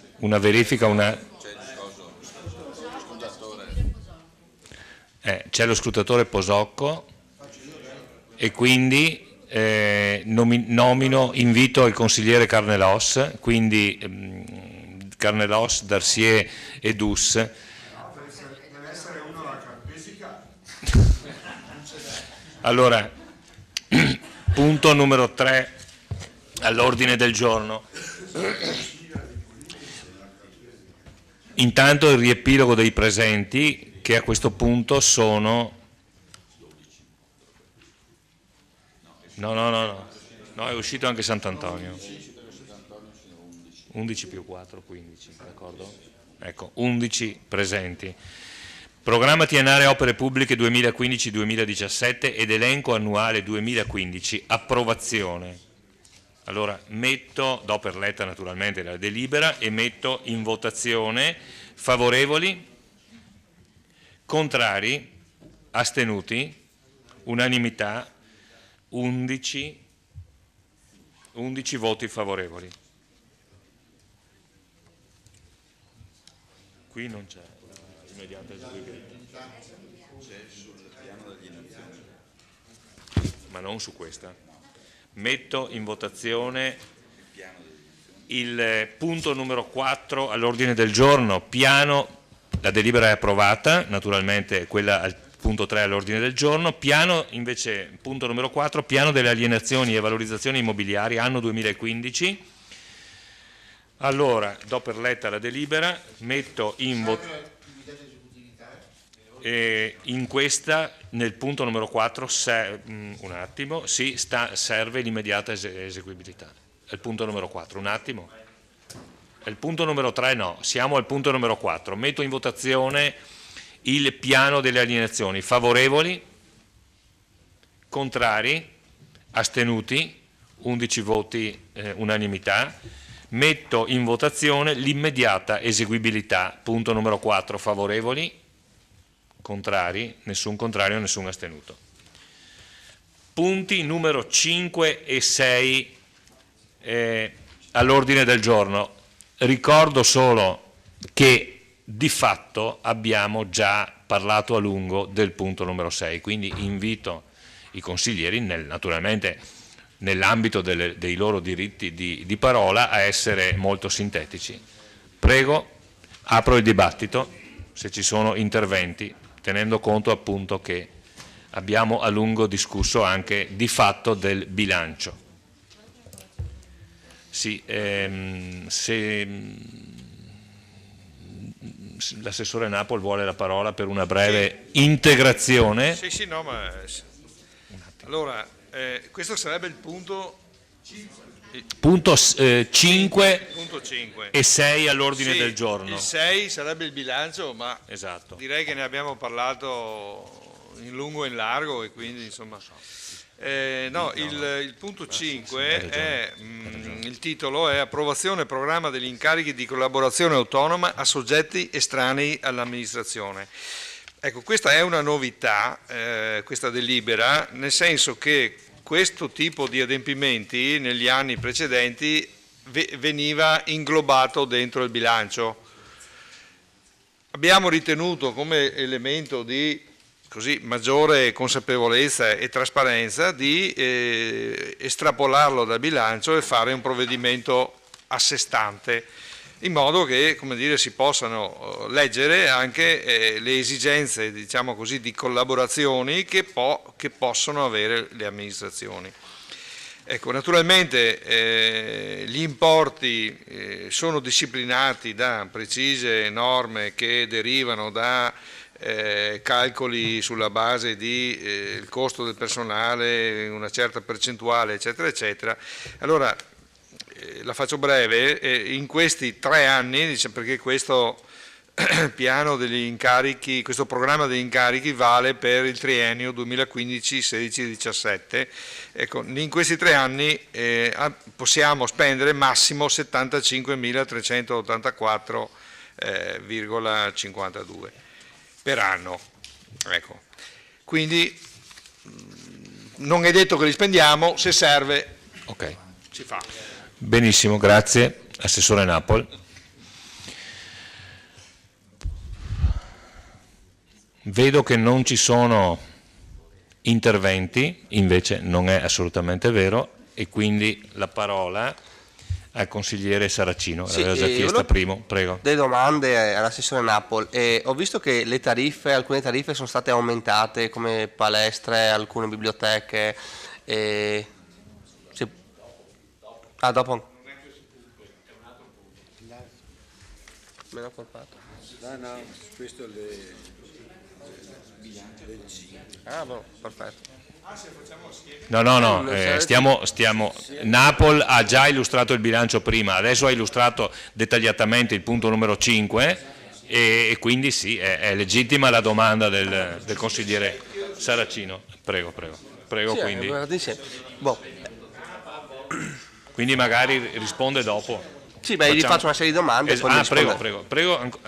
Quindi, consigliere. ho visto delle tariffe che sono state aumentate, come la biblioteca e come alcuni musei, volevo alcune delucidazioni su questo. Dopodiché, ad oggi la copertura media è del 48,5% fra entrate ed uscite, a dispetto della delibera 23 del 12/2/2015 che sanciva il minimo del 36% per legge. Vorrei capire come mai così tanto di più, se è dovuto a qualcosa di specifico. Dopodiché vorrei una spiegazione sugli asili nido. Ho visto che ci sono maggiori entrate, questo perché sono state variate le rette o perché? Grazie. Grazie consigliere, la parola al consigliere Darè, prego. Sindaco, un attimo di attenzione. Allora, nella prima domanda, nella mia prima intervento in Consiglio Comunale, quando c'era appunto il revisore, ha fatto una domanda specifica sullo sforamento del patto di stabilità. Cosa sarebbe successo se nella mia qualità di sindaco non avessi fatto resistenza alla sentenza della Corte dei Conti di Venezia per dare in quel di Roma e quindi portare a difesa del contribuente vittoriese, perché sembra quasi che questa azione fosse fastidiosa, mi pare, o ha dato fastidio a questa nuova amministrazione, ma penso che questa amministrazione deve essere grata alla mia presa di posizione e resistere a quella sentenza che poi si è rilevata ingiusta. Qui colgo l'occasione per ringraziare lo studio Malvestio, lo studio l'avvocato Lillo e Calzavara, che con una ricostruzione minuziosa e un intervento straordinario penso abbia fatto giustizia di un'opera pubblica, la scuola di San Giacomo, e che ha portato così il riequilibrio giustamente del bilancio, tant'è vero che se la vostra amministrazione può accedere a accendere mutui lo si deve proprio, diciamo, alla sentenza favorevole, perché nel merito il Comune di Vittorio Veneto ha vinto questa causa. Allora, quando c'è la domiciliazione della domanda per poco più di 1.000 euro, sarebbe stato quanto cortese che lei avesse dato l'ok e pagato la domiciliazione della sentenza, perché penso che questo sia un favore, un grazie che viene dato allo studio Malvestio, Lillo e Calzavara, che in maniera gratuita hanno difeso il Comune di Vittorio Veneto su un'angheria della Corte dei Conti di Venezia, alla quale, come sempre, esprimo il mio disprezzo. Quindi credo che sia doveroso da parte sua onorare e dire grazie allo studio e ai tre componenti, Malvestio, ripeto, Lillo e Calzavara, perché credo che questo sia un atto dovuto. Lei non deve dire bravo, lei deve dire grazie, perché questa causa sarebbe costata quantomeno dai 25 ai 30.000 euro, con danni enormi non tanto per l'amministrazione, ma per i contribuenti vittoriesi. Penso ne prenda atto, fatevi una riunione di giunta e cercate di capirvi.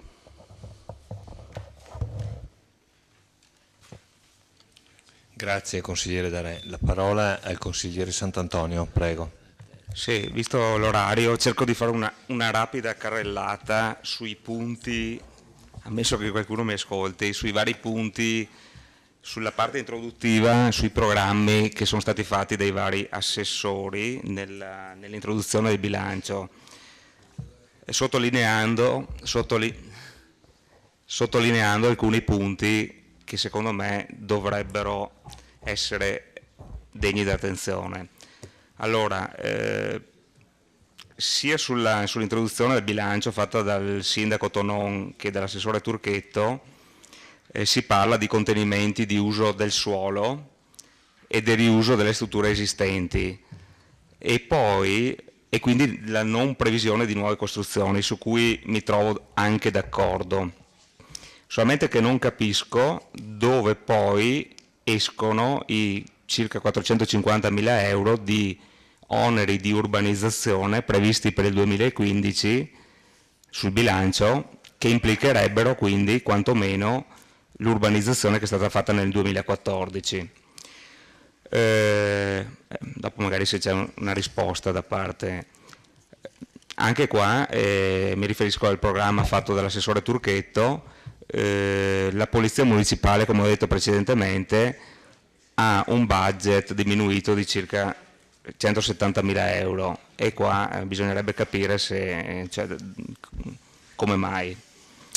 Nel programma fatto dall'assessore Uliana invece mancano tutte le politiche scolastiche, si parla solo di cultura e i giovani e la scuola eppure fa parte del suo referato. Quindi diciamo un programma che manca.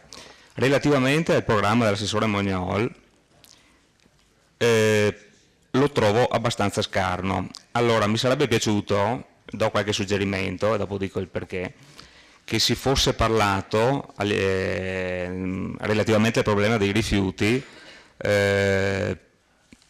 di trovare qualche alternativa o di ridiscutere con la Savno, ad esempio, che è un problema, penso che sia una delle cose più sentite dai cittadini, le politiche dei prezzi della Savno. Quindi perché dovevo andare con la Savno? C'è possibilità di avere altri operatori, ad esempio, rivolgendosi al bellunese? Ecco, questo è un tema che secondo me dovrebbe essere trattato. Relativamente invece all'innovazione e all'informatizzazione non trovo nulla di strategico, ma solo l'amministrazione diciamo corrente. Allora io farei una qualche pensata come suggerimento alla possibilità di esternalizzare i servizi informatici del Comune per avere maggior flessibilità, per avere maggior servizio. Questo non significa che i 3 dipendenti dei servizi informatici devono essere licenziati, devono essere messi a disposizione per dare dei servizi ai cittadini, per pensare dei servizi ai cittadini. Quindi io farei una pensata su questo argomento. E dopodiché sul capitolo politiche giovanili e rapporti con l'Unione Europea volevo chiedere se sapete che esistono già, allora, si parla in buona sostanza di sostegno allo staff dei servizi sociali. Secondo me, se un giovane è assistito dai servizi sociali è proprio all'ultimo stadio, cioè bisogna fare delle strategie per i giovani affinché ci sia la promozione del giovane e la promozione del lavoro del giovane. Non si può solamente basarsi su politiche assistenziali. Poi si cita, è in programma un progetto, un contenitore, una creazione di una task force, ma non c'è nulla di concreto. Invece di concreto ci sono, non so se lo sapete, c'è un Eurodesk che è già uno sportello con 2 persone che lavora, da quello che ho capito, con l'Europa. Si potrebbe valorizzare quello piuttosto. Ci sono state delle esperienze di Talent Campus con finanziamenti europei che vanno coltivate. L'anno scorso 50 giovani sono andati in Europa con progetti finanziati dall'Unione Europea relativamente al volontariato sociale. Ecco, queste sono cose concrete. Per l'assessore Denardi, Barbara, posso solo notare che ci sono stati degli aumenti, ad esempio nel sociale per i soggiorni per gli anziani, che sono quasi raddoppiati. Gli aumenti per i soggiorni degli anziani. Per l'assessore Napoli No, per l'assessore Napol parla di avviare politiche di risanamento e riduzione dello stock del debito, ma se accendete mutui vuol dire che debiti non ce ne sono, e anche l'indicatore della possibilità, l'indice di indebitamento del comune è dell'1,86, quindi ben sotto il 10%. Per cui voglio dire, non dobbiamo risanare nessun debito e ridurre lo stock del debito. Relativamente alla Tasi ne abbiamo già parlato anche troppo. Volevo far notare che invece, forse in modo molto semplice, in modo forse non ragionato, ci sono stati degli aumenti, e dico in quali settori: aumento degli affitti delle palestre e delle tariffe orarie, quindi sport penalizzato e non come elemento distintivo. I biglietti dei musei sono stati i biglietti musei con estensione delle tariffe del museo del Cenedese, del museo della Battaglia, al museo del Cenedese, al museo del Bacco da Seta e alla Galleria d'Arte. Io non so chi vada, probabilmente se c'era un biglietto unico per poter visitare tutti e tre, probabilmente si visitava anche il Bacco da Seta, ma se c'è un ulteriore costo da pagare, e anche abbastanza alto, non so quanta gente possa andare. E non solo, c'è stata l'estensione del biglietto per studenti, per disabili, che la trovo una cosa riprovevole, e ultra 65 anni. Non si possono mettere i biglietti per i disabili, dal mio punto di vista. Poi ci sono state l'aumento delle tariffe dei cimiteri, tanto i morti non parlano, e l'aumento delle spese per il teatro da ponte, e basta, perché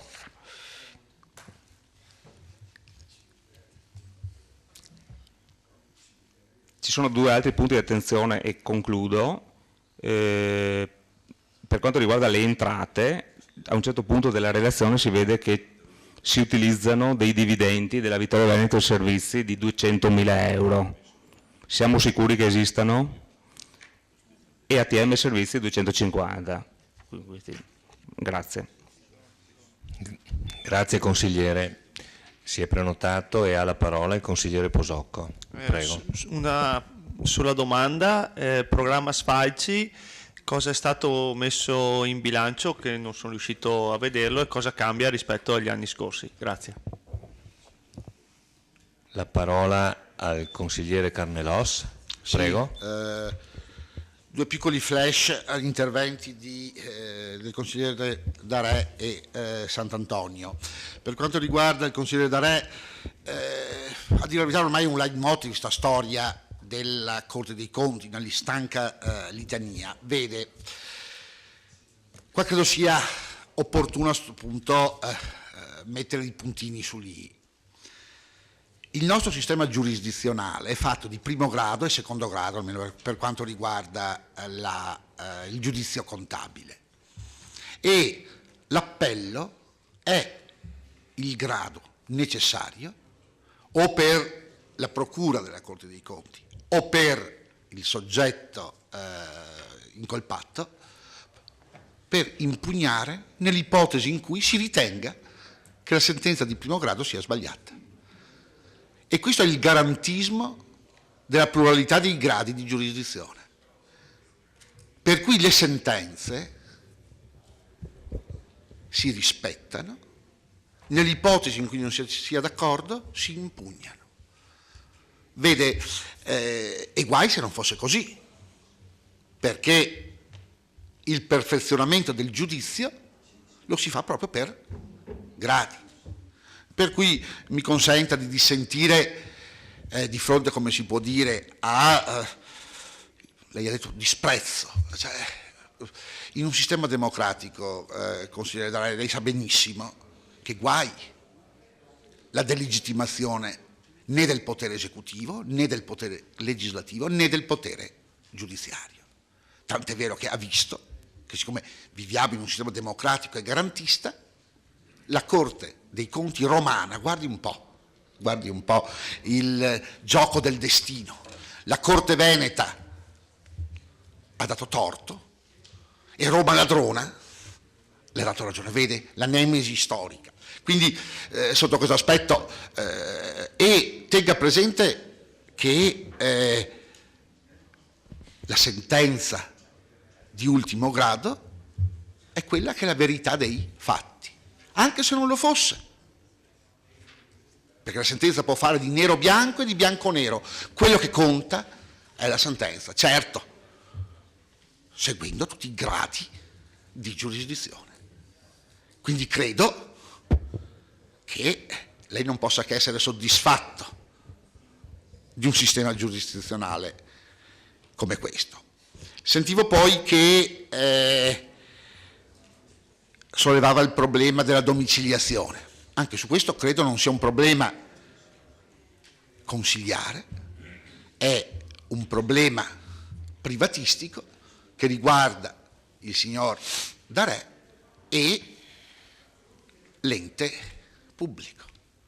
Ci sono delle normative e anche lì chi ritiene di avere un diritto lo esercita e la controparte deciderà in base alle norme, che poi sa, talvolta, io dico sempre, anzi no, non lo dico io, un professore di diritto romano mi diceva, ci diceva, guardate che una norma è come una bella donna, non dicevo così quando non posso essere scurrile, io dico adesso come la chewing gum, talvolta dove la tiri va, e quindi evidentemente sotto questo aspetto giustamente, e su questo non può che avere come si può dire la mia condivisione sul fatto che qualsiasi cittadino, che sia amministratore o non amministratore, quando ritiene di avere un diritto lo esercita. A Sant'Antonio, mi scusi consigliere, ma davvero a sto punto non capisco più niente, perché prima diceva che non bisogna aumentare la fiscalità e il fisco, che bisogna prendere i soldi da un'altra parte, non si sa dove, e nel momento in cui non si aumenta la fiscalità generale ma si adeguano le tariffe, a sto punto non lo so, perché guarda, è vero che il mondo cambia, sa, era come si può dire, nella Russia bolscevica, che era gratis tutto e a tutto. Non credo che l'intento del suo intervento sia questo, perché sa, è davvero comico il nostro paese talvolta. Si pretende che lo Stato non spenda, però quando si vuole un servizio lo si vorrebbe gratis. No, perché sa, l'alternativa a quella che dice lei, cioè mantenere i biglietti bassi, ha come unica possibilità di contrappeso l'aumento della taglia di Limo, che giustamente lei non vuole e che noi non abbiamo fatto. Sa, è difficile fare i prestigiatori di fronte a risorse date, perché vorrei vedere in quale posto lei trova le tariffe gratis, vero, i musei statali inglesi, ma tutto il resto lo si paga, e tenga presente che lo pagano anche i diversamente abili. Questo perché se il diversamente abile dovesse considerarsi un qualcosa di diverso e di anomalo rispetto agli altri, è un'altra questione, perché a vedere la Monna Lisa, che io sia in piedi o che sia in una carrozzina, e ho un cognato in carrozzina per mala sanità, ma dal punto di vista della fruizione della Mona Lisa fruisco io, fruisco mio cognato, ha reddito mio cognato, ho reddito io. È evidente che il biglietto deve essere pagato. Diverso se lei dice ci sono, talvolta bisognerebbe prevedere per chi è senza reddito, di quelli che dicevo prima, ma questa è un'altra questione. Così come per la ginnastica, se uno vuole fare palestra e vuole la struttura comunale, paga la sua ora come tutti, gratis. Non sono più i tempi delle vacche grasse, anche perché davvero, e finisco davvero, Presidente, questo Stato che talvolta, come si può dire, condanniamo, vediamo come la bestia rara, in realtà quando ci comoda diventa una grassa mucca da mungere quando si può, e più si può e meglio è. E questo è proprio il concetto sbagliato di una statualità corretta e democratica. Grazie. Sì, Grazie, la parola al consigliere D'Arè, prego. No, le voglio rispondere subito, perché vede, non è che contesti tanto la sentenza, solo che vede, mi viene notificata questa sentenza in primo grado su uno sforamento di patto di stabilità del 2007 a maggio del 2014, a 15 giorni dalle votazioni. Allora, se io penso che la giustizia sia a orologeria in questo caso, è un mio diritto di pensare. Che poi abbia fatto ricorso, l'ho fatto non tanto per me, ma perché penso e pensavo, ed ho avuto ragione, che questa fosse un'angheria nei confronti comunque del contribuente. Allora, che poi la sentenza sia stata vinta nel merito, perché era evidente che era stata vinta nel merito, perché abbiamo utilizzato soldi nostri, come fate adesso, della Vittorio Veneto Servizi, della Vittorio Veneto Servizi abbiamo fatto questa cosa, abbiamo finanziato una scuola senza indebitare la Vittorio Veneto Servizi, perché erano rimasti in cassa altri 800.000 euro. Allora capisce che se qualcuno pensa male dei giudici, ne ha forse qualche diritto, o lo hanno messo nelle condizioni di pensare male. Pensare male, diceva un suo grande predecessore, tale Giulio Andreotti, diceva: pensare male è peccato, ma ci si indovina sempre. Per me calza molto, ma molto bene. Soprattutto la citazione da quella parte. L'unica roba buona che l'ha fatta.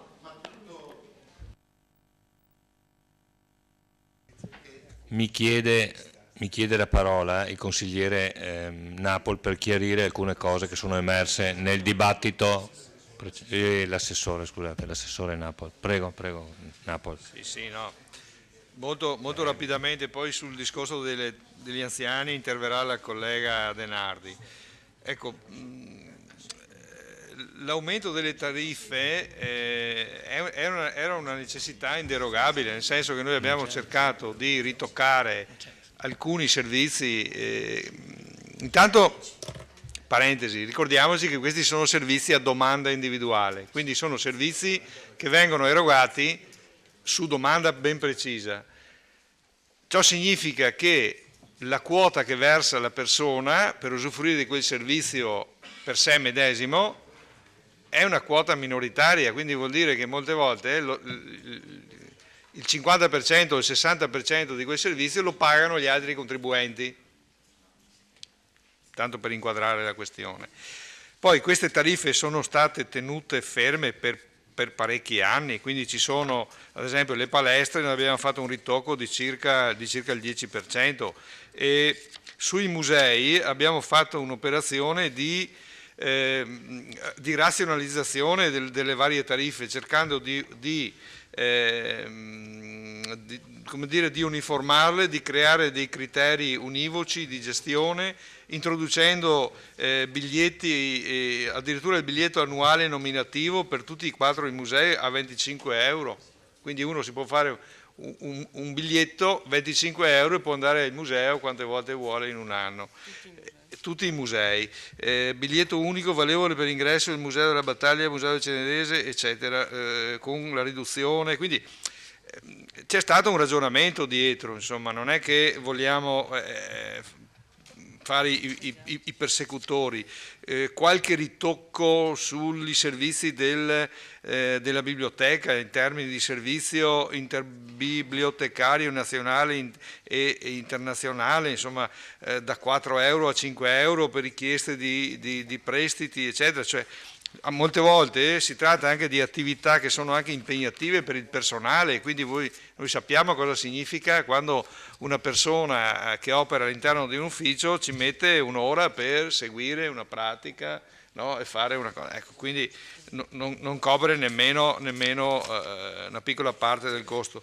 Un ritocco più significativo è stato fatto su tutto il discorso dei loculi, quello sì, perché anche lì c'è una differenza fra l'incassato e il costo che è molto, molto grande, e via così, insomma. Quindi lo stesso vale per i musei, allora, no, scusate, i teatri. Allora lì le tariffe sono rimaste esattamente le stesse dell'anno scorso, non sono state ritoccate, che erano le stesse del 2013. Cosa è stato introdotto invece? È stato introdotto il criterio di, come peraltro fanno anche in altre realtà, ad esempio Pieve di Soligo per il teatro Careni, cioè io ti do il teatro gratis, però le spese di riscaldamento e di pulizia almeno me le paghi, perché sennò vuol dire che le paga qualcun altro, no? Ecco, cioè questo tipo di ragionamenti abbiamo fatto, poi vediamo cosa succede. No, io vi do comunque lettura di un riepilogo così, tanto per avere contezza delle cose, nel senso che noi andiamo... Non serve, bene, e quindi abbiamo capito il senso. Sull'asilo nido, l'asilo nido mi dice, c'è stato un aumento dell'entrata derivante dal fatto che siccome le rette vengono pagate sulla base dell'ISEE, probabilmente ci sono nuclei familiari che hanno ISEE più alto e quindi pagano di più. Ma non è che le tariffe sono rimaste esattamente sempre le stesse. Cosa dovevo ancora? La polizia locale. Ecco, la polizia locale, lì non sono stati tagliati investimenti sulla polizia, semplicemente abbiamo portato in riduzione una previsione di spesa che era stata fatta tenendo conto della previsione di incremento del personale.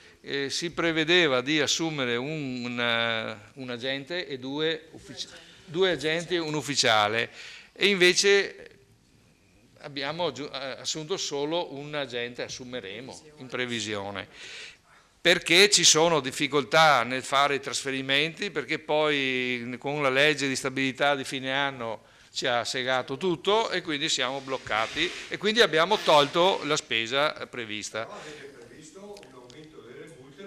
Assolutamente sì, quindi incrementeremo la produttività. Gli sfalci, ecco, rispetto all'anno scorso abbiamo aumentato la spesa prevista di 10.000 euro, perché l'anno scorso a bilancio erano previsti 90, ne abbiamo messi 10 in più, che fa 100. Naturalmente speriamo che non venga tanta pioggia come l'anno scorso, perché sennò dovremo fare tutte le rotonde di plastica, perché sennò ci costa l'ira di Dio e anche di più. Ecco, la collega Denardi vi dirà qualcosa sugli anziani, sul costo. Sì, per quanto riguarda il servizio dei soggiorni estivi degli anziani, il costo previsto per quest'anno è in aumento di 2.000 euro per quanto riguarda il Comune. Sono tutti costi fissi, perché il Comune sostanzialmente si accolla il servizio di trasporto per la destinazione e ritorno e il servizio relativo all'accompagnamento, per cui che ci siano 25 anziani che vanno a fare il soggiorno a Rimini o che ne siano 50, il costo fisso rimane sempre esattamente lo stesso. L'aumento che è stato previsto con tutta probabilità non coprirà i costi del servizio di trasporto, stiamo parlando, e comunque stiamo parlando di proiezioni, perché solo una volta ottenute tutte le iscrizioni siamo in grado di fare un riepilogo e quindi valutare le percentuali di copertura del servizio. Comunque da quello che è il trend in questo momento sicuramente non si riuscirà a coprire l'importo relativo al trasporto degli anziani, insomma. E comunque in ogni caso, per quanto riguarda il primo soggiorno, quello di Ano Marina, che erano già state fatte le prenotazioni antecedentemente rispetto alle modifiche delle tariffe, sono stati mantenuti gli importi precedenti, ovviamente perché avevano anche già provveduto al pagamento, quindi così è rimasto. Prego, consigliere Posocco, prego. Sì, grazie. Assessore Napoli, lei ha qualche problema con la stampa? Sì, non riesce a farsi capire. Perché ha affermato a inizio di gennaio che il costo degli sfalci quest'anno era stato intorno ai 200.000 euro e se valeva la pena continuare a spendere 200.000 euro, se 100.000 euro era il caso di investirli sulle scuole. Quindi io le ho fatto la domanda per capire, siccome in bilancio ce n'erano 100, che variazione di bilancio era stata fatta per arrivare a spenderne 200. Lei invece mi conferma che l'appalto era di 100.000, anzi, visto che siamo ad aprile, la invito, se possibile, a finire di pagare quei poveri ragazzi che si sono dati tanto da fare, perché l'erba sta crescendo e bisogna ricominciare a sfalciare. Grazie. Fammi una precisazione. Grazie consigliere Posocco. No, solo... Allora, noi i 200.000 euro comprendono anche il lavoro che fanno gli operai del comune, perché anche loro tagliano erba e quindi sì, no, ma quest'anno c'è stato un lavoro molto di più purtroppo e abbiamo messo risorse in più che andavano a interventi di manutenzione sul territorio, queste cose qua sono stati finalizzati lì. Comunque il lavoro che fanno i ragazzi della Coldiretti è un lavoro egregio e li pagheremo come è giusto che sia, insomma, ecco. E anzi intendiamo proseguire nel rapporto. Ok, allora grazie. Sono Napoli, mi chiede la parola l'assessore Mognol. Sì, buonasera a tutti. Per rispondere al consigliere Sant'Antonio, visto che è stato chiamato in causa, allora mi sono puntato un attimo le domande, vado in ordine. Prima discorso Sauno. Premetto che il tema Sauno è un tema che riguarda non solo il mio settore, ma anche il settore di altri assessori, quindi è da trattare sicuramente nel complesso e comunque bisognerà poi agire per qualsiasi cosa a livello di consorzio, quindi ex CIT e quindi consorzio Bacino Sinistra Piave. Sono d'accordo con lei che sicuramente è una questione da affrontare, io non l'ho inserita personalmente in quelle che erano le indicazioni nella relazione politica, anche perché, come diceva lei stesso, cerchiamo di inserire cose concrete, è un discorso molto complesso che bisognerà affrontare collegialmente con tutta la Giunta per cercare di capire come si può, anche rapportandoci con gli altri componenti del consorzio, andare a trattare con Sauno e valutare come ridurre le tariffe alla luce anche dei dati, penso molto buoni, di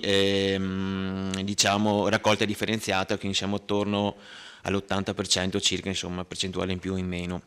Quindi sono d'accordo comunque sull'osservazione fatta. Non di meno, per quanto riguarda quello che è l'aspetto che riguarda il mio assessorato, sto cercando anche, perché è una questione che comunque mi interessa, di informarmi esternamente per vedere qual è la situazione al di fuori di quello che è il nostro territorio e capire anche come funziona fuori dal nostro territorio, valutare che tariffe ci sono, che comunque i dati sono fondamentali anche per poter poi eventualmente andare a trattare o discutere con Sauno di soluzioni diverse.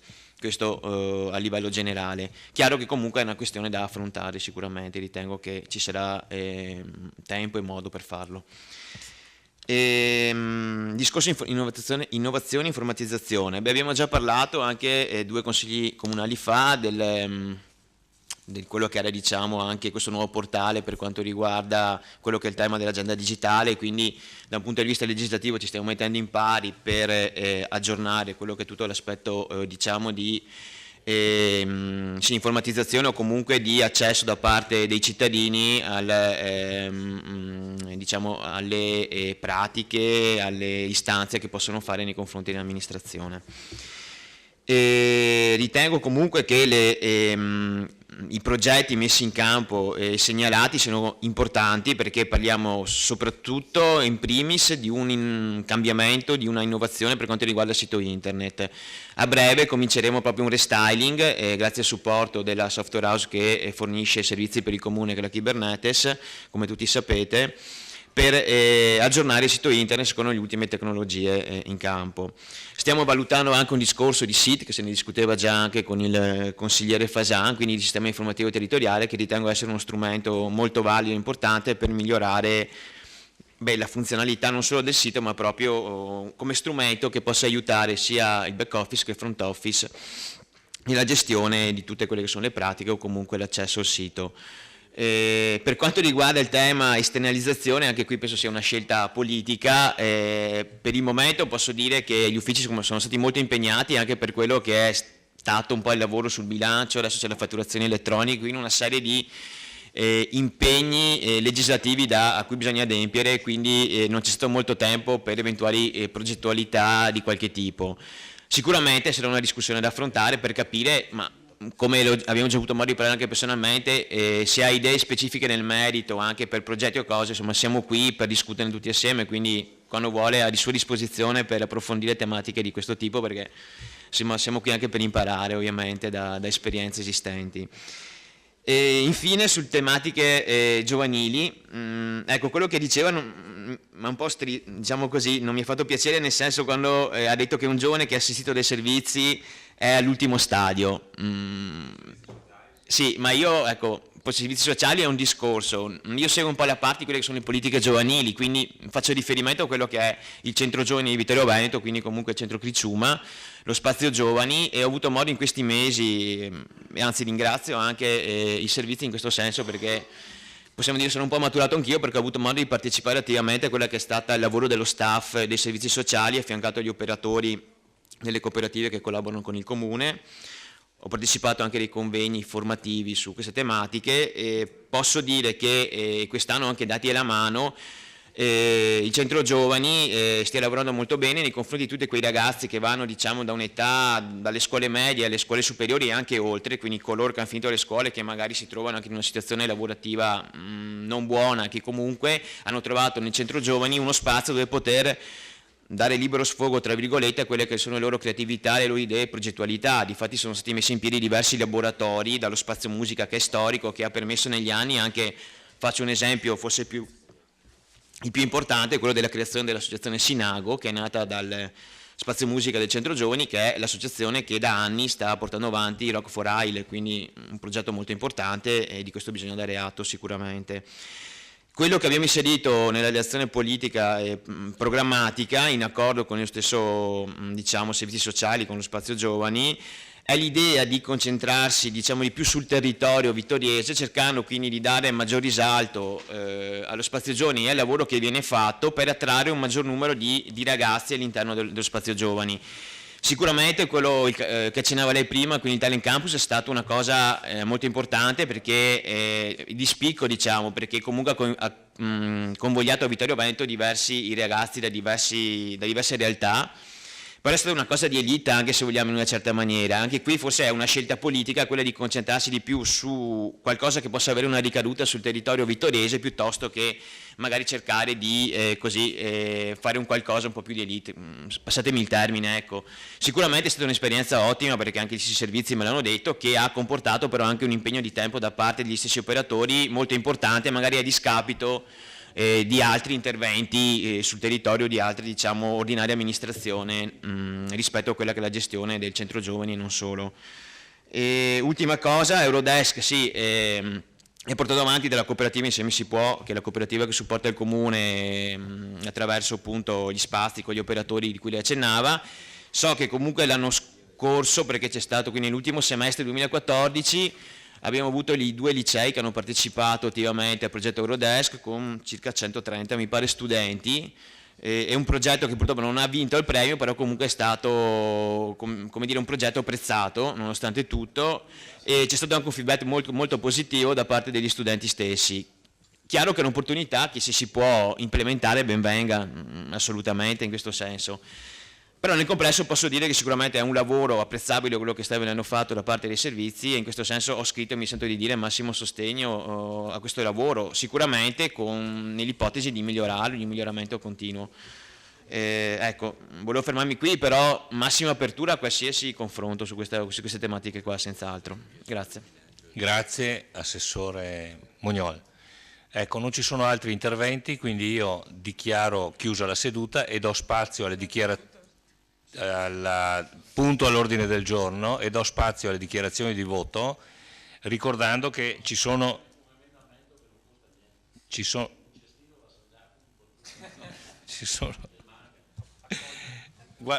eccolo qua, ecco, già fatto, accolta la proposta, e ricordando che ci sono i punti 5 incarichi di collaborazione autonoma e 6 bilancio di previsione.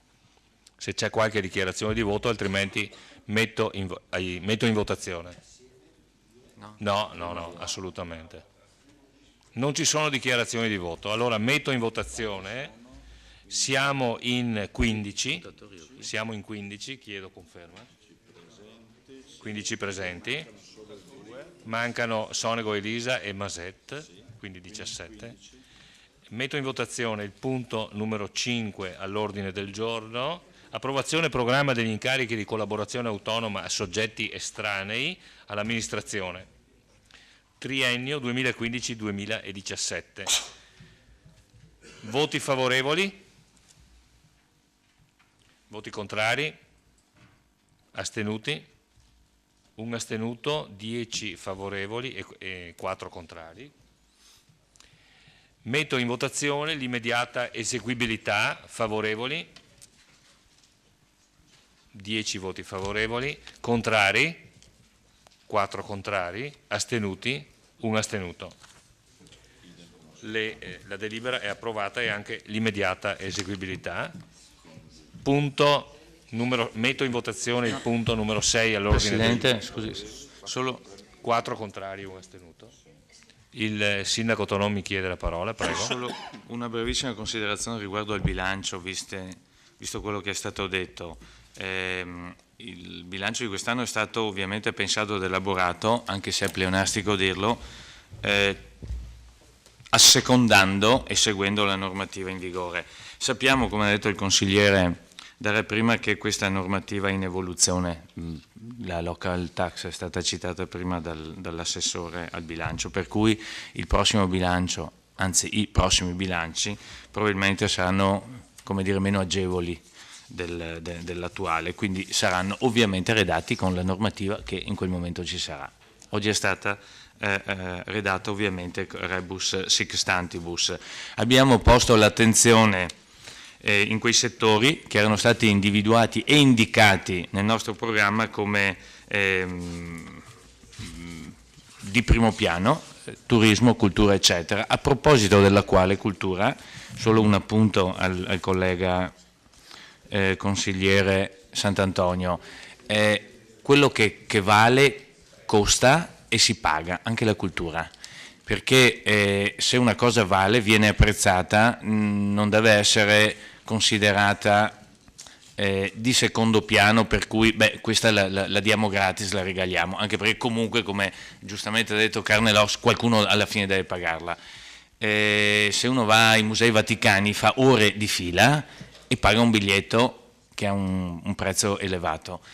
Le cito solo l'esempio del Museo della Battaglia, rispetto al quale è apprezzata la ristrutturazione che è stata fatta, quindi merito a chi l'ha decisa. Le entrate sono in 3 mesi maggiori di quelle di tutto l'anno precedente, i biglietti li pagano tutti e nessuno ha mai avuto nulla a che ridire, anche perché, detta molto francamente, che uno studente paghi 3 euro per un biglietto, più o meno neanche un panino a Coca-Cola, quindi non credo siano quelli. Se impara e capisce che anche la cultura ha un suo costo e vale, credo che maturi meglio. Grazie per le precisazioni. Metto in votazione il punto numero 6 all'ordine del giorno. Siamo in 15 come nella votazione precedente. Bilancio di previsione esercizio 2015, bilancio pluriennale triennio 2015-2017, relazione previsionale e programmatica 2015 e 2017. Voti favorevoli? Voti contrari? Astenuti? 10 voti favorevoli, 4 voti contrari, 1 astenuto. La delibera è approvata. Metto anche in votazione, stante l'urgenza, l'immediata eseguibilità. Voti favorevoli? Voti contrari? Astenuti? Quindi idem, 10 favorevoli, 4 contrari, 1 astenuto. L'immediata eseguibilità è approvata. Punto numero 7 all'ordine del giorno, cessione, partecipazione societaria indiretta di Mesulana Servizi SRL, determinazioni. Do la parola al sindaco per una introduzione e poi credo all'assessore Denardi.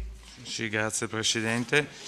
Ricordo che il nostro Comune detiene dal 1997 in forma indiretta, prima tramite la ATM Servizi, la ATM SpA, la quota del 51% della Mesulana Servizi. Poi nel 2011 con una scissione parziale, con la cessione di ramo d'azienda dell'ATM, è stata creata l'ATM Servizi SRL, una nuova società il cui capitale è interamente posseduto dal Comune di Vittorio Veneto. Quindi a questa nuova società, ATM Servizi, è stato trasferito quel 51% di quote della Mesulana Servizi SRL. Quindi la situazione oggi è che l'ATM Servizi SRL ha il 51% della società, l'altro 49% è detenuto dal socio privato signor Manservigi Francesco.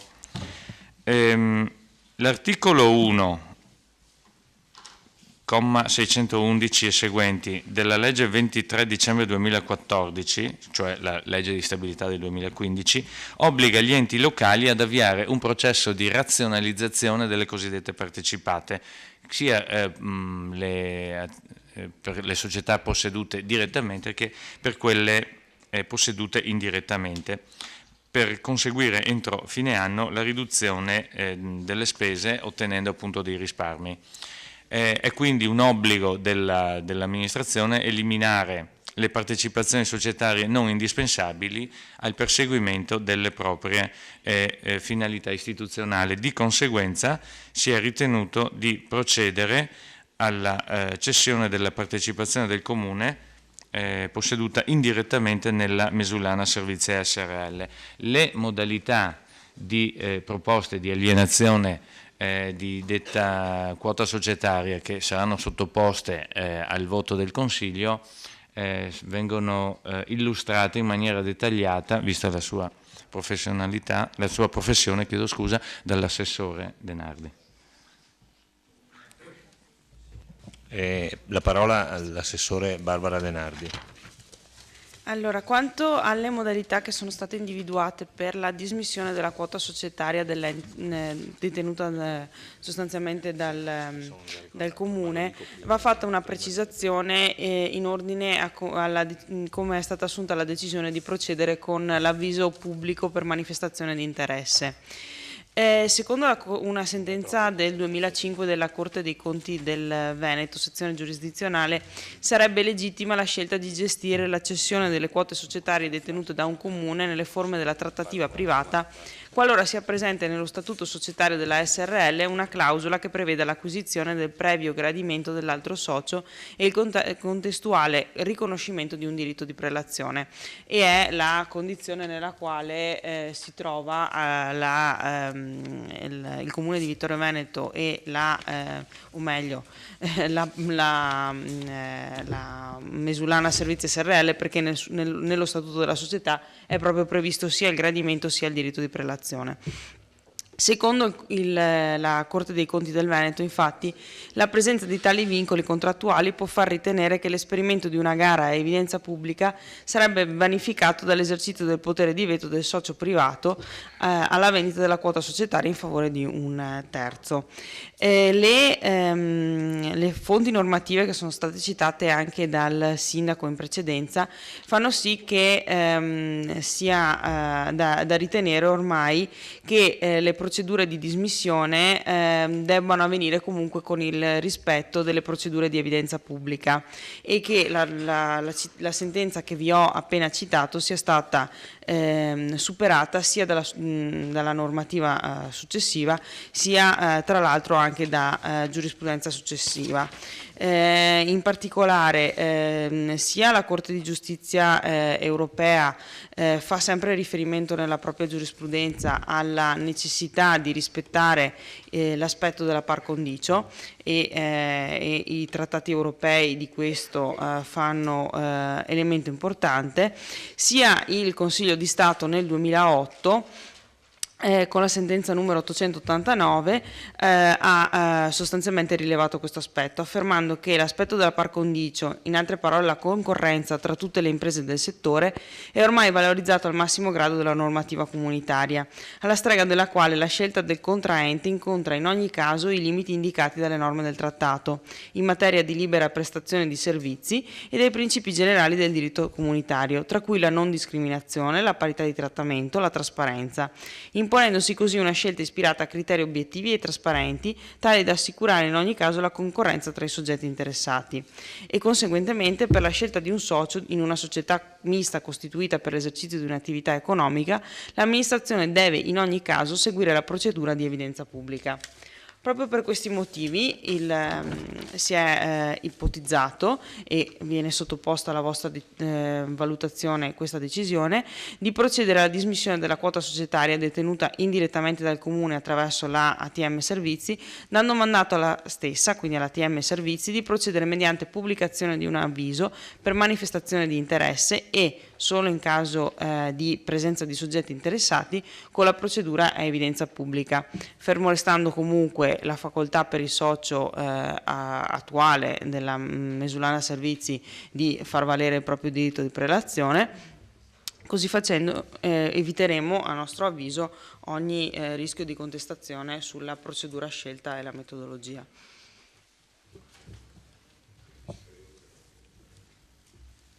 Grazie Assessore De Nardi.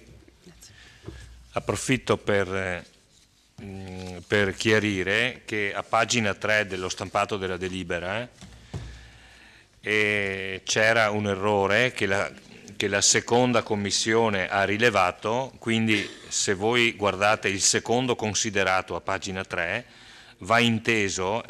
Attualmente è scritto che la quota di partecipazione del Comune di Vittorio Veneto è già stata oggetto di valutazione nell'importo di euro 600.000, invece è stato corretto che il valore del capitale economico della società è già stato oggetto di valutazione nell'importo di euro 600.000, quindi il valore totale, non la quota parte del Comune.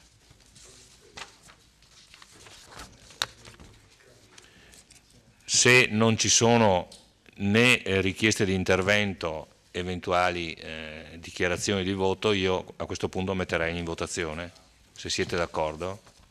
Vedo che siete d'accordo e quindi siamo sempre in 15 presenti, quindi metto in votazione la delibera. Voti favorevoli? Voti contrari? Astenuti?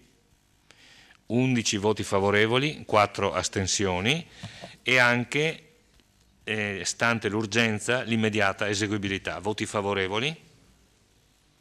11 favorevoli, contrari? Astenuti? 4 astenuti. La delibera e l'immediata eseguibilità sono approvate. Punto numero 8 all'ordine del giorno. Interrogazione con richiesta di risposta orale da parte del consigliere Gianluca Posocco, al quale do la parola. Grazie Presidente. L'oggetto della mia interrogazione è il contributo dei consiglieri protagonisti nella vicenda Piazza Marinai d'Italia.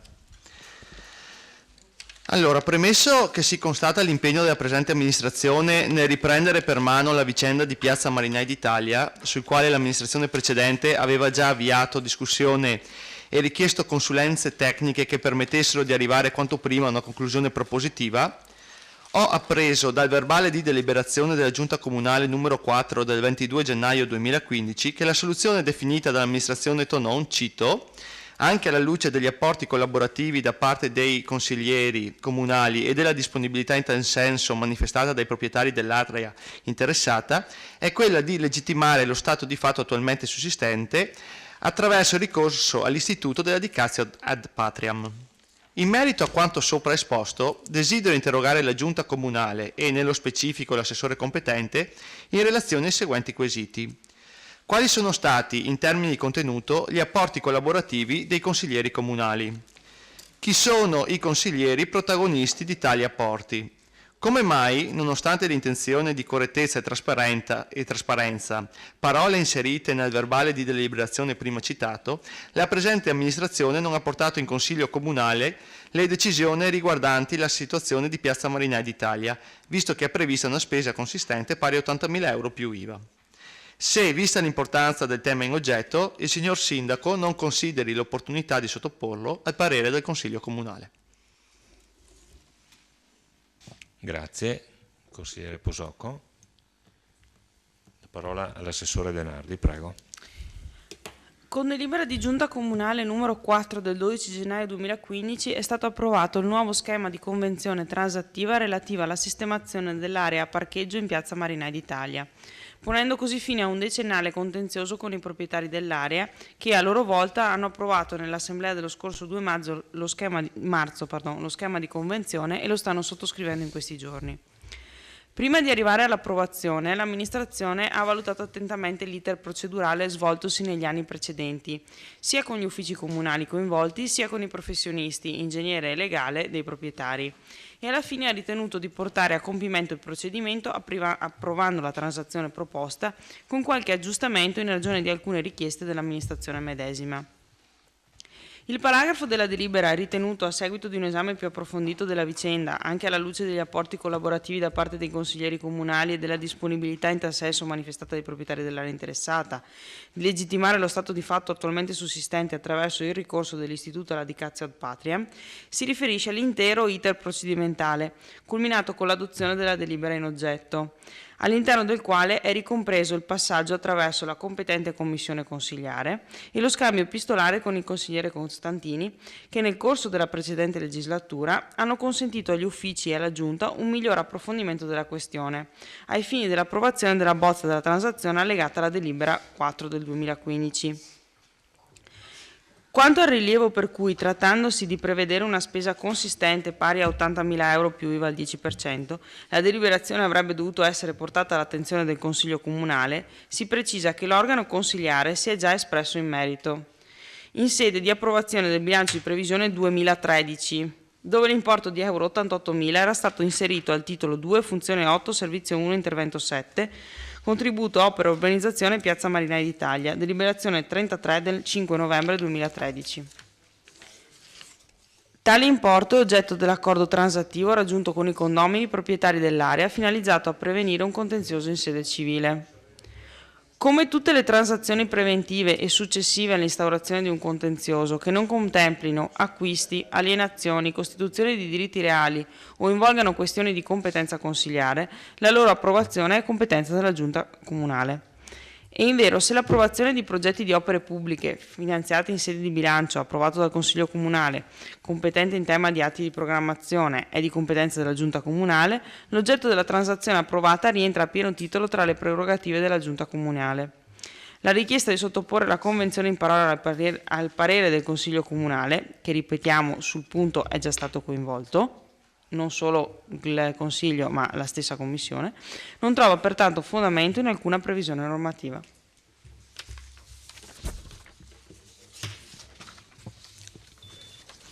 Consigliere Posocco, prego. non sono per niente soddisfatto, le spiego anche i motivi. Quel punto lì c'era un problema indubbio da risolvere e su questo siamo tutti d'accordo. In preconsiglio avevamo concordi con la loro minoranza, non solo col consigliere Costantini, deciso di non portare il punto in consiglio comunale per riportarlo in commissione e approfondirlo. Tutti eravamo d'accordo che c'era un problema, però c'era anche un parere dell'ingegner De Vido, incaricato del comune, che diciamo, contrastava con la perizia dell'ingegner Napoli, che era il perito nominato dai residenti. Quindi io vedo in questa operazione diciamo, delegittimare il parere del Consiglio Comunale, perché se è vero che gli 80.000 erano stati messi in bilancio, comunque d'accordo, ripeto, con la loro minoranza, avevamo deciso di affrontare meglio in commissione questo punto. Questa non è stata un'operazione trasparente, avete scelto questa strada che non è assolutamente trasparente. Questo punto andava discusso in Consiglio Comunale e approfondito. Poi se c'erano gli 80.000 euro da dare dopo una approfondita discussione eravamo qui tutti quanti, però ripeto, c'era una perizia del comune dell'ingegner De Vido che doveva essere presa in considerazione. Ultima cosa, quindi lei mi conferma che non ci sono stati non c'è stato nessun apporto da parte dei consiglieri della maggioranza in questa vicenda e quindi sì, i consiglieri di maggioranza non si sono espressi, cioè la decisione è tutta della Giunta. Ecco, se ho capito bene. Ok, grazie. Grazie. A questo punto la seduta è chiusa, ringrazio i consiglieri, gli assessori, la Giunta, il segretario, i tecnici del Comune che sono rimasti con noi fino alla fine e anche il pubblico che ci ha seguito e che ci vedrà magari in visione registrata più avanti. Buonanotte a tutti, grazie.